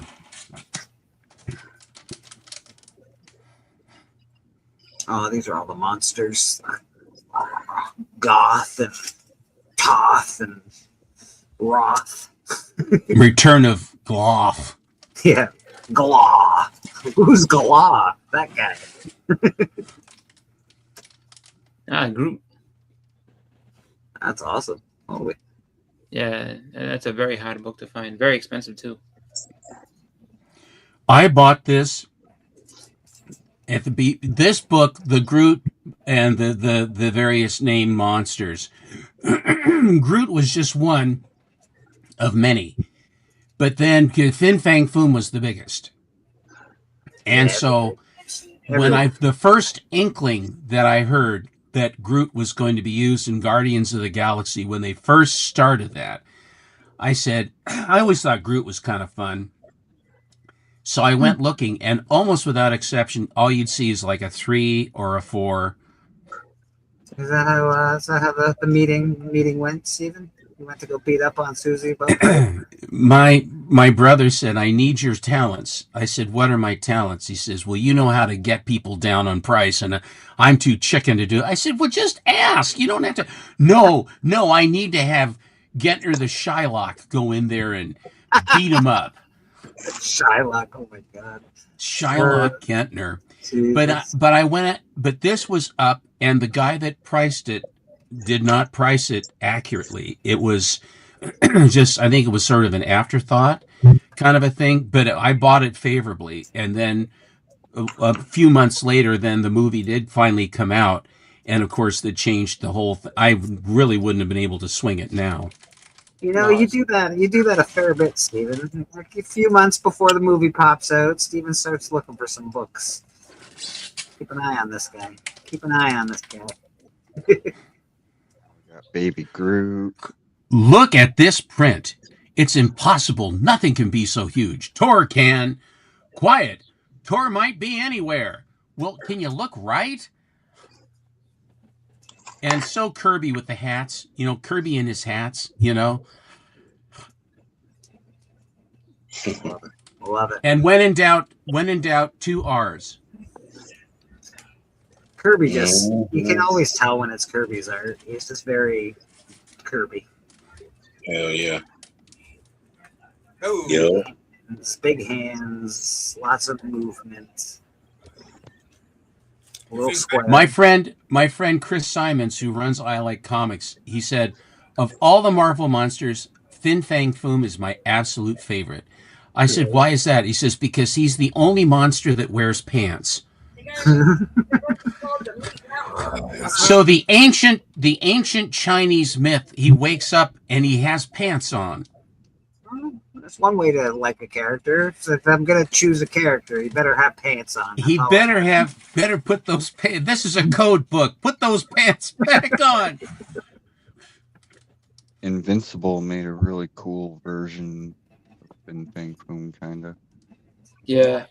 I'm excited, man. Good morning, sir. Matt's got a show tonight. That's Steven. Hello, Big Matt. Yes, we're gonna. Man Cave and I are going to come in.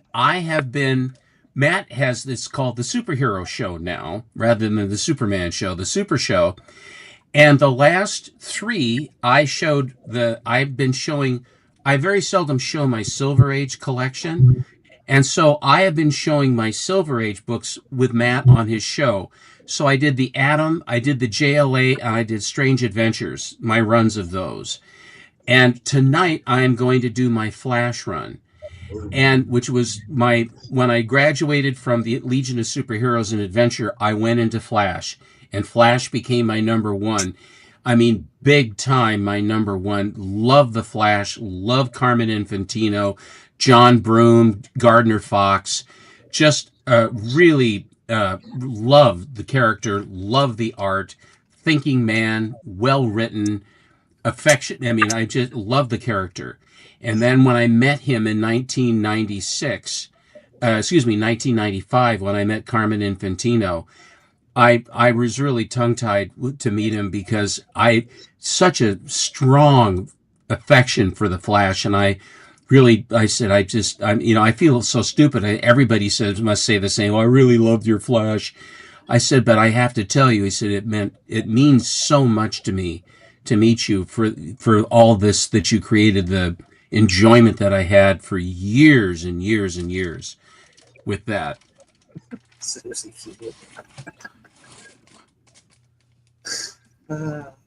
who wrote that comment? Your wonderful bride, Mike. Your wonderful bride. We'll talk later.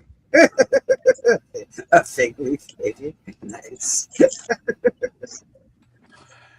Too late. It's Craw. I always think, when I think of this, I think of the first episode of Get Smart with Maxwell Smart. Mm-hmm. And the villain was named the Claw. But yeah. they had him from the Orient, so he always said Craw. He said, I am the Craw.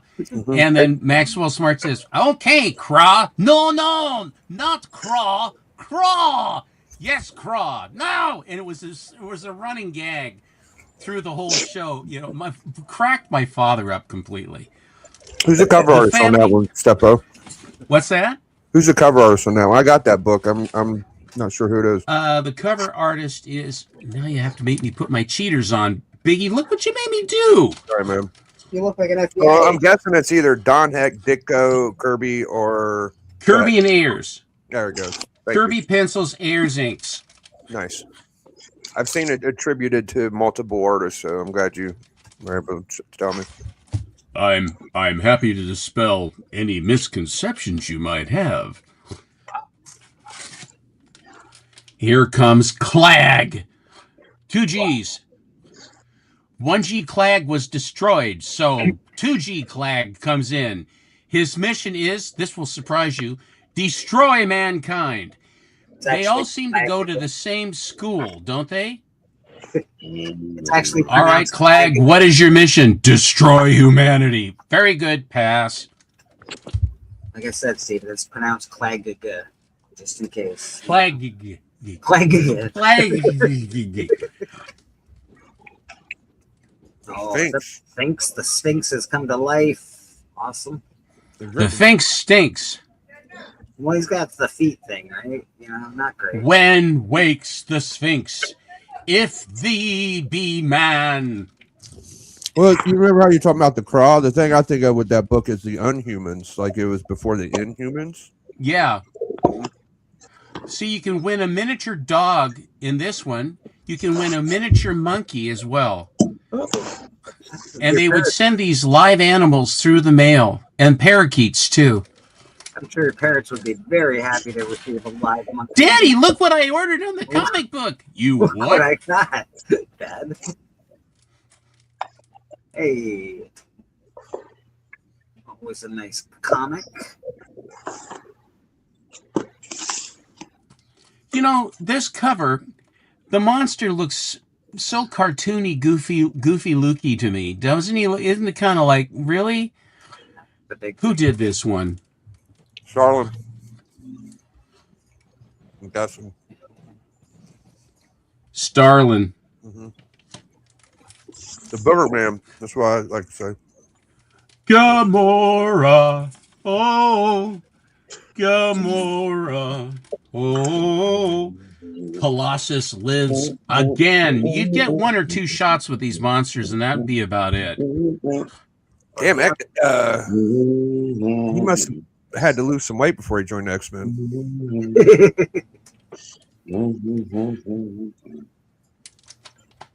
Colossus. It's Colossus and his kid, Colossus and little Colossus.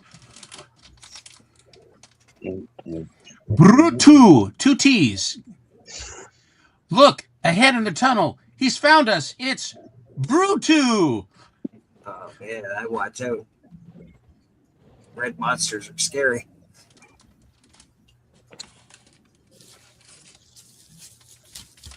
It turns him into a beehive. See, we could have had Bee-Man, and then this would be the first appearance of Bee-Man.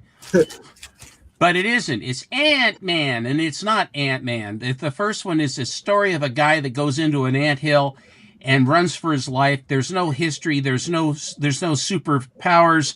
There's no motivation. There's no inkling of anything at all. And they retcon. It's the first appearance of Henry Pym, but it ain't the first appearance of the Ant-Man. That's 35. You can take that to the bank. I don't care what they say. No Pym particles. There's none of that. And yes. And yes. Take a good long look at him.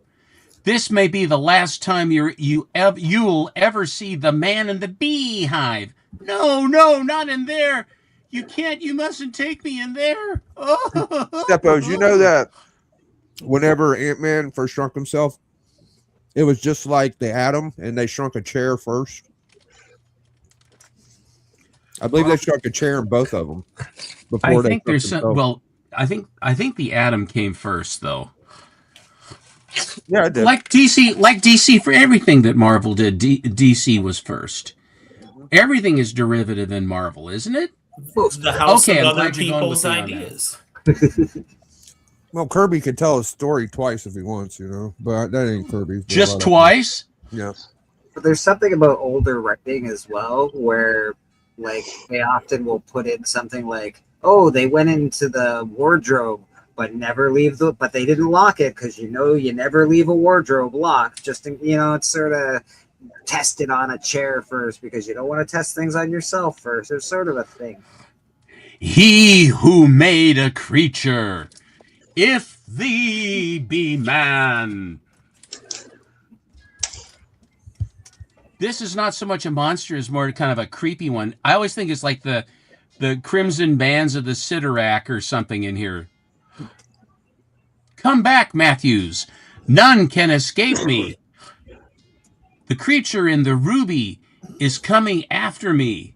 How fast can a ruby go? He wants to make me like the rest of you, but I won't let him. I won't let him.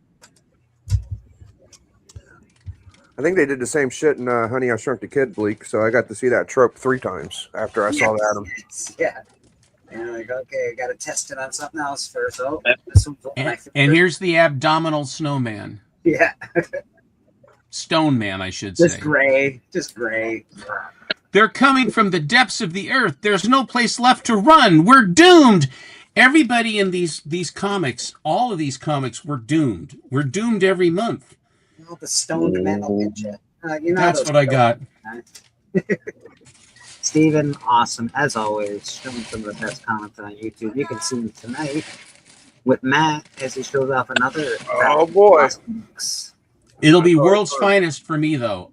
World's Finest was the very first title that I got for the Golden Age. I bought that I bought my set in 1988 for World's Finest, and that's what I'm showing tonight. And then with Alan, the Richard Evans of Bedrock City Comics got in a original owner collection of Flash, and that is pretty much my entire Silver Age Flash collection is from an original owner collection that came into his store there in Houston. Brad, this is awesome, by the way. So good. See, he can afford Red Bleeker. We'll get there. We'll get there. Awesome. Yeah, Steppo, some really good stuff. Very, very, very good stuff from Steppo. Well, it's always fun to see Doc and Steppo or Alan to get together. And I remember first time I saw Steppo on a stream, I made it a goal to make sure that Steppo and Doc met because I knew those two would be a dynamic duo and have some great conversations. And, I can't stand the man. Same with Alan. I know you love him. Every time I start to get close to winning, and then he'll say, "Did I show you this Suspense 3? Did I show you this Marvel Comics #1?" And it's not about winning, Steven. It's not, it's just about cool comics. Here's my here it is. And what's his son's name again? Jonah. Jonah, wheel the gold over here, will you? Wheel it over.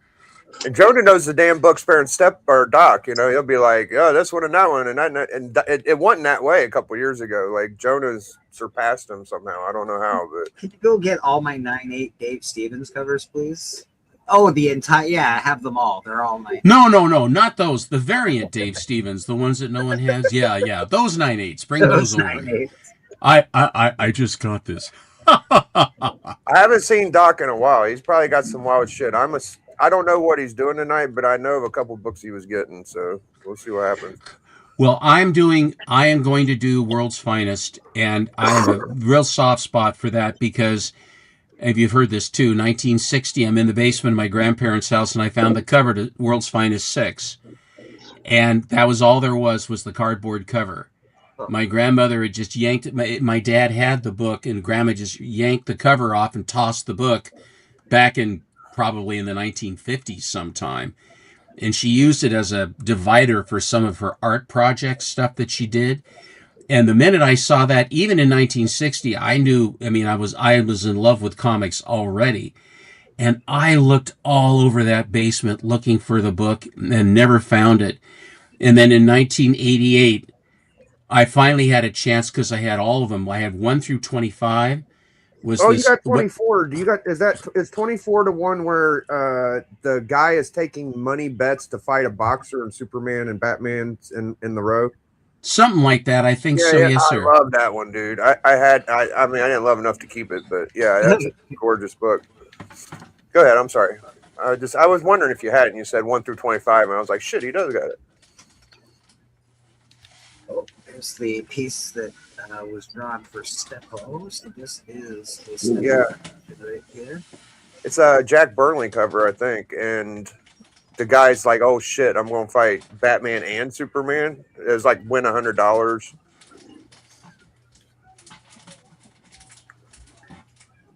That's awesome. I got rid of all my Golden Age. No, it's not 25. Oh, it's 24, right? 24 is the one. Well, this is the one with with That's a good this. Oh, I'm sorry. I'm probably wrong. No, you're fine, Steppo. I don't tell Steppo, but I like my piece better than his piece. Shh. We ain't got to rub it in. That's 24. Hold on. Oh, well, I wonder what number the one as I had. I thought it was. I'll find it. Can you show 24 again, Steppo? Maybe 23, maybe 22. I don't know. This is 24. Okay. It's been a while since I had. Here, I'll look it up. I'll see.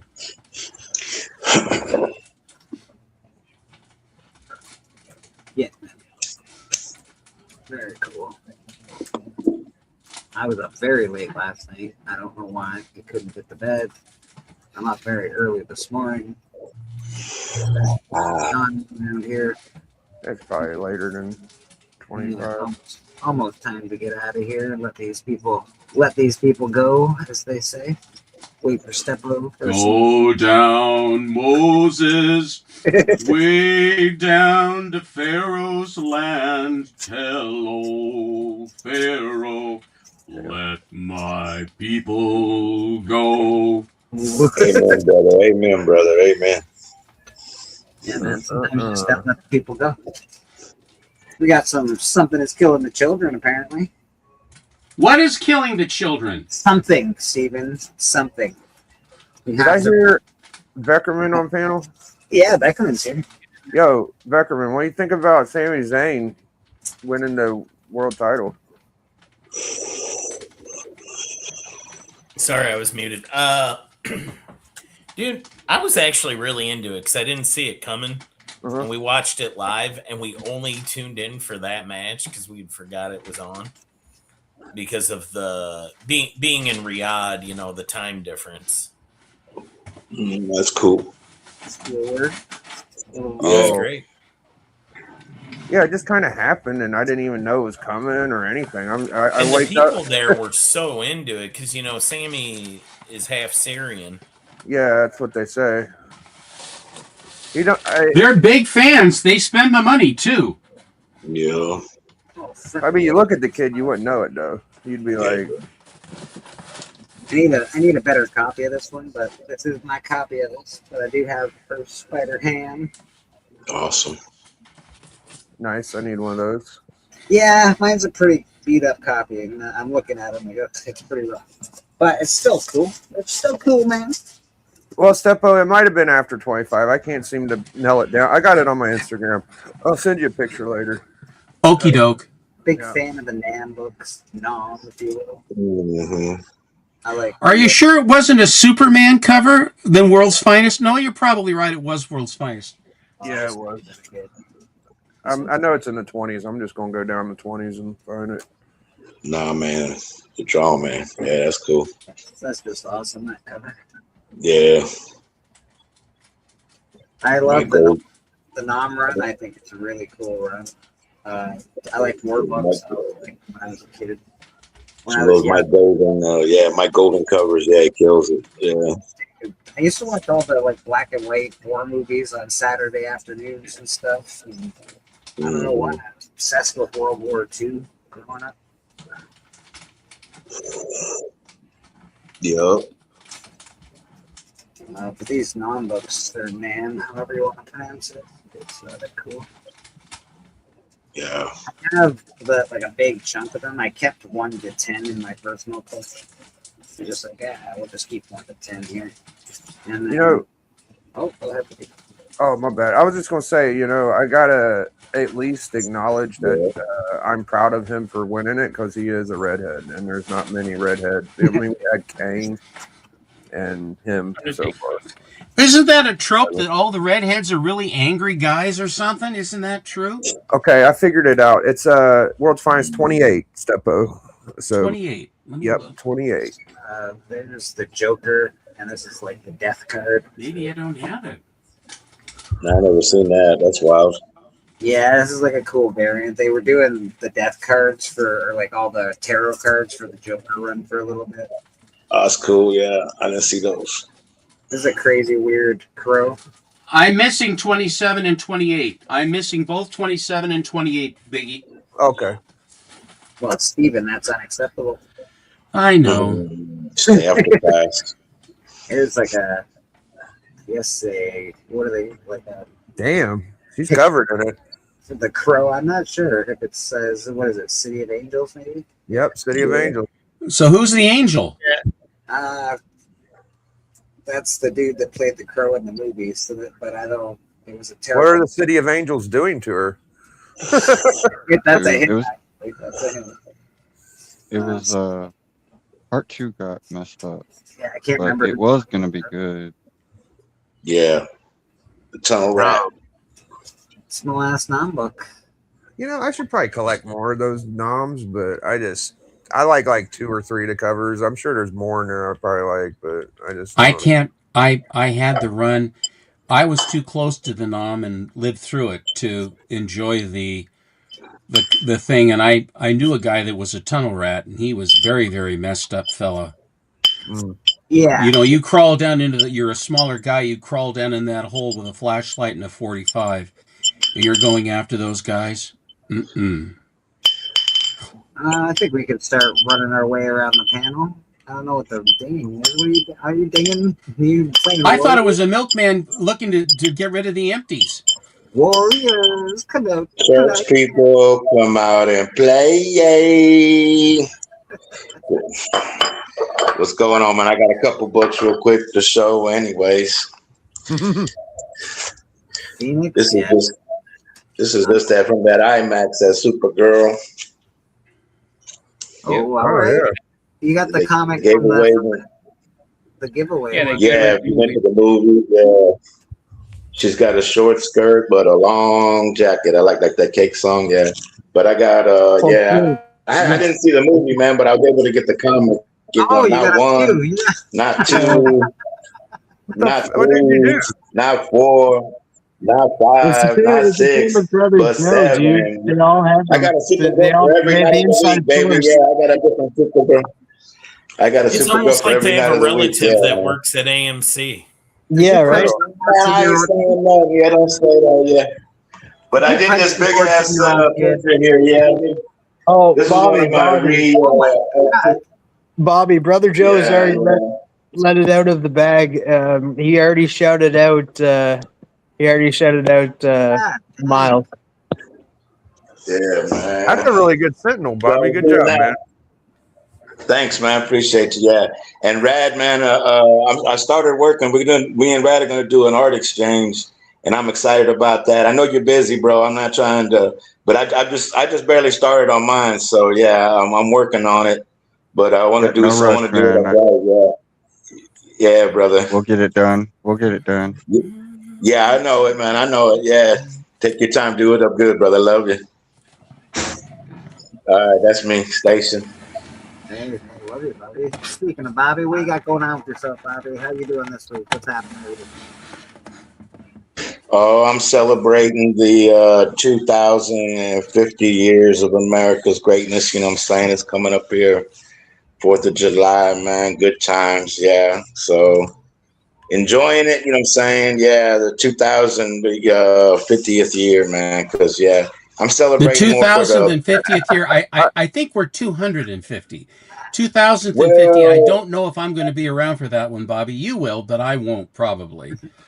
No, I'm going back 2,000 years to, back when I'm cheering more for the bloodthirsty savages that were walking around in their loincloths back in the day, but I connect with them, so I'm drinking one for them. Not man. the savages so, yeah, running love around you in guys. their loincloths today, obviously. Go Chiefs. Go Chiefs. Yeah, love you guys.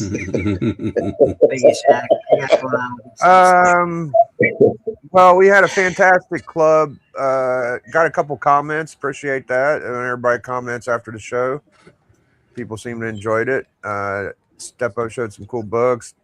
Bleeker, TM, Rad, and I, and Matt for the first half. And it was a good one. I enjoyed it. So go check out the club. Check out Book Club. D picked X-Men Adventures 1. So that's going to be a fun one to review. And the hot. Sorry, first appearance of Morph in that book. Yeah, that's one of his favorite characters, Morph. Yep. And the Hot 5 Commandments we had a really good hot five. TM put out a reel on Instagram, and he did a really good job on that. So thank you to TM. And I want to shout out Uncle Griff. He's going to send me a couple books, and I think he told me that like June is his AOK month, and I'm his 15th AOK this month. So that guy is tremendous, dude. Like, hell yeah, good for him, man. And shout out to you, bro. And Yes. that's it. Right on, brother. Steven, what do you got going on with yourself, sir? I will be on the show with Matt and Doc tonight. I don't know what Doc is bringing, but as I said, I will be showing World's Finest. Monday will be the first Silver Age Monday special we're doing.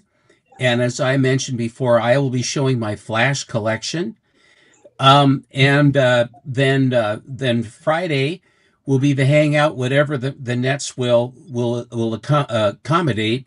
I sent in CGC books to be done walkthrough. I mentioned this earlier. And they basically parked the books and just let them sit until MT called and squawked, because you pay for the service and then you don't get it. You get service, but not the servicing you want. Yeah. Fully barbed and feathered. And so what they did was they processed the books. I got a 6.5 off-white pages on this Blue Beetle, which is a very, very high grade for that book, Fox Features book. And so you pay a lot of money to have it shipped. They sent it on Monday, and as of last night, it was in Cuervo, New Mexico. Oh, Jesus. 93 degrees at 8 o'clock at night here. So it was in the middle of the morning, is 93 degrees. So they basically sent it by donkey train across the country to get to me here. And you pay a fortune for for all of that. So it's been residing in Cuervo and drinking heavily. And I should have that book. I will have that book on Monday. And then I will then be in a position then to complete my long holding out trade with Yaniv. And poor Yaniv lost his brother-in-law. And he's been up in Canada, and they had a funeral, and it's been very, very bad. So his family is suffering right now with the loss of a younger person. So that's not so good. It seems to be in our lives, these things do happen, and it happened to their family. It's really sad. That sucks. Brad, what do you got going on with yourself, sir? Not much, man. Just staying busy doing commissions. If anyone needs one, you can hit me up on Instagram, and I'll be back here next Sunday. Brad doing awesome commissions. Look at this. Be a cold day in hell, you get me to get a commission out of you, Rad. This is amazing. Yeah, Steven doesn't get commissions from Rad. Never. This is awesome. That's so great. So that's Rad. Grab a commission if you're looking for some art. He's awesome. Couldn't you have had Lobo tear Reed Richards in half or something, or tear Darkseid in half? Why did you have to pick on Superman? Because they always fight each other. He doesn't know Reed Richards. Superman and Lobo fight all the time. That's what they do. You don't have to know Reed Richards So to you want to kill him. you made an unrealistic Lobo, because that would never happen. I know. I'm well aware. All right. It would happen if there was a red sun or if there was enough kryptonite around. But Nah, it wouldn't happen. Never. Well, yeah, under a red sun, there's no way somebody would ever come up with that in a fictional universe. Superman's got too much Superman juice for any damn sun for that to happen. Squirrel Girl has beat Doctor Doom. Anything is I think his juice runs out every once in a while. You know, what's it called? Shoddy writing is the only time he runs out of power. Let's take his powers away and beat him up. That's a great plot device. No one's ever thought of that one with Superman. It takes years for him to get down. That was a fluke. They just did that like the other 200 times before. You know, money grab. TM, what you got going on with yourself this week, my friend? I think you skipped over Boston. No, I'll get to Boston. I got you. All right. We'll get to Boston. Speaking of, I'm going to start with this because it might actually. I'm going to see Oh, geez. Look at that Boston cream. I mean, I was just wrong. Okay. I must sketch you. Speaking of commissions, I'm going to be the very first person, Steppo, to get a commission from Rad that gets CGC certified. Good for you. Are you getting Animal Man? No, sadly no. He's gonna get the Flash cover and stuff. I'm not telling him what it is. I'm gonna pay him for it before I tell him. I'm gonna send him the money and do it. But yeah, it's gonna be. I was hoping you'd be like, no, you're not. I'm gonna do it, and then Damn, you're really poking a Steppo. You're getting fucking Flash too. What the hell, man? Don't tug on Superman's cape, TM. Yeah. Don't spit into the wind. I'm trying to see if Steppo would be like, oh no, you're not going to be the first one, and No, go. I after want it. you to be. I think that's a great thing. Feather in your cap. I think it's great you're doing it. Yeah, the reason why the Flash is just because of what's available for blank covers and that the showcase for facsimiles coming out soon, and they'll have a blank cover for it. So, or if you can't get that, we'll figure out something else and stuff. I'm gonna get it no matter what, but I have an idea for the Flash. But if we can't get that one, we'll figure something else out. But I have an idea, and it has to do with one of my favorite villains of the Flash. You know, saying that out loud with Beckerman so close to Airshot, I have a feeling you have to go with Plan B on this one. No, I'm gonna let the first on the census be for the senseless. Okay. Something. Oh, like I just figured, seeing as how, you always like to kind of be in there first. I just remind people that, No, No, let no. TM have this. It'll take the it- sting off of Murder King. It's like it's his birthday gift to me, and that just like how I graciously said, hey, I'll step aside because this is what you really want. Because I said, what was it for Christmas? I think it was for can't remember Christmas. how that happened, but I really Yeah. painted you into a corner. Yeah, I was for Christmas. He wanted to be the first backer, so I have to agree to that. That's what he wanted for Christmas, so I have to step back and let him be the first backer of Murder King. So, Christmas present. yeah. So sadly, I will be the Selfless. second. A Yeah. selfless You're act. a good egg, Timothy. But other than that, Hot 5 Commandments, like Biggie said, I'll also be over on Sector 2815's channel on Wednesday for Guess That Key. I'm available that night, and I hit him up like months ago, and I said, hey, I'm available on this night. Make sure I will come back if I can on that day and stuff, because And I'm he off that said, night. "Who is this?" Yeah, he said, who are you? He's just like, new number, who dis? Who dis, man? Yeah. So I'll be over there. It's a fun time over there. I'll be going to see Supergirl tomorrow. I saw it yesterday. I'm very much looking forward to hearing. I've said I'm very much looking forward to hearing your take on it. It's fine. Yeah, I mean, it was a fun movie. I'll say this much. I mean, I think that He-Man was better, but it was still a good fun movie. Like, I mean, it's just if you're looking for something that is DC related, it was not a bad time. Is He-Man still in the theaters, or is it drifting out? I think he's out now. Just coming out anyway, because they're definitely. That's a pretty low standard for a It's movie to still make you going happy. here. If it's if you want something DC, of course it's DC related. Like what? Don't mind me. Don't bring up facts and logic here. Who do you think you are, man? If you're looking for a movie that's DC related, you'll be. Beckerman, what do you got going on with yourself? Napping and Well, anything else? as the co-chair of the Bluster of Chris's, the Bluster, Bluster of Chris. There it is. It's nice. That's nice. That's got a good ring to it. yeah, Yeah. I'm really proud of it. Y'all been working on your kumite of the channels since I've been gone, or? No, The Kumite. I'll try to incite violence at some point here. I'm sure. Now that we have a Only if Van Damme is dancing. Did you see that Nate did that for Hall? Yeah, he has the Van the Damme damn button. dance where he shows that absolute cringy dance that he. Yeah. Oh, Yeah, that was God, incredible. it's I so- feel like that wasn't in the script, and Van Damme just started doing it. And they're like, No, he was. Well, his and they character even was put strong. beautiful That was- women around him, and it made no difference. Yeah. It was so cringe. Oh, God. You know, Van Damme was in Have him Breaking, get too. beat up quicker, please. Stop Oh, well, dancing. his character wasn't was Van drunk, Damme in and then he somebody's sat out with music the video clap, and then- too before he Yeah. was famous? Still think Van Damme could take Seagal. Oh, Seagal's like 400 pounds, so that's an easy fight now. Because if Seagal got up to try to Seagal swing is full of bullshito.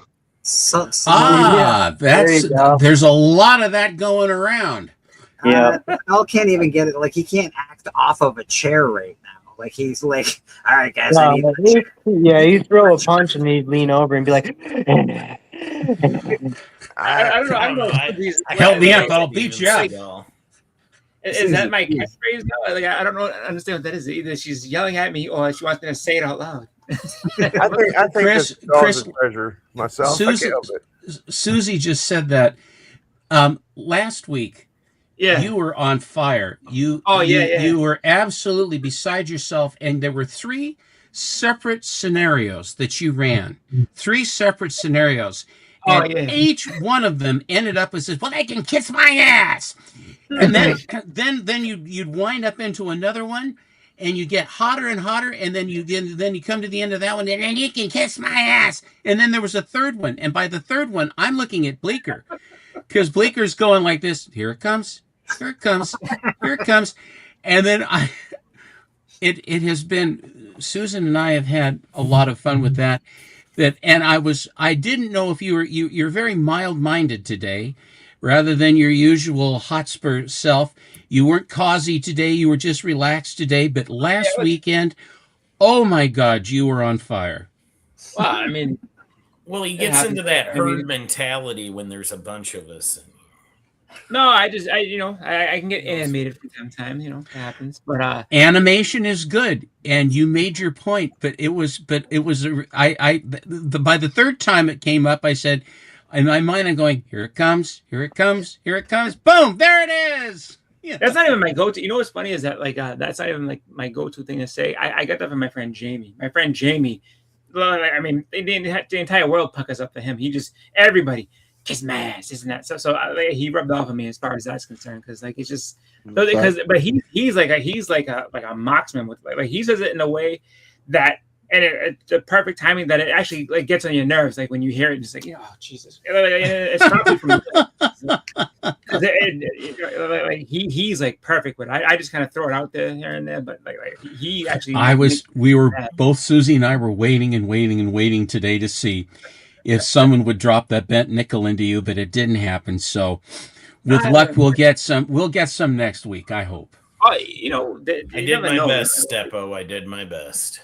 You really did. I thought the now again. What did you say that it was a bluster of Chris? A bluster of Chris. That is perfect. Yeah, no, I gotta figure me out how to put that logo on my thing. I need to do that. I have a dream where we just have a 10 panel of Boston Chris. Boston Chris. And what are we talking about here? Count on Legion of Comics to understand the assignment, because he shows up and he's like, "Oh, hi, Steppo, Bleecker, so and so, Chris, and Chris." Yeah, no, it's very good. Very, very good. Very good. Myself, you can catch me here every Sunday, Comic Book Church. If you want on the panel, just ask. Pretty easy. I'll send a link to your Instagram. We're pretty easy going over here until we're not. As well, we've got an ash can that will be out within the next week and a half. So that will be coming, and it's awesome. The cover looks great. The insides look amazing. So really, really excited about that. Yeah, man, just doing comic stuff because we like comic books. Check out the Instagram. Been posting a lot of my books lately because I don't post enough comic books on Instagram, and I feel like I want to post more comics because Boston Chris inspired me to post more comic books. So I'm posting more. Yeah, comic you're posting a bunch of stuff. Like I post a bunch of comic books every day. I'm just like, yeah, I should post more comic books. Chris, Yeah. how come you don't inspire me? Usually you just incite me. I don't know, man. I have a Hey, feeling that whichever works, inspire or incite. If it's the end product. If we get from A to B, that's all that matters, right? That's it. Yeah, I mean, do want to say that it was almost, instead of a bluster of Chris's, it was almost an interruption of Chris's. But I decided Ooh, I like the interruption. bluster. I was almost thinking it would be a cluster of Chris, but See, that I was think just that's already a thing. I think a cluster of I like a bluster. I like a snails bluster. or- It sounds really good. Yeah. Bluster of Chris is very good. Very apt. Yeah. It's a very good description. Yeah, my Anything personal inspiration over others, you know, it's still working on that one because I either inspire people to do great things or terrible things, I guess. Can Well, anybody dude, guess, can I think anybody you guess what clip we're gonna watch when we leave? Can anyone guess? Steven, I know you. What do you think? What clip are we gonna watch when we leave today?